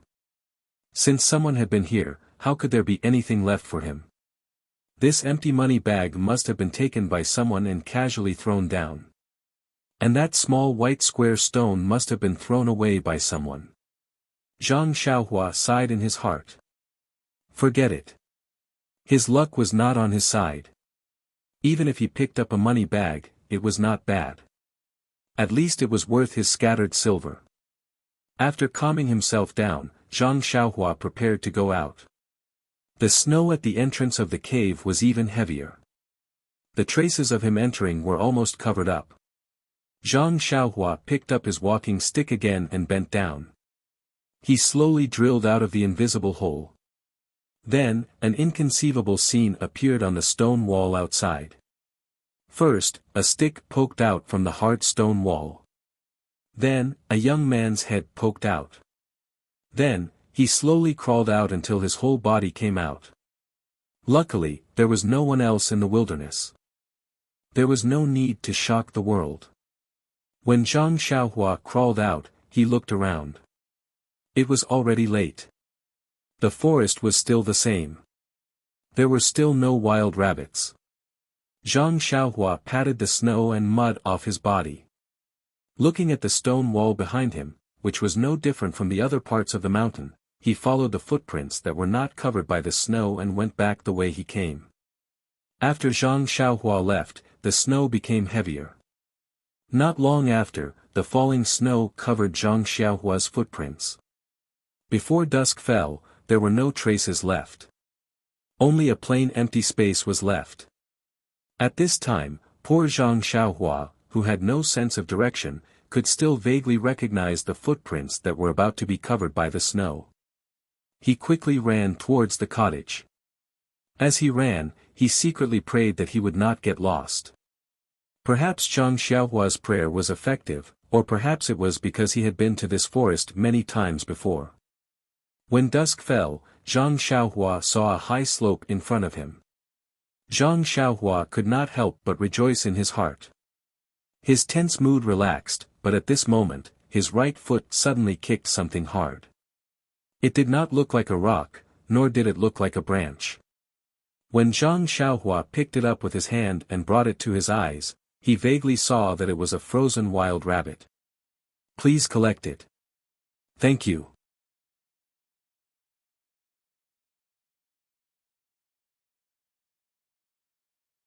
Chapter 132. In the evening, Zhang Xiaohua finally ate the rabbit meat that she had been yearning for day and night. However, it was not braised. Although Zhang Xiaohua was born in a poor family and had been helping out at home since he was young, he was still a boy after all. The work he had done was in the fields. The work on the stove was still relatively unfamiliar to him. The closest thing he had done was to fetch spring water from the stove at home. Therefore, although she wanted to braise it, she simply peeled the rabbit's skin and learned from her father's way of handling chickens. She simply cleaned the rabbit and put it in the pot to cook. When the water boiled and the meat was cooked, although there was no seasoning, it still smelled fragrant. Zhang Xiaohua could not help but feel hungry. Then, Zhang Xiaohua closed her eyes and silently muttered in her heart, "I'm eating braised rabbit meat, I'm eating braised rabbit meat." Then, she was not afraid of the heat. She fished out the whole rabbit from the pot and chewed happily. Her mouth was full of oil. She was very happy. Until Zhang Xiaohua ate up the whole rabbit meat and licked the bare bones reluctantly, she threw the bones into the river in front of her. However, in the winter, the river that used to run in the past had already frozen. With a crack, the bones were thrown on the ice. It was impossible to destroy the evidence of the crime of eating meat. However, she was the fish meat, and she was the knife. Why should she be afraid? The law of the jungle was still applicable in Jianghu. Not to mention that Zhang Xiaohua, who had satisfied her craving for good food, was caressing her round belly while holding a small stick. She was leisurely licking her teeth and looking at the night sky that was still snowing heavily. She was secretly trying to figure out the essence of suddenly looking back at it in the waning light. In the conference hall of the Misty School in the far north, Peng was gathering several brothers in the school to find the bones that had been thrown out. It was not snowing in the Misty Mountain Villa, but the clouds were still dense and the cold wind was whimpering. Although the door of the conference hall was blocked by a thick curtain, it was still difficult to prevent the cold from entering. However, at this time, the atmosphere in the conference hall was unusually cold, making people feel that it was even colder than outside. At the front of the meeting hall, Grand Gang leader Peng was sitting in his usual position with a gloomy face. The flickering light cast a shadow across his face from time to time, making him look even more ferocious. Perhaps it was at this moment that the majesty of a superior was fully displayed. At this time, everyone in the conference hall was silent. No one dared to make a sound. After a long while, Peng coughed and asked gently, "Senior brother, how is Yen-er's body?" Big Boss who usually looked very inconspicuous, also had a straight face as he said, "Yen-er's body is already weak. At night when she went out, she was drenched in the heavy rain and has already caught a cold. In addition, she was affected by the wind from the black-robed elder's palm and injured her internal organs. This illness and injury are quite serious. I heard from Hall Master Qin that she had already fainted on the way. After she woke up, she found a doctor along the way to treat her. After second brother rushed over, he also used his internal energy to treat Yen-er's injuries. After taking the medicine from the sect, she was already much better when she came back. Now, the doctor in the sect has already seen her and we have also invited a doctor from Pingyang City to treat her. Now, there is no major problem. After a short rest, she should be able to recover. Hearing that O Yan's body had recovered, O Peng's expression became slightly more restrained. He said to Big Boss Hu, "Senior brother, I'm a little busy here during this period. Please pay more attention and take care of Yen's matters." Big Boss Hu nodded and said, "Yen is our precious treasure. You can rest assured. Now that she is in our territory, I won't let her suffer the slightest grievance." O Peng nodded and asked Hall Master Lu Yuzhou of the Law Enforcement Hall, "How's the investigation of the background of the black-robed men?" Lu Yuzhou hesitated for a moment and said, "After I received Sect Master's instructions, I immediately led my subordinates to investigate this matter personally. I know that Eldest Miss and her group prioritize stability on their return journey. I'm afraid that it will take too long. Although the weather has turned cold, the corpses of the black-robed men will also rot. Therefore, I went ahead to receive Eldest Miss in advance. I have personally checked the corpses of the black-robed men. I have also seen the features of their faces and bodies. I have also asked my subordinates to record them and prepare a record. However, among these people, the black-robed old man's face has been disfigured and I can't tell who he is. As for the others, they are all mediocre people. Although I have already drawn their faces and handed them to my disciples to secretly pay attention to them, it is not easy to find out the background of these people in the vast sea of people." O Peng said angrily, "Find them. We must find them.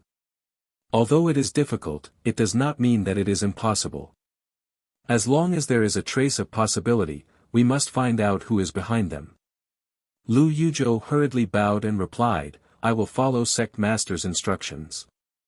O Peng calmed his emotions and then asked, "Are there any other clues?" Lu Yuzhou shook his head and said, "These black-robed men's clothes and weapons are all extremely common items. They are very common in the Jianghu. I was unable to find any valuable clues. Moreover, they did not carry anything with them at all. Even the cleverest housewife cannot cook a meal without rice.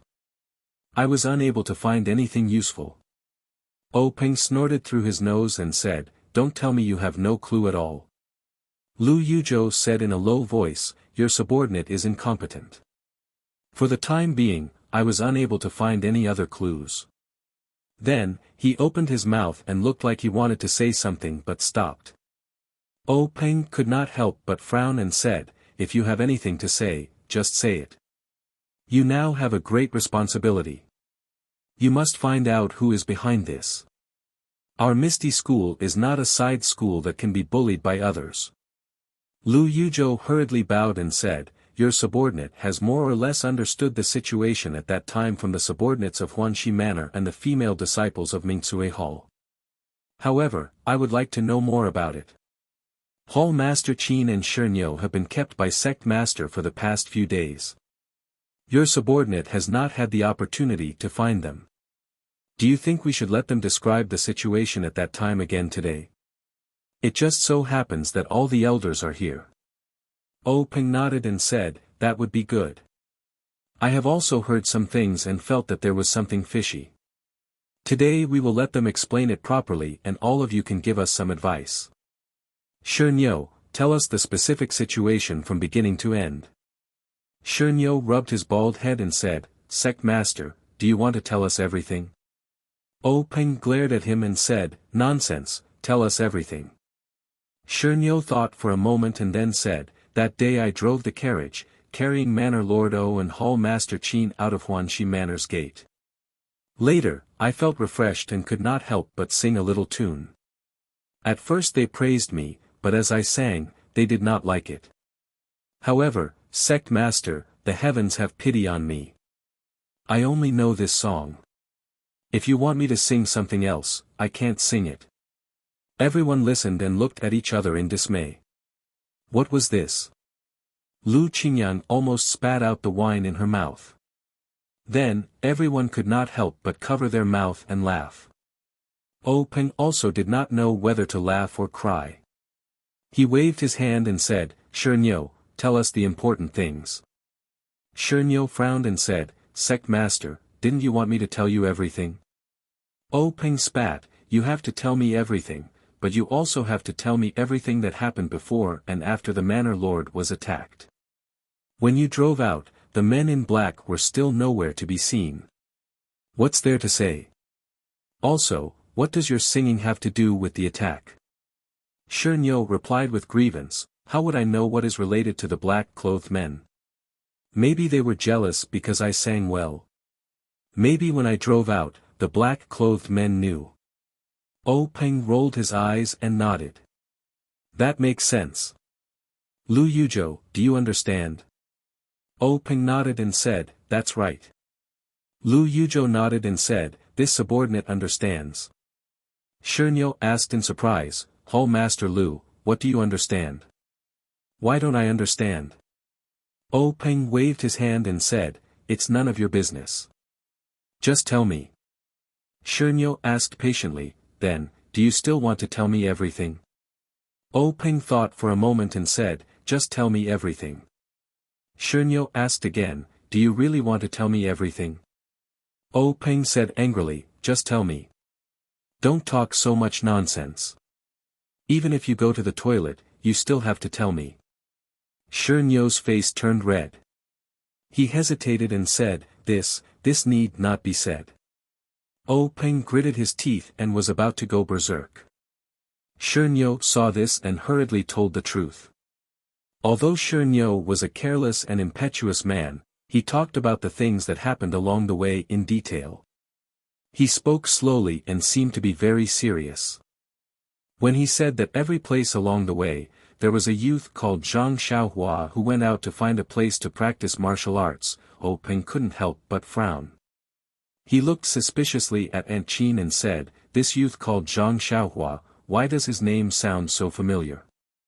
Before Oh Peng's voice fell, Lu Yuzhou immediately stood up and said anxiously, Hall Master Qin, this youth goes out every day. Didn't you follow him? It's very likely that he's a mole for the black-clothed men. Where is this person now? I have to catch him and interrogate him. Shernyo, who was talking heartily, naturally didn't dare to say anything after being interrupted by Oh Peng. But when he heard Lu Yuzhou's shout, he immediately became angry and said angrily, how can you say that about Zhang Xiaohua? I can guarantee that Zhang Xiaohua is definitely not a mole for the black-clothed men. Lu Yuzhou said, as long as he's a mole, he'll naturally hide it very well. How could he let you know? Shernyo, you're more careless so of course you wouldn't find out. Don't make a promise just because of personal feelings. At this time, a voice like an oriole's chirp sounded, Hall Master Lu, I also have the same thoughts as Shernyo. I'm willing to use my life to guarantee that this Zhang Xiaohua is definitely not a mole. Lu Yuzhou didn't need to turn around to know that it was Aunt Qin who spoke. He frowned and said, Hall Master Qin, now isn't the time to let your emotions affect your decisions. We're looking for clues and we have to be suspicious of any clues. It's better to mistakenly kill one than to let one go. However, Aunt Qin was a bit anxious and said in one breath, all right then. Have you ever heard of a spy who reaches the end of his career will kill his own people? Have you ever heard of a spy who reaches the end of his career will sacrifice his own life to save the person he wants to kill, regardless of whether he knows martial arts or not?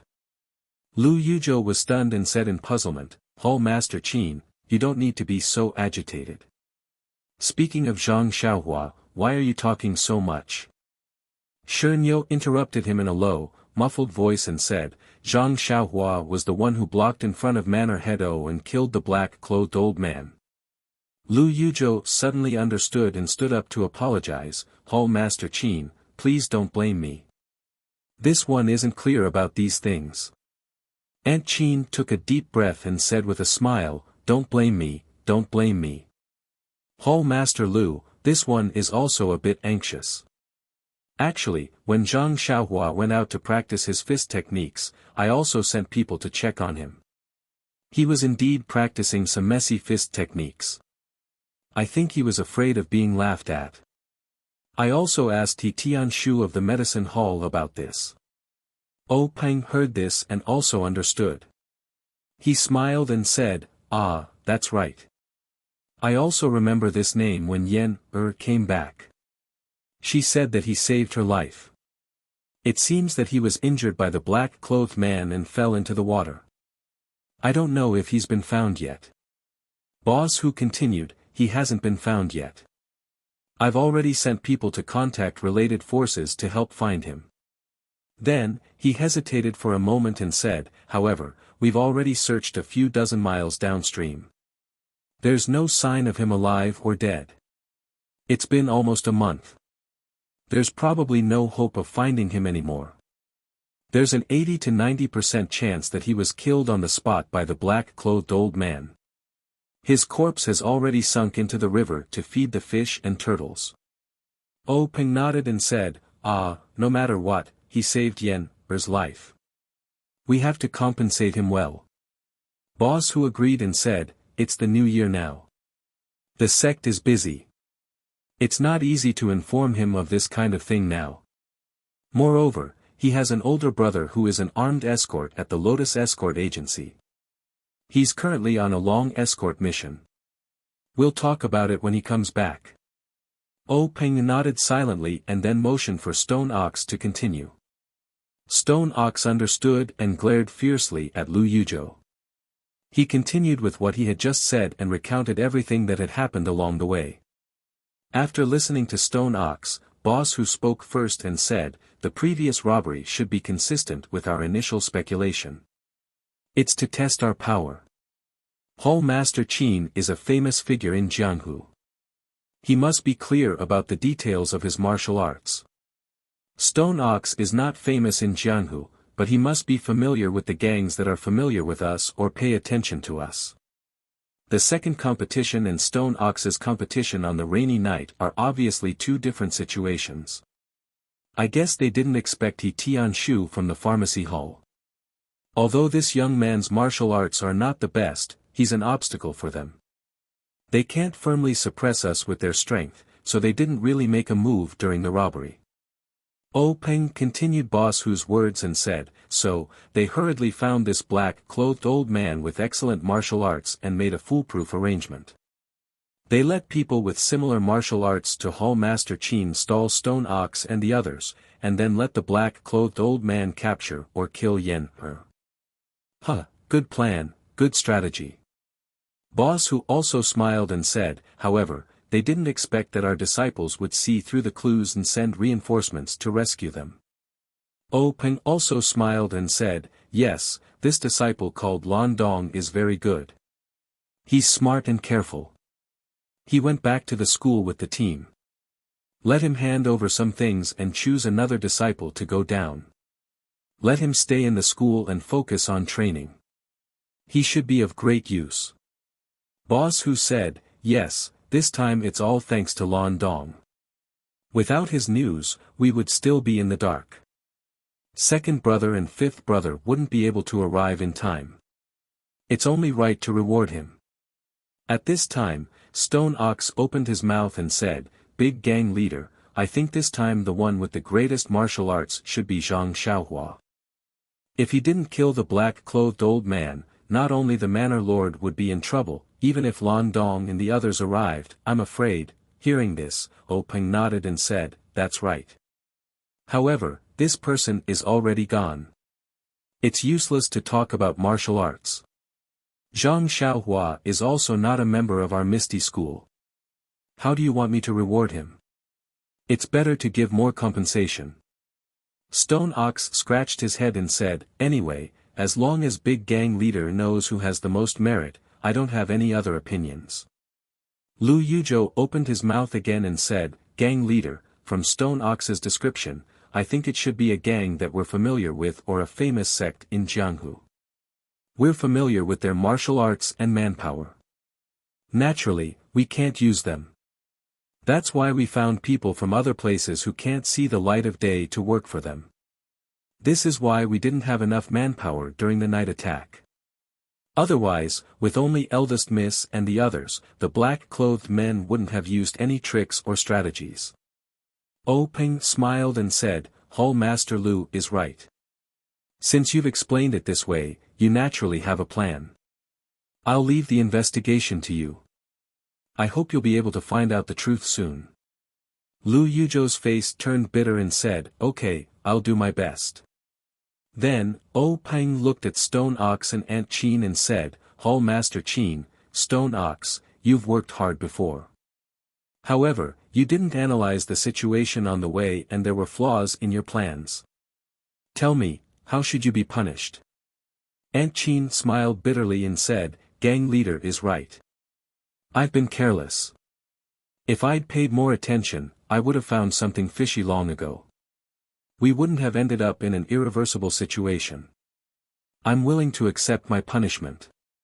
Stone Ox scratched his head and said, Big gang leader, I know I'm wrong and I'm willing to accept my punishment. However, you can punish me however you want, but please don't punish me by not drinking. The last time I went out with eldest miss, I didn't dare to drink. If you don't let me have my fill now, I'll suffocate. Everyone laughed, and only then did the atmosphere in the meeting hall become lively. Peng smiled and said, the two of you have been following us the whole way.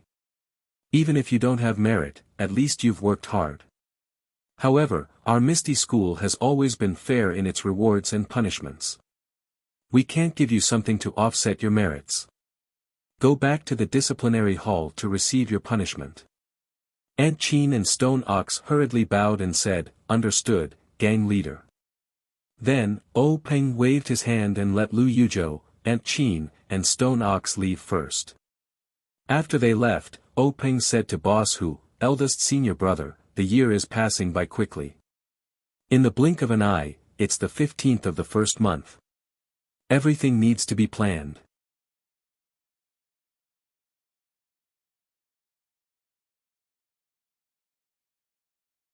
Chapter 133. Hu Lao laughed and said, yes, tomorrow after tomorrow, year after year, as if this day last year was yesterday, vivid in my mind. I'm getting old. Li Jian, who had been silent all this time, interrupted and said, it's because we're old that there are young talents flocking to us. Peng said with a smile, second brother is right. Didn't we all go through the same thing when we were young? However, I don't believe that eldest senior brother is old. Now that eldest senior brother's inner strength is profound, he is also a famous expert in the Jianghu. Although he is old, his ambition is still 1,000 miles away. He still has a lot of potential. Lu Qingyang, Lu Laowu, shouted, what's there to be afraid of? When you're old, you can just eat the longevity pill. Hearing this, Hu Lao frowned and said solemnly, Laowu, what did I say last year? Don't tell me you've forgotten. Lu Laowu shrunk his neck and muttered, this, of course I haven't forgotten your teachings. I just said it casually. Hu Lao looked around the hall and said, I'll repeat it again today.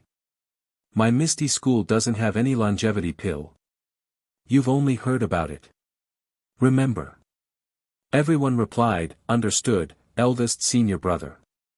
Then, Su Peihua, Su Laowu, asked, third brother, when will Laowu come back? Peng said with a smile, I just received news that Laowu and Shui Yupeng have already made their move. They should be back tomorrow or 2 days later. Su Laowu said, in the past, we 6 brothers used to spend the new year together. Now that there's the Luo Shui gang, we've left Laowu outside. I miss him a little. Peng said, the Luo Shui gang situation has just stabilized. Naturally, there needs to be someone to oversee it. Shui Yupeng's martial arts are good, but she's not good at scheming. Laowu can go over to help. Moreover, for the new year, the gang leader naturally has to be in the gang. Since I'm not going to Luo Shui, Shui Yupeng will have to be there. Anyway, they'll be back soon. Hu Lao laughed and said, Laowu is right. If you're the gang leader, you naturally have the responsibility of the gang leader. You have less time for yourself. However, third brother, even though it's still the new year, today's new year is very different from last year's. Peng and the others looked at Big Boss Hu with a smile, feeling proud in their hearts. Boss Hu continued, in the short span of a year, our Misty School's strength has increased by quite a bit. Our brother's martial arts have also become outstanding. Not to mention, we have also joined forces with the Luo Shui gang, allowing our Misty School to develop both on land and on water. This is one good news after another. Old Fifth Lu suddenly interrupted, sesame blossoms and grows higher and higher. Everyone was stunned for a moment before they smiled and said, Old Fifth's words are absolutely correct. Su Laolu was puzzled and asked, Fifth brother, when did you learn to drop your bag? Old Fifth Lu rolled his eyes and said, if I don't read, I can't listen. So that was how it was. Everyone was delighted. When everyone finished laughing, O Peng continued Hu Lao Da's words and said, this is all thanks to the secret plane. Therefore, today, I asked you to stay behind to talk about the treasure hunt in the secret plane in a few days. Hearing this, Old Fifth Lu and Su Laolu did not speak. For this kind of discussion, they always only brought their ears and their mouths to drink. As for Li Jian, his face was still as calm as water. His eyes occasionally moved, but no one knew what he was thinking. O Peng had already known about this situation. His words were directed at everyone, but his eyes were looking at Big Boss Hu. Big Boss Hu laughed and said, Third brother, what are your thoughts? Let's listen first. Fourth brother is not here now. When he comes back, you can have a good discussion with him. O Peng said, in fact, it's very simple. Eldest senior brother, my opinion is the same as before. It's better for us to deal with the changes by sticking to the status quo. It's better for us to send an inconspicuous disciple.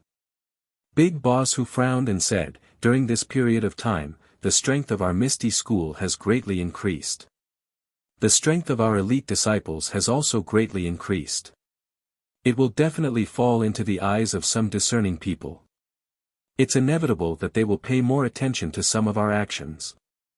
If we only send a disciple, we have to consider the safety issue. O Peng said with a smile, it's precisely because people will pay attention to it that we should do this. If you and I go, won't we attract more attention? It's better to send more disciples out and set up some smokescreen so that they can't figure out what we're going to do. In fact, I think that the secret plane may be known by others sooner or later. We can only hide it for as long as we can. We can take advantage of this time to get as much benefits as possible. Big Boss Hu asked again, so this time, we still let Yanming Jisher lead the operation? O Peng said with a wry smile, there's no other way. He has been there twice and is familiar with it. Moreover, he is the only one among the four forces that doesn't attract the attention of Jianghu people. If we don't let him go, who else can we send? Big Boss Hu laughed and said, Yanming Jisher is an honest and wonderful person with a good reputation. However, in front of the treasure, who won't be greedy? I hope he won't do anything stupid. O Peng said, we choose him because he is the weakest among the four forces. Before he does anything, he will think it over. Big Boss Hu said, in that case, I have no objection. What about you? Big Boss Hu turned to look at the others. Lu Laowu and Su Laolu were sipping wine. When they heard the eldest senior brother's question, they had no time to swallow the wine and just nodded hurriedly. Li Laoer said, in a low voice to show his agreement. Seeing this, Big Boss Hu said with a smile, we have no objection. You go ahead and do it first. When Laosi comes back, we can discuss the specific details. By the way, it's better not to disclose this matter to Shui Yupeng. After all, we may know a person's face but not his heart. It can make us completely relieved. O Peng said with a smile, don't worry, eldest senior brother. The fewer people who know a secret, the more confidential it is. Big Boss Hu said, well, this matter is settled. I'm relieved that you can do it. You can do it. The rest of the people also had the same look in their eyes and felt the same. O Peng was speechless. He rubbed his nose with his fingers and smiled bitterly. Let's not talk about how O Peng arranged the troops and arranged the disciples to release the smoke screen the next day. Let's talk about Zhang Xiaohua, who had been labeled as a glorious death. He had no idea that he had enjoyed the treatment of dying in the line of duty. He was just bored by the boring wait. It was snowing outside the cottage. It didn't stop until dawn. The sky also cleared up. The bright sunlight shone on the dozens of miles of frozen ground. Standing by the river, looking at the frozen jade belt and the snow-covered mountains, the golden sunlight hit one's face. The scene was extremely magnificent. If one appreciated such an artistic conception calmly, one might be able to comprehend something. Unfortunately, what the impatient Zhang Xiaohua wanted to see was not a static picture. What he wanted was a moving portrait of the people who came to find him. Unfortunately, in this desolate wilderness, whether there was snow or not, there were no signs of people.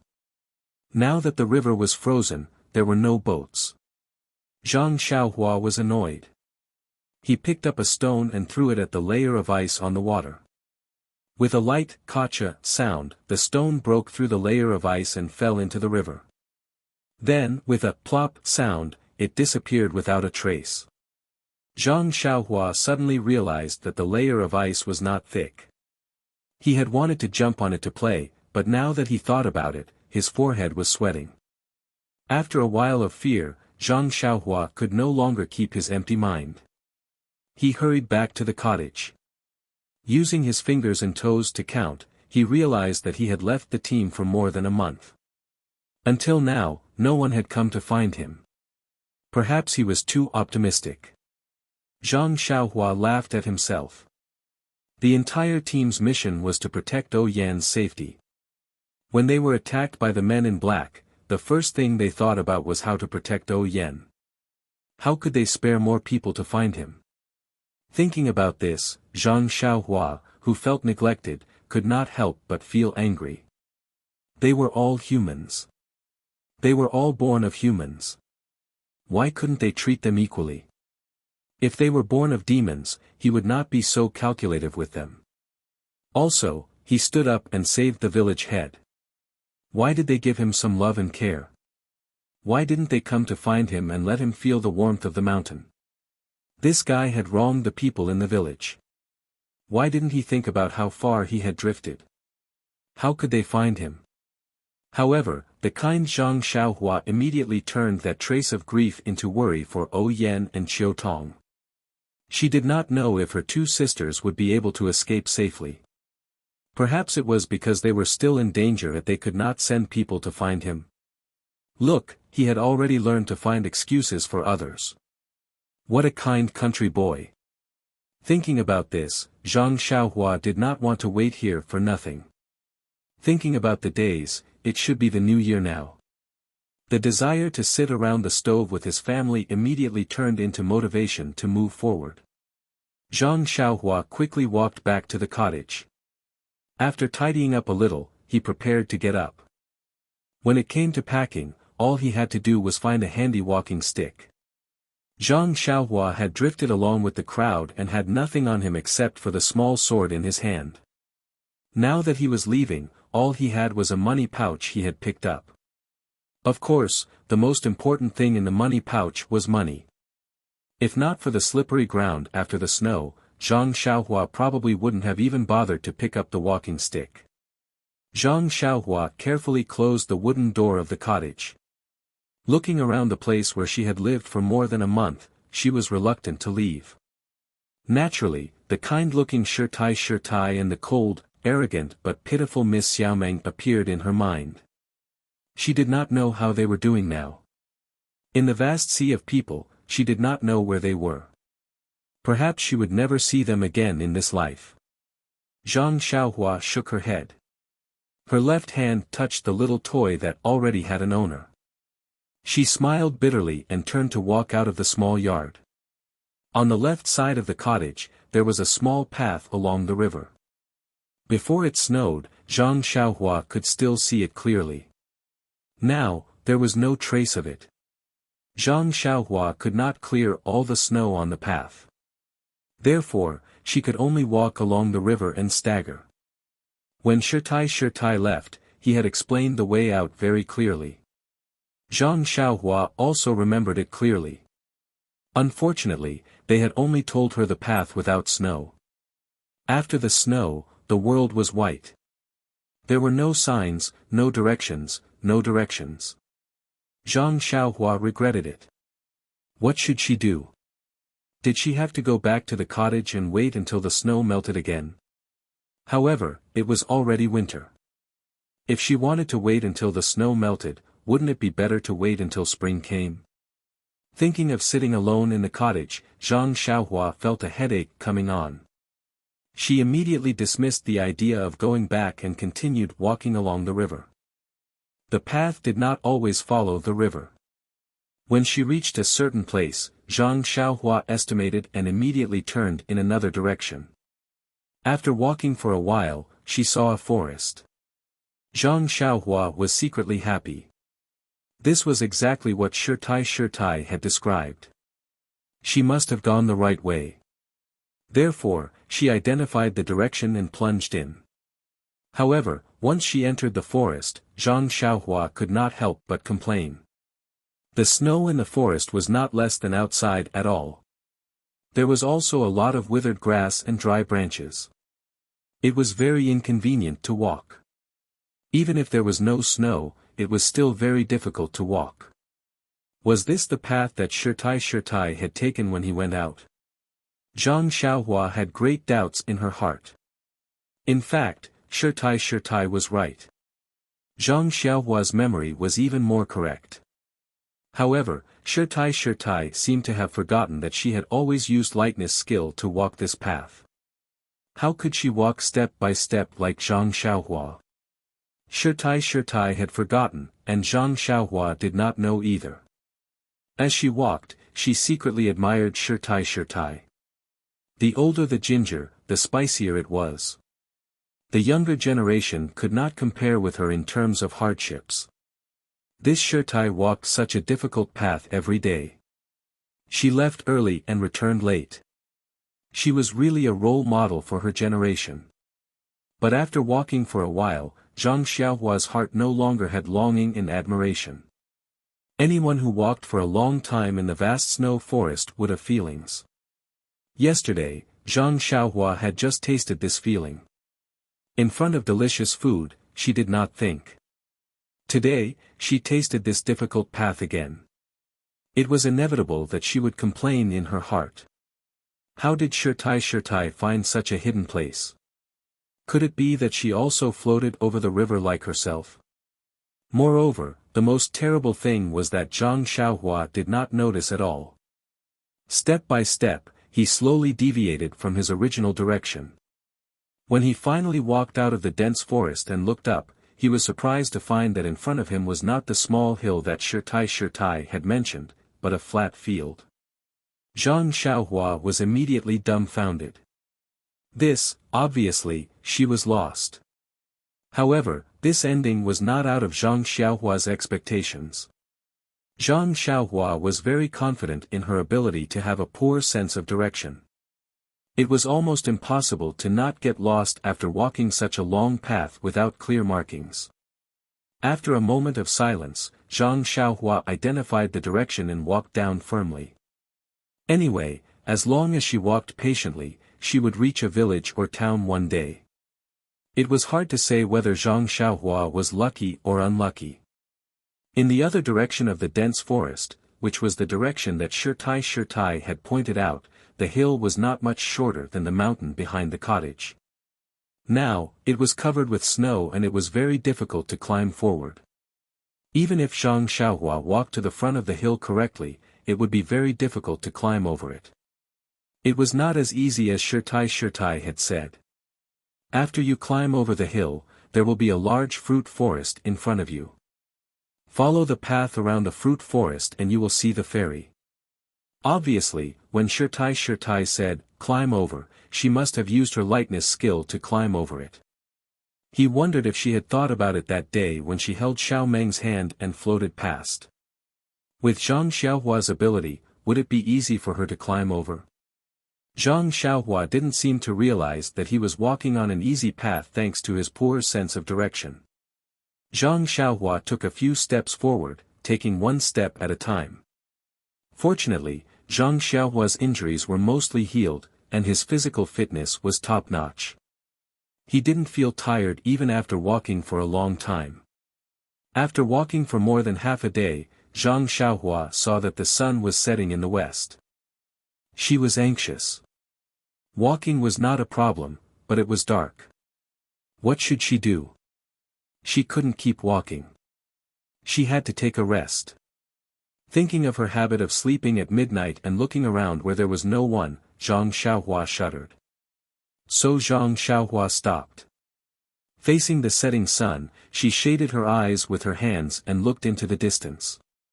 It seemed that there was a faint mountain range over there. Maybe she could find a cave to stay in there. After making up her mind, Zhang Xiaohua put away her walking stick, took a deep breath, and ran towards the mountain range. With the arrival of dusk, Zhang Xiaohua ran faster. Seeing the mountain range getting closer and closer, her heart became more and more at ease. When she ran closer, there was only a touch of sunset light left on the horizon. Even if Zhang Xiaohua's body was good, she was tired and panting at this time. The slope of the mountain range was gentle, so it was easy to climb. So while she could still see clearly, Zhang Xiaohua climbed while looking for a cave. But the mountain was getting higher and higher, Zhang Xiaohua's heart became colder and colder. The sky was about to turn dark, but she still couldn't find a place to stay. At this time, Zhang Xiaohua had climbed to a high place. Looking up, she couldn't help but be overjoyed. In the distance, there was a shadow of a dark area. It was obviously higher than the side. Zhang Xiaohua quickened his pace and walked closer. The stone in her heart finally fell. If it wasn't an abandoned house, then what was it? Zhang Xiaohua walked closer and took out a match. She lit it and saw that it was a dilapidated mountain temple. Half of the plaque in front of the door had fallen and was hanging there at an angle. She could vaguely see the big words on it, Mountain God Temple. Zhang Xiaohua was stunned. How could there be such a temple in the wilderness? But it was also good. Today, it helped Zhang Xiaohua. At least she wouldn't have to sleep in the wilderness. Therefore, Zhang Xiaohua lit a match and looked around the Mountain God Temple briefly. Then, he picked up some dried branches around the temple and started a raging bonfire in the temple's hall. After a tiring day, Zhang Xiaohua leaned against the warm fire and ate some dry rations that she brought with her. She immediately felt refreshed. Then, Zhang Xiaohua gathered her thoughts and got into a fighting stance. In this spacious mountain god temple, she practiced the Fist of the North Star 9 times. When the cool energy flowed through her body, Zhang Xiaohua stretched her arms and legs comfortably. These days were really comfortable. Of course, after recuperating from his injuries, Zhang Xiaohua practiced Elder Yu's swordsmanship to the best of his ability. After which, he found some straw at the back of the temple and laid it down beside the bonfire before falling asleep comfortably. Please add it to your collection, thank you.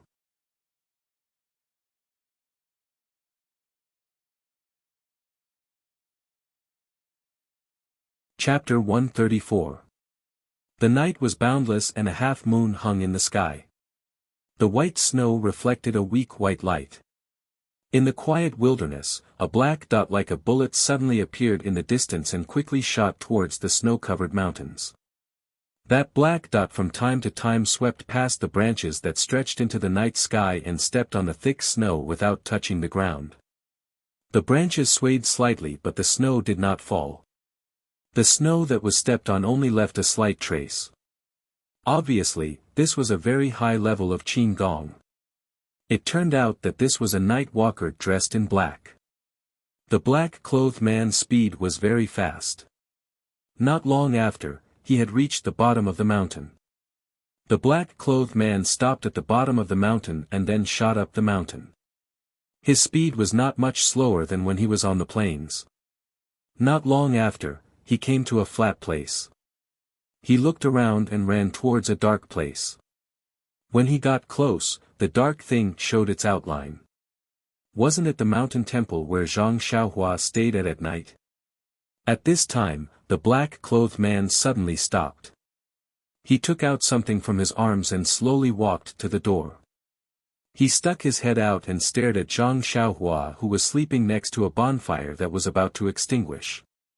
After listening for a while, he walked in with heavy footsteps.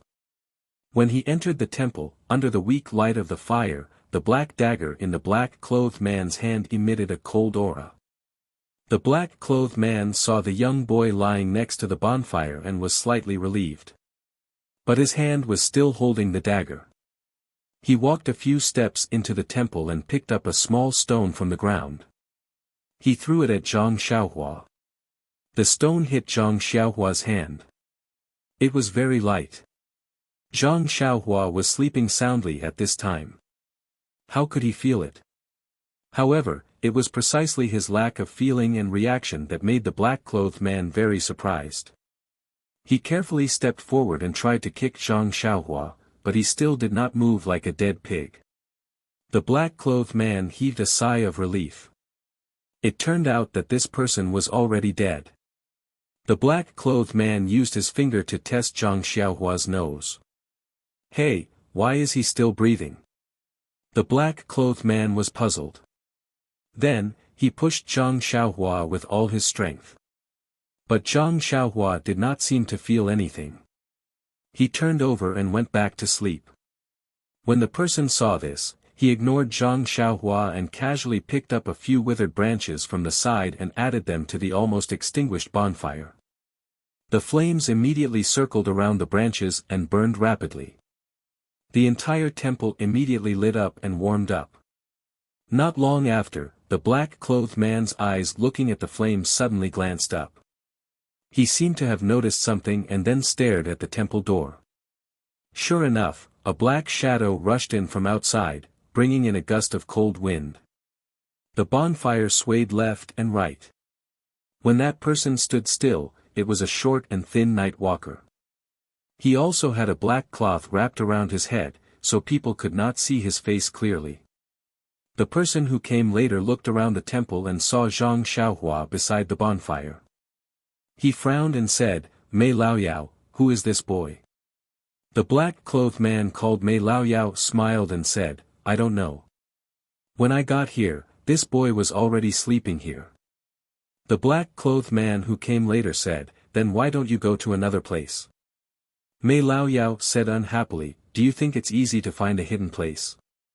I tried just now. This boy is asleep. I can't do anything. He doesn't have any internal energy. He's probably a country boy who got lost. Shopkeeper Lu, you're too careful." When Shopkeeper Lu heard this, he walked forward and said, "It's better to be safe than sorry. If I wasn't careful, how could I live until now?" Shopkeeper Lu walked to Zhang Xiaohua and also looked at him. He kicked him twice. Just as Mei Laoyao said, there was no reaction. However, he was still worried. He used his internal energy and pressed a few acupoints on Zhang Xiaohua's body. He said, "Let him sleep. If I don't hit his sleeping acupoint, I won't feel at ease." Mei Laoyao was still warming himself by the fire. He said, "Okay, you're finally relieved. Come and warm yourself." Shopkeeper Lu sat beside the bonfire and asked, "Mei Laoyao, how did you find this place? I've been in Misty Rain Town for so long. How come I've never heard of a mountain god temple here?" Mei Laoyao said unhappily, "Just because you haven't heard of it doesn't mean it doesn't exist. I came to Misty Rain Town for a mission 2 years ago and was discovered by my enemies. When I chased all the way here, I found it on the mountain. When I looked for you this time, I suddenly thought that such a secluded place would be the best place to see you." Shopkeeper Lu said with a smile, "That's right. A place that even I don't know of is naturally very appropriate. However, on such a snowy night, only someone as good as you won't leave too many traces on the snow. I can't do that. It's hard to guarantee that I won't be seen." Mei Laoyao sneered and said, "So what if someone sees us tomorrow? Can he know what we talked about tonight?" Can he find your shop? Shopkeeper Lu said with a smile, you're right, little brother. I'm being overly cautious. Mei Laoyao said, there's no right or wrong. Once you enter the Jianghu, you can't help yourself. There's a bloody disaster at any time. It's normal to be careful. Oh, okay, let's cut the small talk. What's wrong with the Tan family? Shopkeeper Lu immediately stopped smiling and said, the Tan family is managed like a family. I've sent spies to infiltrate them several times, but they all failed. In order not to alert the enemy, I didn't dare to try again. Now, as a jade shopkeeper, I have some connections with their third young master. Mei Laoyao didn't say anything. Seeing this, shopkeeper Lu didn't know whether the other was happy or sad. He said with a smile, I know this is far from the requirements of the organization, but I do have some difficulties. You see, I've made friends with some low-level disciples. They can't get close to the core of the Tan family, and they can't find out anything useful. As for the core disciples, not to mention their eldest young master and second young master, who are all outstanding talents and extremely shrewd, even disciples like Tan Wen and Tan Wu, who are slightly from the side branches, have received strict training since they were young. They are strict with themselves in all aspects. It's very difficult to cater to their preferences. Mei Laoyao frowned and said, this is the truth. The organization also knows this. Didn't they let you come here because they liked your specialty? That's why they gave you this tough nut to crack. You have to display the spirit of not being afraid of hardship and not being tired. Bring out the spirit you used to be good at fighting battles. Strive to put a Kongming lantern in this difficult place. Shopkeeper Lu was stunned and said, this. Brother Mei, what is a Kongming lantern? Mei Laoyao smiled and said, Brother Lu, you're just a country bumpkin. A Kongming lantern is a lantern that can be placed in the sky. It's like you've made achievements that people look up to. Shopkeeper Lu cupped his hands and said, I'm impressed, I'm impressed. Brother Mei, a scholar who has been away for 3 days must be looked at with new eyes. After your training at the headquarters, your level has improved greatly. Mei Laoyao was also happy. He cupped his hands in a certain direction and said, this is all a gift from the master. You and I must be grateful. If you do well this time, you might be able to receive the master's appreciation. When shopkeeper Lu heard this, he hurried forward and took out an item from his bosom. He carefully placed it in front of Mei Laoyao and said with a smile, Brother Mei, this is an ancient jade that I received when I was in the countryside last time. It's warm in the winter and cool in the summer. It's very unique. Please accept it and admire it when you're free. Mei Laoyao looked at the item that shopkeeper Lu handed over and accepted it carelessly. He said with a smile, Brother Lu, you're so kind. I only have this little hobby, yet you've taken it seriously. Just based on this, it's impossible for me not to improve. Shopkeeper Lu said modestly, my insignificant skills are nothing. Compared to Brother Mei, it's like a firefly compared to the bright moon. I hope you'll put in more good words for me in the future. Mei Laoyao rubbed the item in his hand and said with a smile, the master is a master who can't tolerate sand in his eyes. Naturally, he will reward those who make a contribution and punish those who make a mistake. If Brother Lu can have some achievements, I'll also be able to benefit from it. Shopkeeper Lu said, isn't that still dependent on the master's guidance and brother's support? Mei Laoyao smiled and didn't say anything else. He just played with the ancient jade in his hand. Shopkeeper Lu saw that his goal had been achieved and said, however, I heard third young master Tan talk about some things in the past few days. There are actually some clues. Mei Laoyao made a sound of surprise and said, tell me about it. Perhaps you've made some new discoveries. Shopkeeper Lu said, according to third young master Tan, the Tan family sent out many disciples before and after the new year. It seemed like there were many missions. Third young master Tan was a bit puzzled. Although the family usually had some affairs outside, they were all scattered at different times. He hadn't seen any disciples go out at the end of the year. He was very puzzled. Mei Laoyao said, "Then did you ask him what kind of missions they were?" Shopkeeper Lu said with a smile, "How would I dare to ask such a sensitive question?" However, listening to his vague meaning, he also didn't know. Moreover, when he asked the family head, he was reprimanded. If he hadn't been reprimanded, he wouldn't necessarily have told me. Mei Laoyao asked again, if third young Master Tan didn't know, then what about eldest young Master Tan and second young Master Tan? Did they make any movements? Did they also go out on missions? Shopkeeper Lu shook his head and said, "No, they're all staying at the Tan family's old residence." Mei Laoyao frowned and said, "That's a bit strange. If something really happened, the eldest and second in the family would definitely go out to take care of the overall situation. They're all staying at home. Presumably, the Tan family suddenly encountered some trivial matters.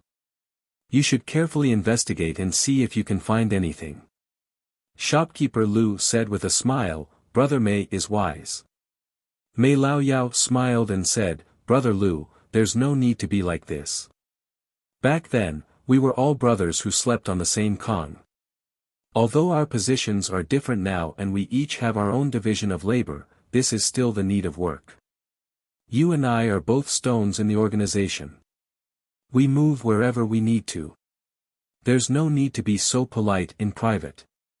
Shopkeeper Lu said with a smile, I wouldn't dare. I can't even run faster than you can walk. I'd better listen to you honestly." Mei Laoyao smiled and didn't insist. After a while, Shopkeeper Lu seemed to have thought of something and said, "That's right, Brother Mei, there seems to be one more thing. I don't know if it's useful." Mei Laoyao smiled and said, "There's no harm in saying it. I'll also give you a reference." Shopkeeper Lu said, "Some time ago, third young Master Tan vaguely said that his two older brothers used to often practice martial arts with him. In the past year, they didn't practice martial arts together with third young Master Tan. Moreover, they never sparred with third young Master Tan.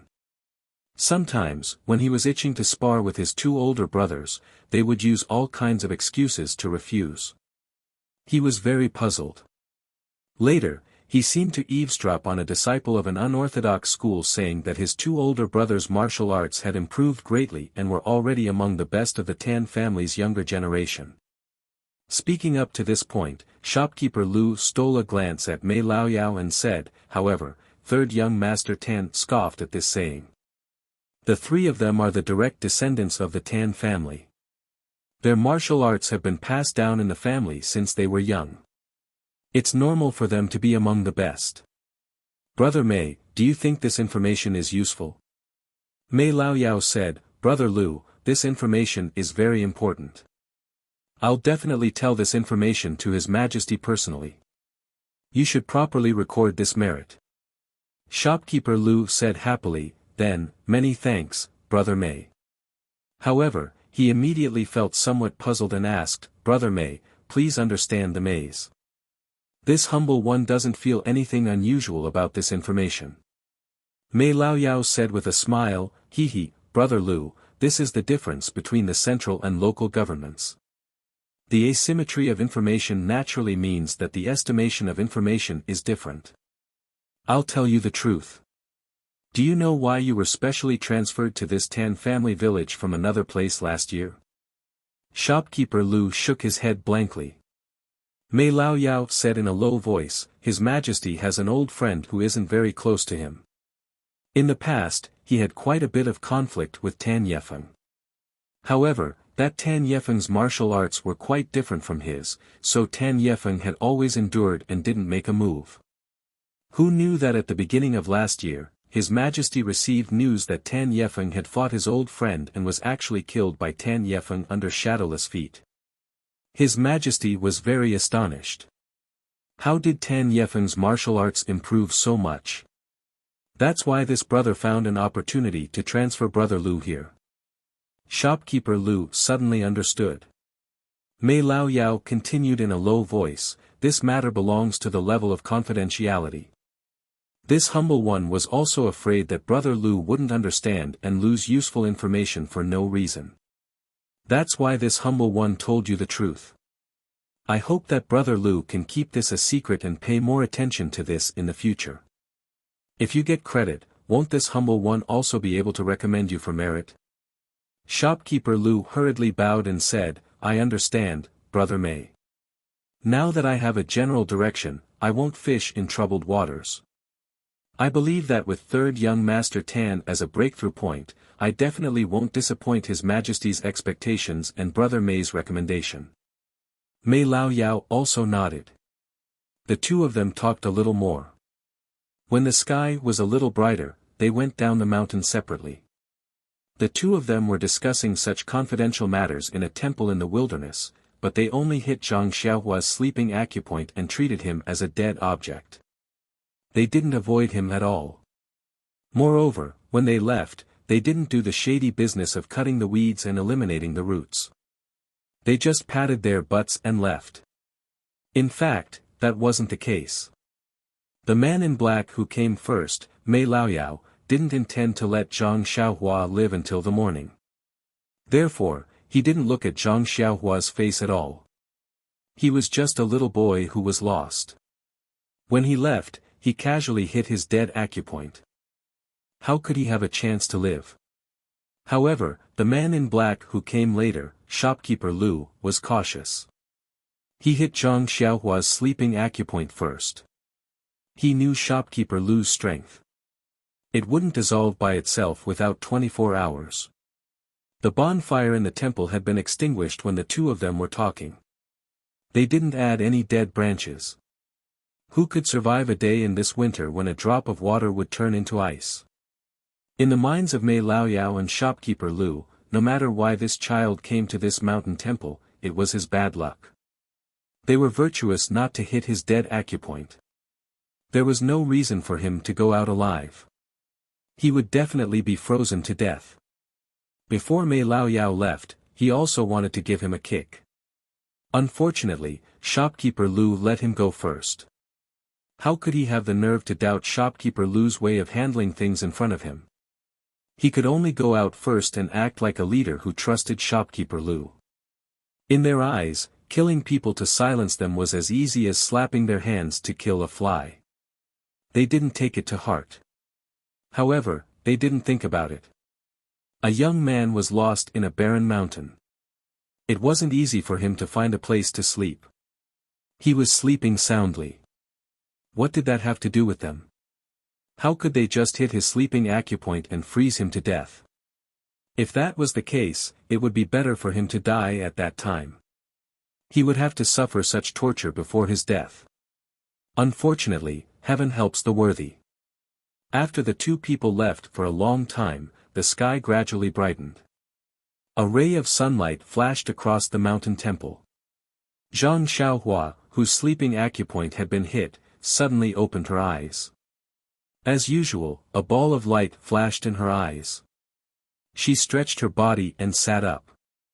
She looked around and saw the ashes of the bonfire that had lost its heat.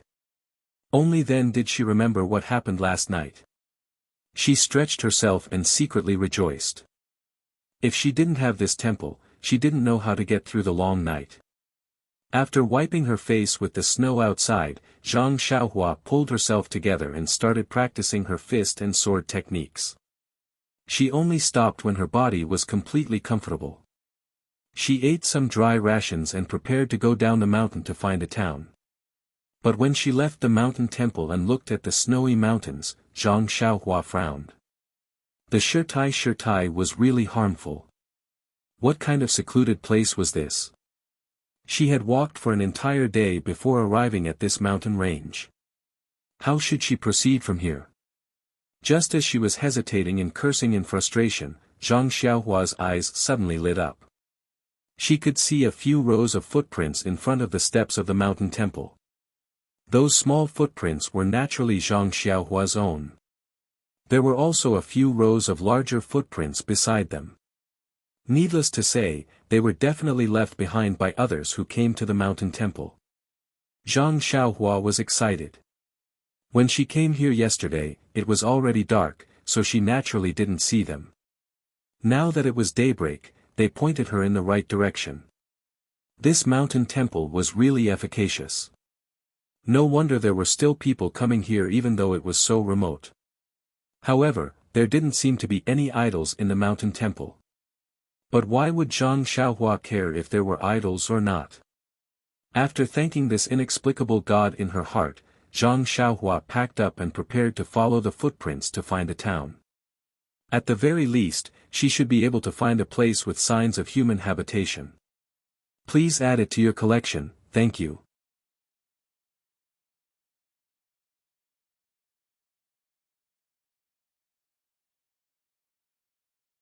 Chapter 135.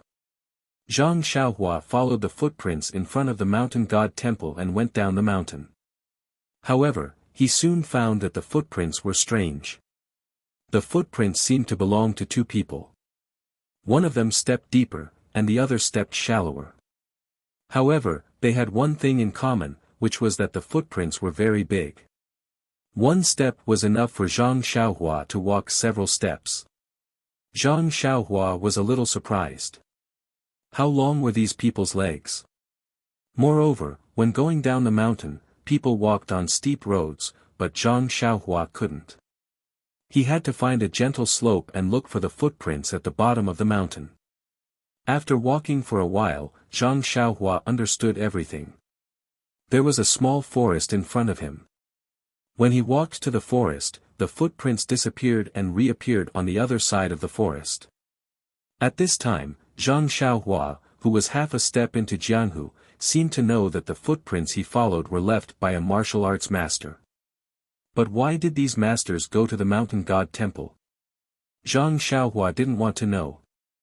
He just wanted to let the footprints take him back to the human world.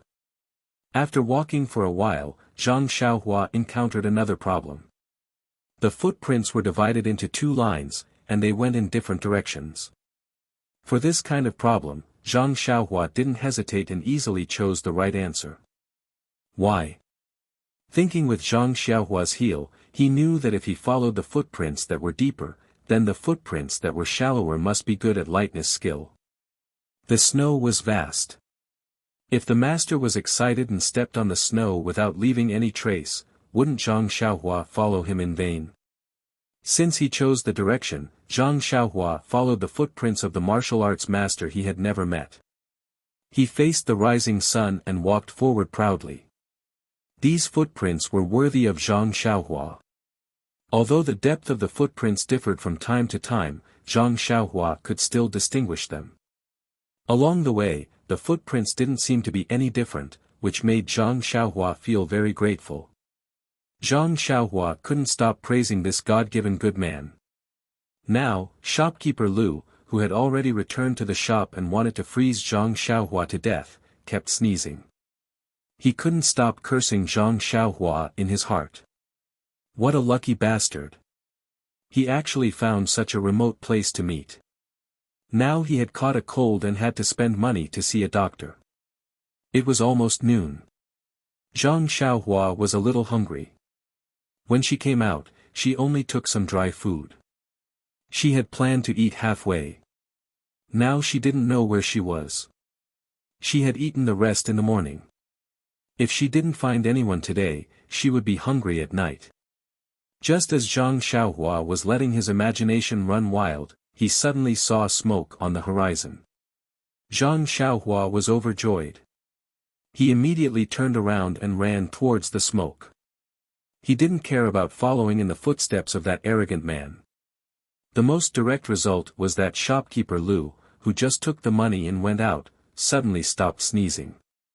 He touched his nose, shook his head, and said to himself, "Heaven helps the good. Last night, I didn't kill the country boy in the wild temple. I just sealed his sleeping acupoint and let him freeze to death. In comparison, I have accumulated good karma. I immediately received interest and didn't need to spend money to see a doctor. It seems that I have to learn from the senior management of the organization. They are real masters who kill people without spilling blood." Zhang Xiaohua left the footprints and turned to the place where there was smoke again. She opened a road when she met a mountain and built a bridge when she crossed a river. She carried out the fearless Jianghu spirit. Finally, in the afternoon, she came to a small town in the countryside. Looking at the small town in the distance, the houses around the town, and the poultry around the houses, Zhang Xiaohua sighed with emotion. She finally found human habitation. She didn't have to worry about being hungry anymore. Zhang Xiaohua walked along the small path of the small town. It was a typical rural town, a little smaller than Lu Town. Now that it was the new year, there were many people on the street. They were all wearing new clothes and smiling. When they met, they were all friendly and cupped their hands to each other. Many young boys about the same age as Zhang Xiaohua were holding incense and setting off firecrackers happily. It was a scene of celebrating the new year. Zhang Xiaohua's dress was not shabby, but it was not neat either. It didn't look like she was celebrating the new year. The people in the town saw it and felt a little strange. After all, ordinary people, no matter how poor they were, had to change their children's clothes for the new year. People like Zhang Xiaohua who didn't have new clothes to wear were very rare. Moreover, they looked unfamiliar, so they must be an orphan in the countryside. How could Zhang Xiaohua care about other people's faces? He looked for a place where he could buy food. However, after searching for a while, he suddenly realized that it was the new year. Ordinary small shops were closed and not open for business. Where could he buy food? Zhang Xiaohua secretly touched the money bag in his arms. He couldn't help but smile bitterly. Since he was born, he had never taken so much money. He even had to starve. It was really unfair. Looking at the shops in the small town that were basically closed, Zhang Xiaohua couldn't help but smile bitterly. Did he have to wait until the 6th day of the new year to buy food? He doubted whether he could survive until then. Zhang Xiaohua sighed. It was impossible. He could only find someone and knock on the door to buy food. At this time, a young man in his 20s walked in front of him. He was dressed very brightly, had greasy hair and a powdered face. He seemed to be humming a little song. Zhang Xiaohua hurriedly went forward and cupped his hands in greeting. "Excuse me, big brother." That person was squinting his eyes and reminiscing about something. He was very impatient when he was interrupted. Seeing the poor country child in front of him, he frowned and secretly cursed his bad luck. Was this person asking for money on the street? It was the new year. If he gave it, he would be distressed. If he didn't give it, he wouldn't get any good luck. He was in a dilemma. Thus, he asked, "What's the matter?" As he spoke, his hand reached into his bosom and secretly took out a copper coin. If it was money, he would use it to send the matter away. Zhang Xiaohua smiled and said, "Excuse me, big brother, what time is it now?" That person was stunned. So it wasn't money. His heart relaxed and he said with a smile, "It's 3:00 in the afternoon." After he finished speaking, he was about to walk away. Zhang Xiaohua said again, "Sorry, big brother, you misunderstood. I asked what day is it today." That person was even more stunned. He looked up and down at Zhang Xiaohua and asked, "Little brother, do you have a fever? You don't know what day it is?" Zhang Xiaohua smiled and said, "I mistakenly entered the deep mountains. When I came out, it was already late. What year is it now?" That person saw that Zhang Xiaohua's words were extraordinary and immediately showed respect. He said solemnly, "Today is the 6th day of the 1st month in the 23rd year of Jin Feng. I wonder when little brother entered the mountains." Zhang Xiaohua cupped her hands and said seriously, "It's about the beginning of the 12th month in the 22nd year of Jin Feng." That person smiled and said, "Admirable, admirable. What a great immortal fate." Immediately, the smile on his face froze. Where did this come from? It's only 1 month. Are you kidding me? Zhang Xiaohua laughed in her heart and asked again, "Big brother, may I ask where I can buy food in this town? Anything is fine as long as it can fill my stomach." That person was just about to speak when he suddenly rolled his eyes and said with a smile, "Which shop is open during the new year? However, little brother's request is not high. As long as you can fill your stomach, there is a place you can go." Zhang Xiaohua said happily, "Please enlighten me, big brother." That person pointed to the distance and said, "Go forward from here until you reach the end of the road. Turn left and walk straight until you reach a sundry goods store. Turn right and walk straight. At the end of the road is a Food as Heaven restaurant. It might be open at this time. If it's not open, I'm afraid little brother will have to go hungry." After saying that, Zhang Xiaohua thanked him again and again. Only then did she follow the path that the person pointed out and quickly ran. The young man behind her curled his lips and laughed sinisterly. He walked away by himself. When Zhang Xiaohua arrived at the Food as Heaven along the designated path, she could not help but be stunned. It was not that the Food as Heaven restaurant was not open. It was just that the entrance of the Food as Heaven restaurant was filled with people and it was extremely noisy. It turned out that this Food as Heaven was the most prosperous restaurant in the small town. The new year was the best time for restaurants. How could they not open their doors to welcome customers? However, Zhang Xiaohua was in a dilemma. Not to mention that Zhang Xiaohua had never had the experience of going to a restaurant since she was young. On the way to Pingyang City, she had eaten at the Galloping Horse Inn. That was even when she followed Zhang Xiaohu there. Moreover, the customers of this restaurant either came in carriages or were dressed in silk and satin. All of them were fat and big. It seemed that this restaurant was not of a low class. Now, could she even enter? Just as she was hesitating, Zhang Xiaohua's stomach rumbled. Helplessly, Zhang Xiaohua still braced herself and walked forward. The waiter in front of the Food as Heaven restaurant was sweating profusely at the entrance to welcome customers. Suddenly, he saw a young man from the countryside walking over hesitantly. He could not help but frown secretly and thought to himself, "Country bumpkin, don't you know where you are before coming here without permission?" Just as he was about to wait for Zhang Xiaohua to go forward and scold him, the waiter realized that although Zhang Xiaohua's clothes were old, they were not made of the commonly seen cloth in the countryside. The waiter's eyes were very sharp. He took a closer look and saw that the clothes were tailored to fit. They were probably not picked up or stolen. Although they were not new clothes, he could not figure out her identity. Therefore, he quickly changed his attitude and smiled.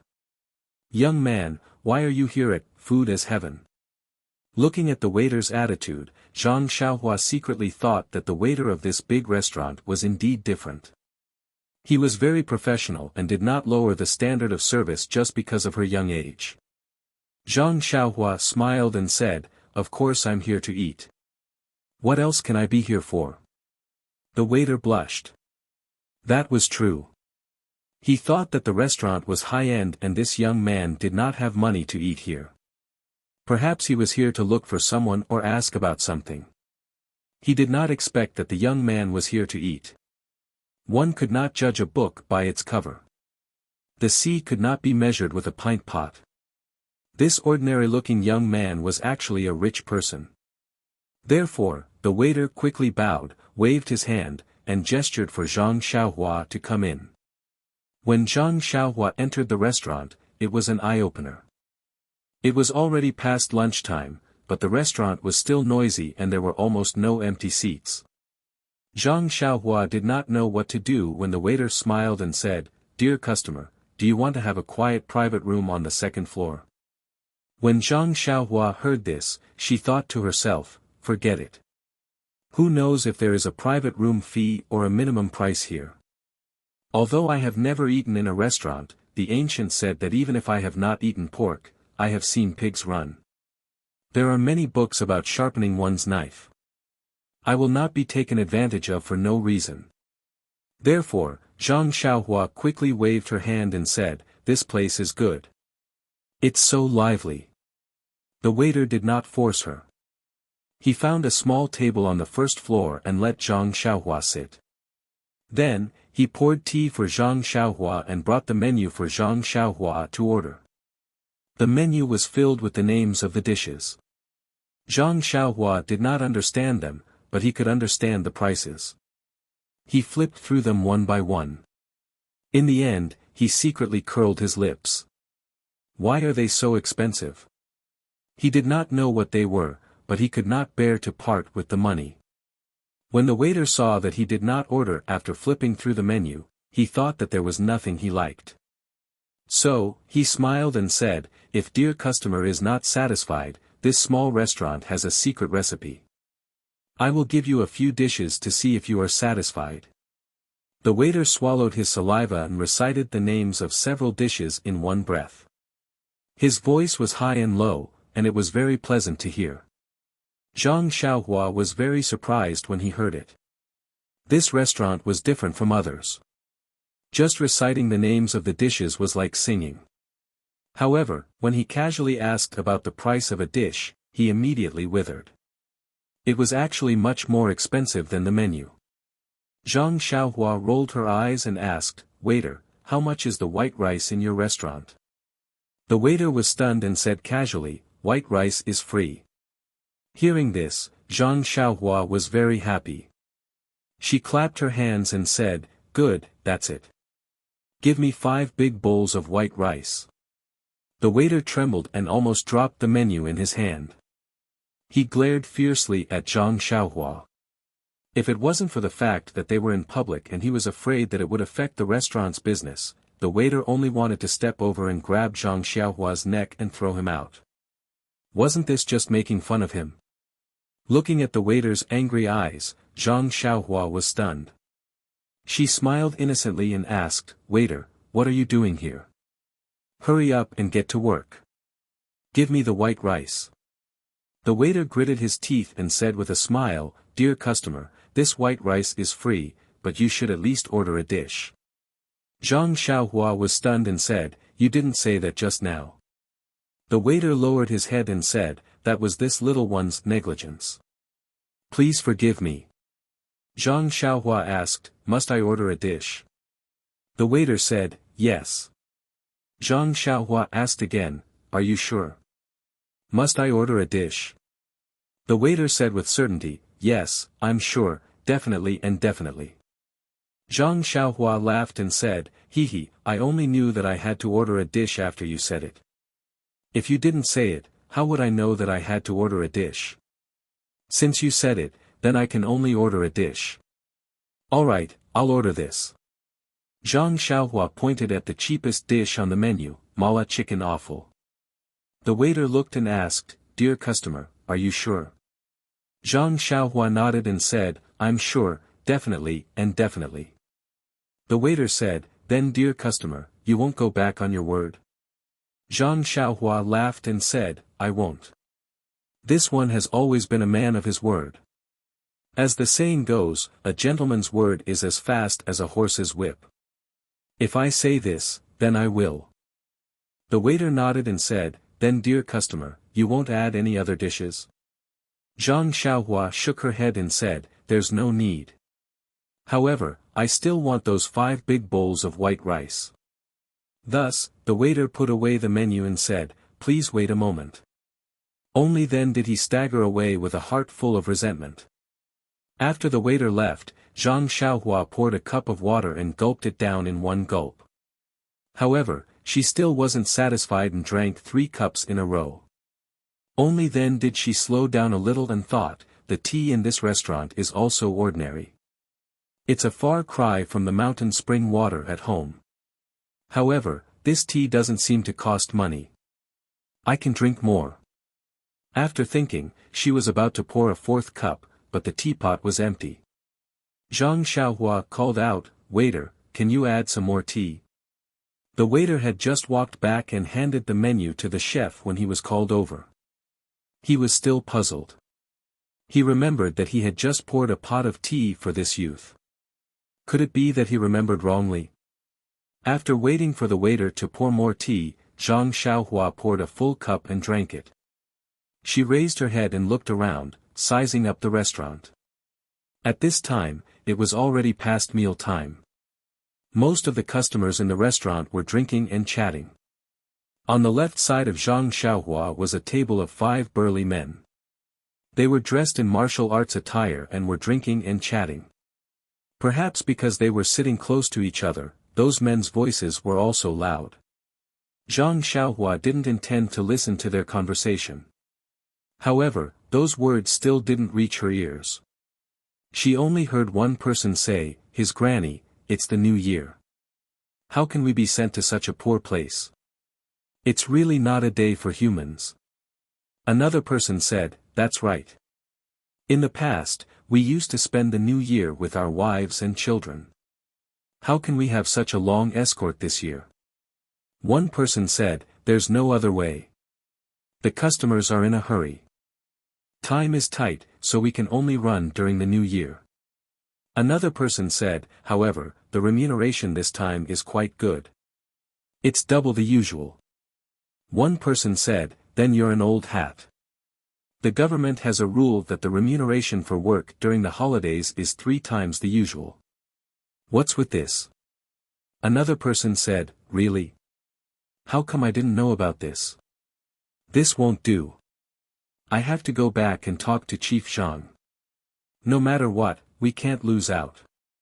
One person said, "Forget it. Chief Zhang is also a newcomer. Although he has gained some prestige recently, he's still not a proper escort. It's better to ask around in private first." Another person said, "Then we have to tell him so that he can be prepared. Maybe he doesn't even know about it." One person said, "That's fine too. Chief Zhang is usually very straightforward and enthusiastic.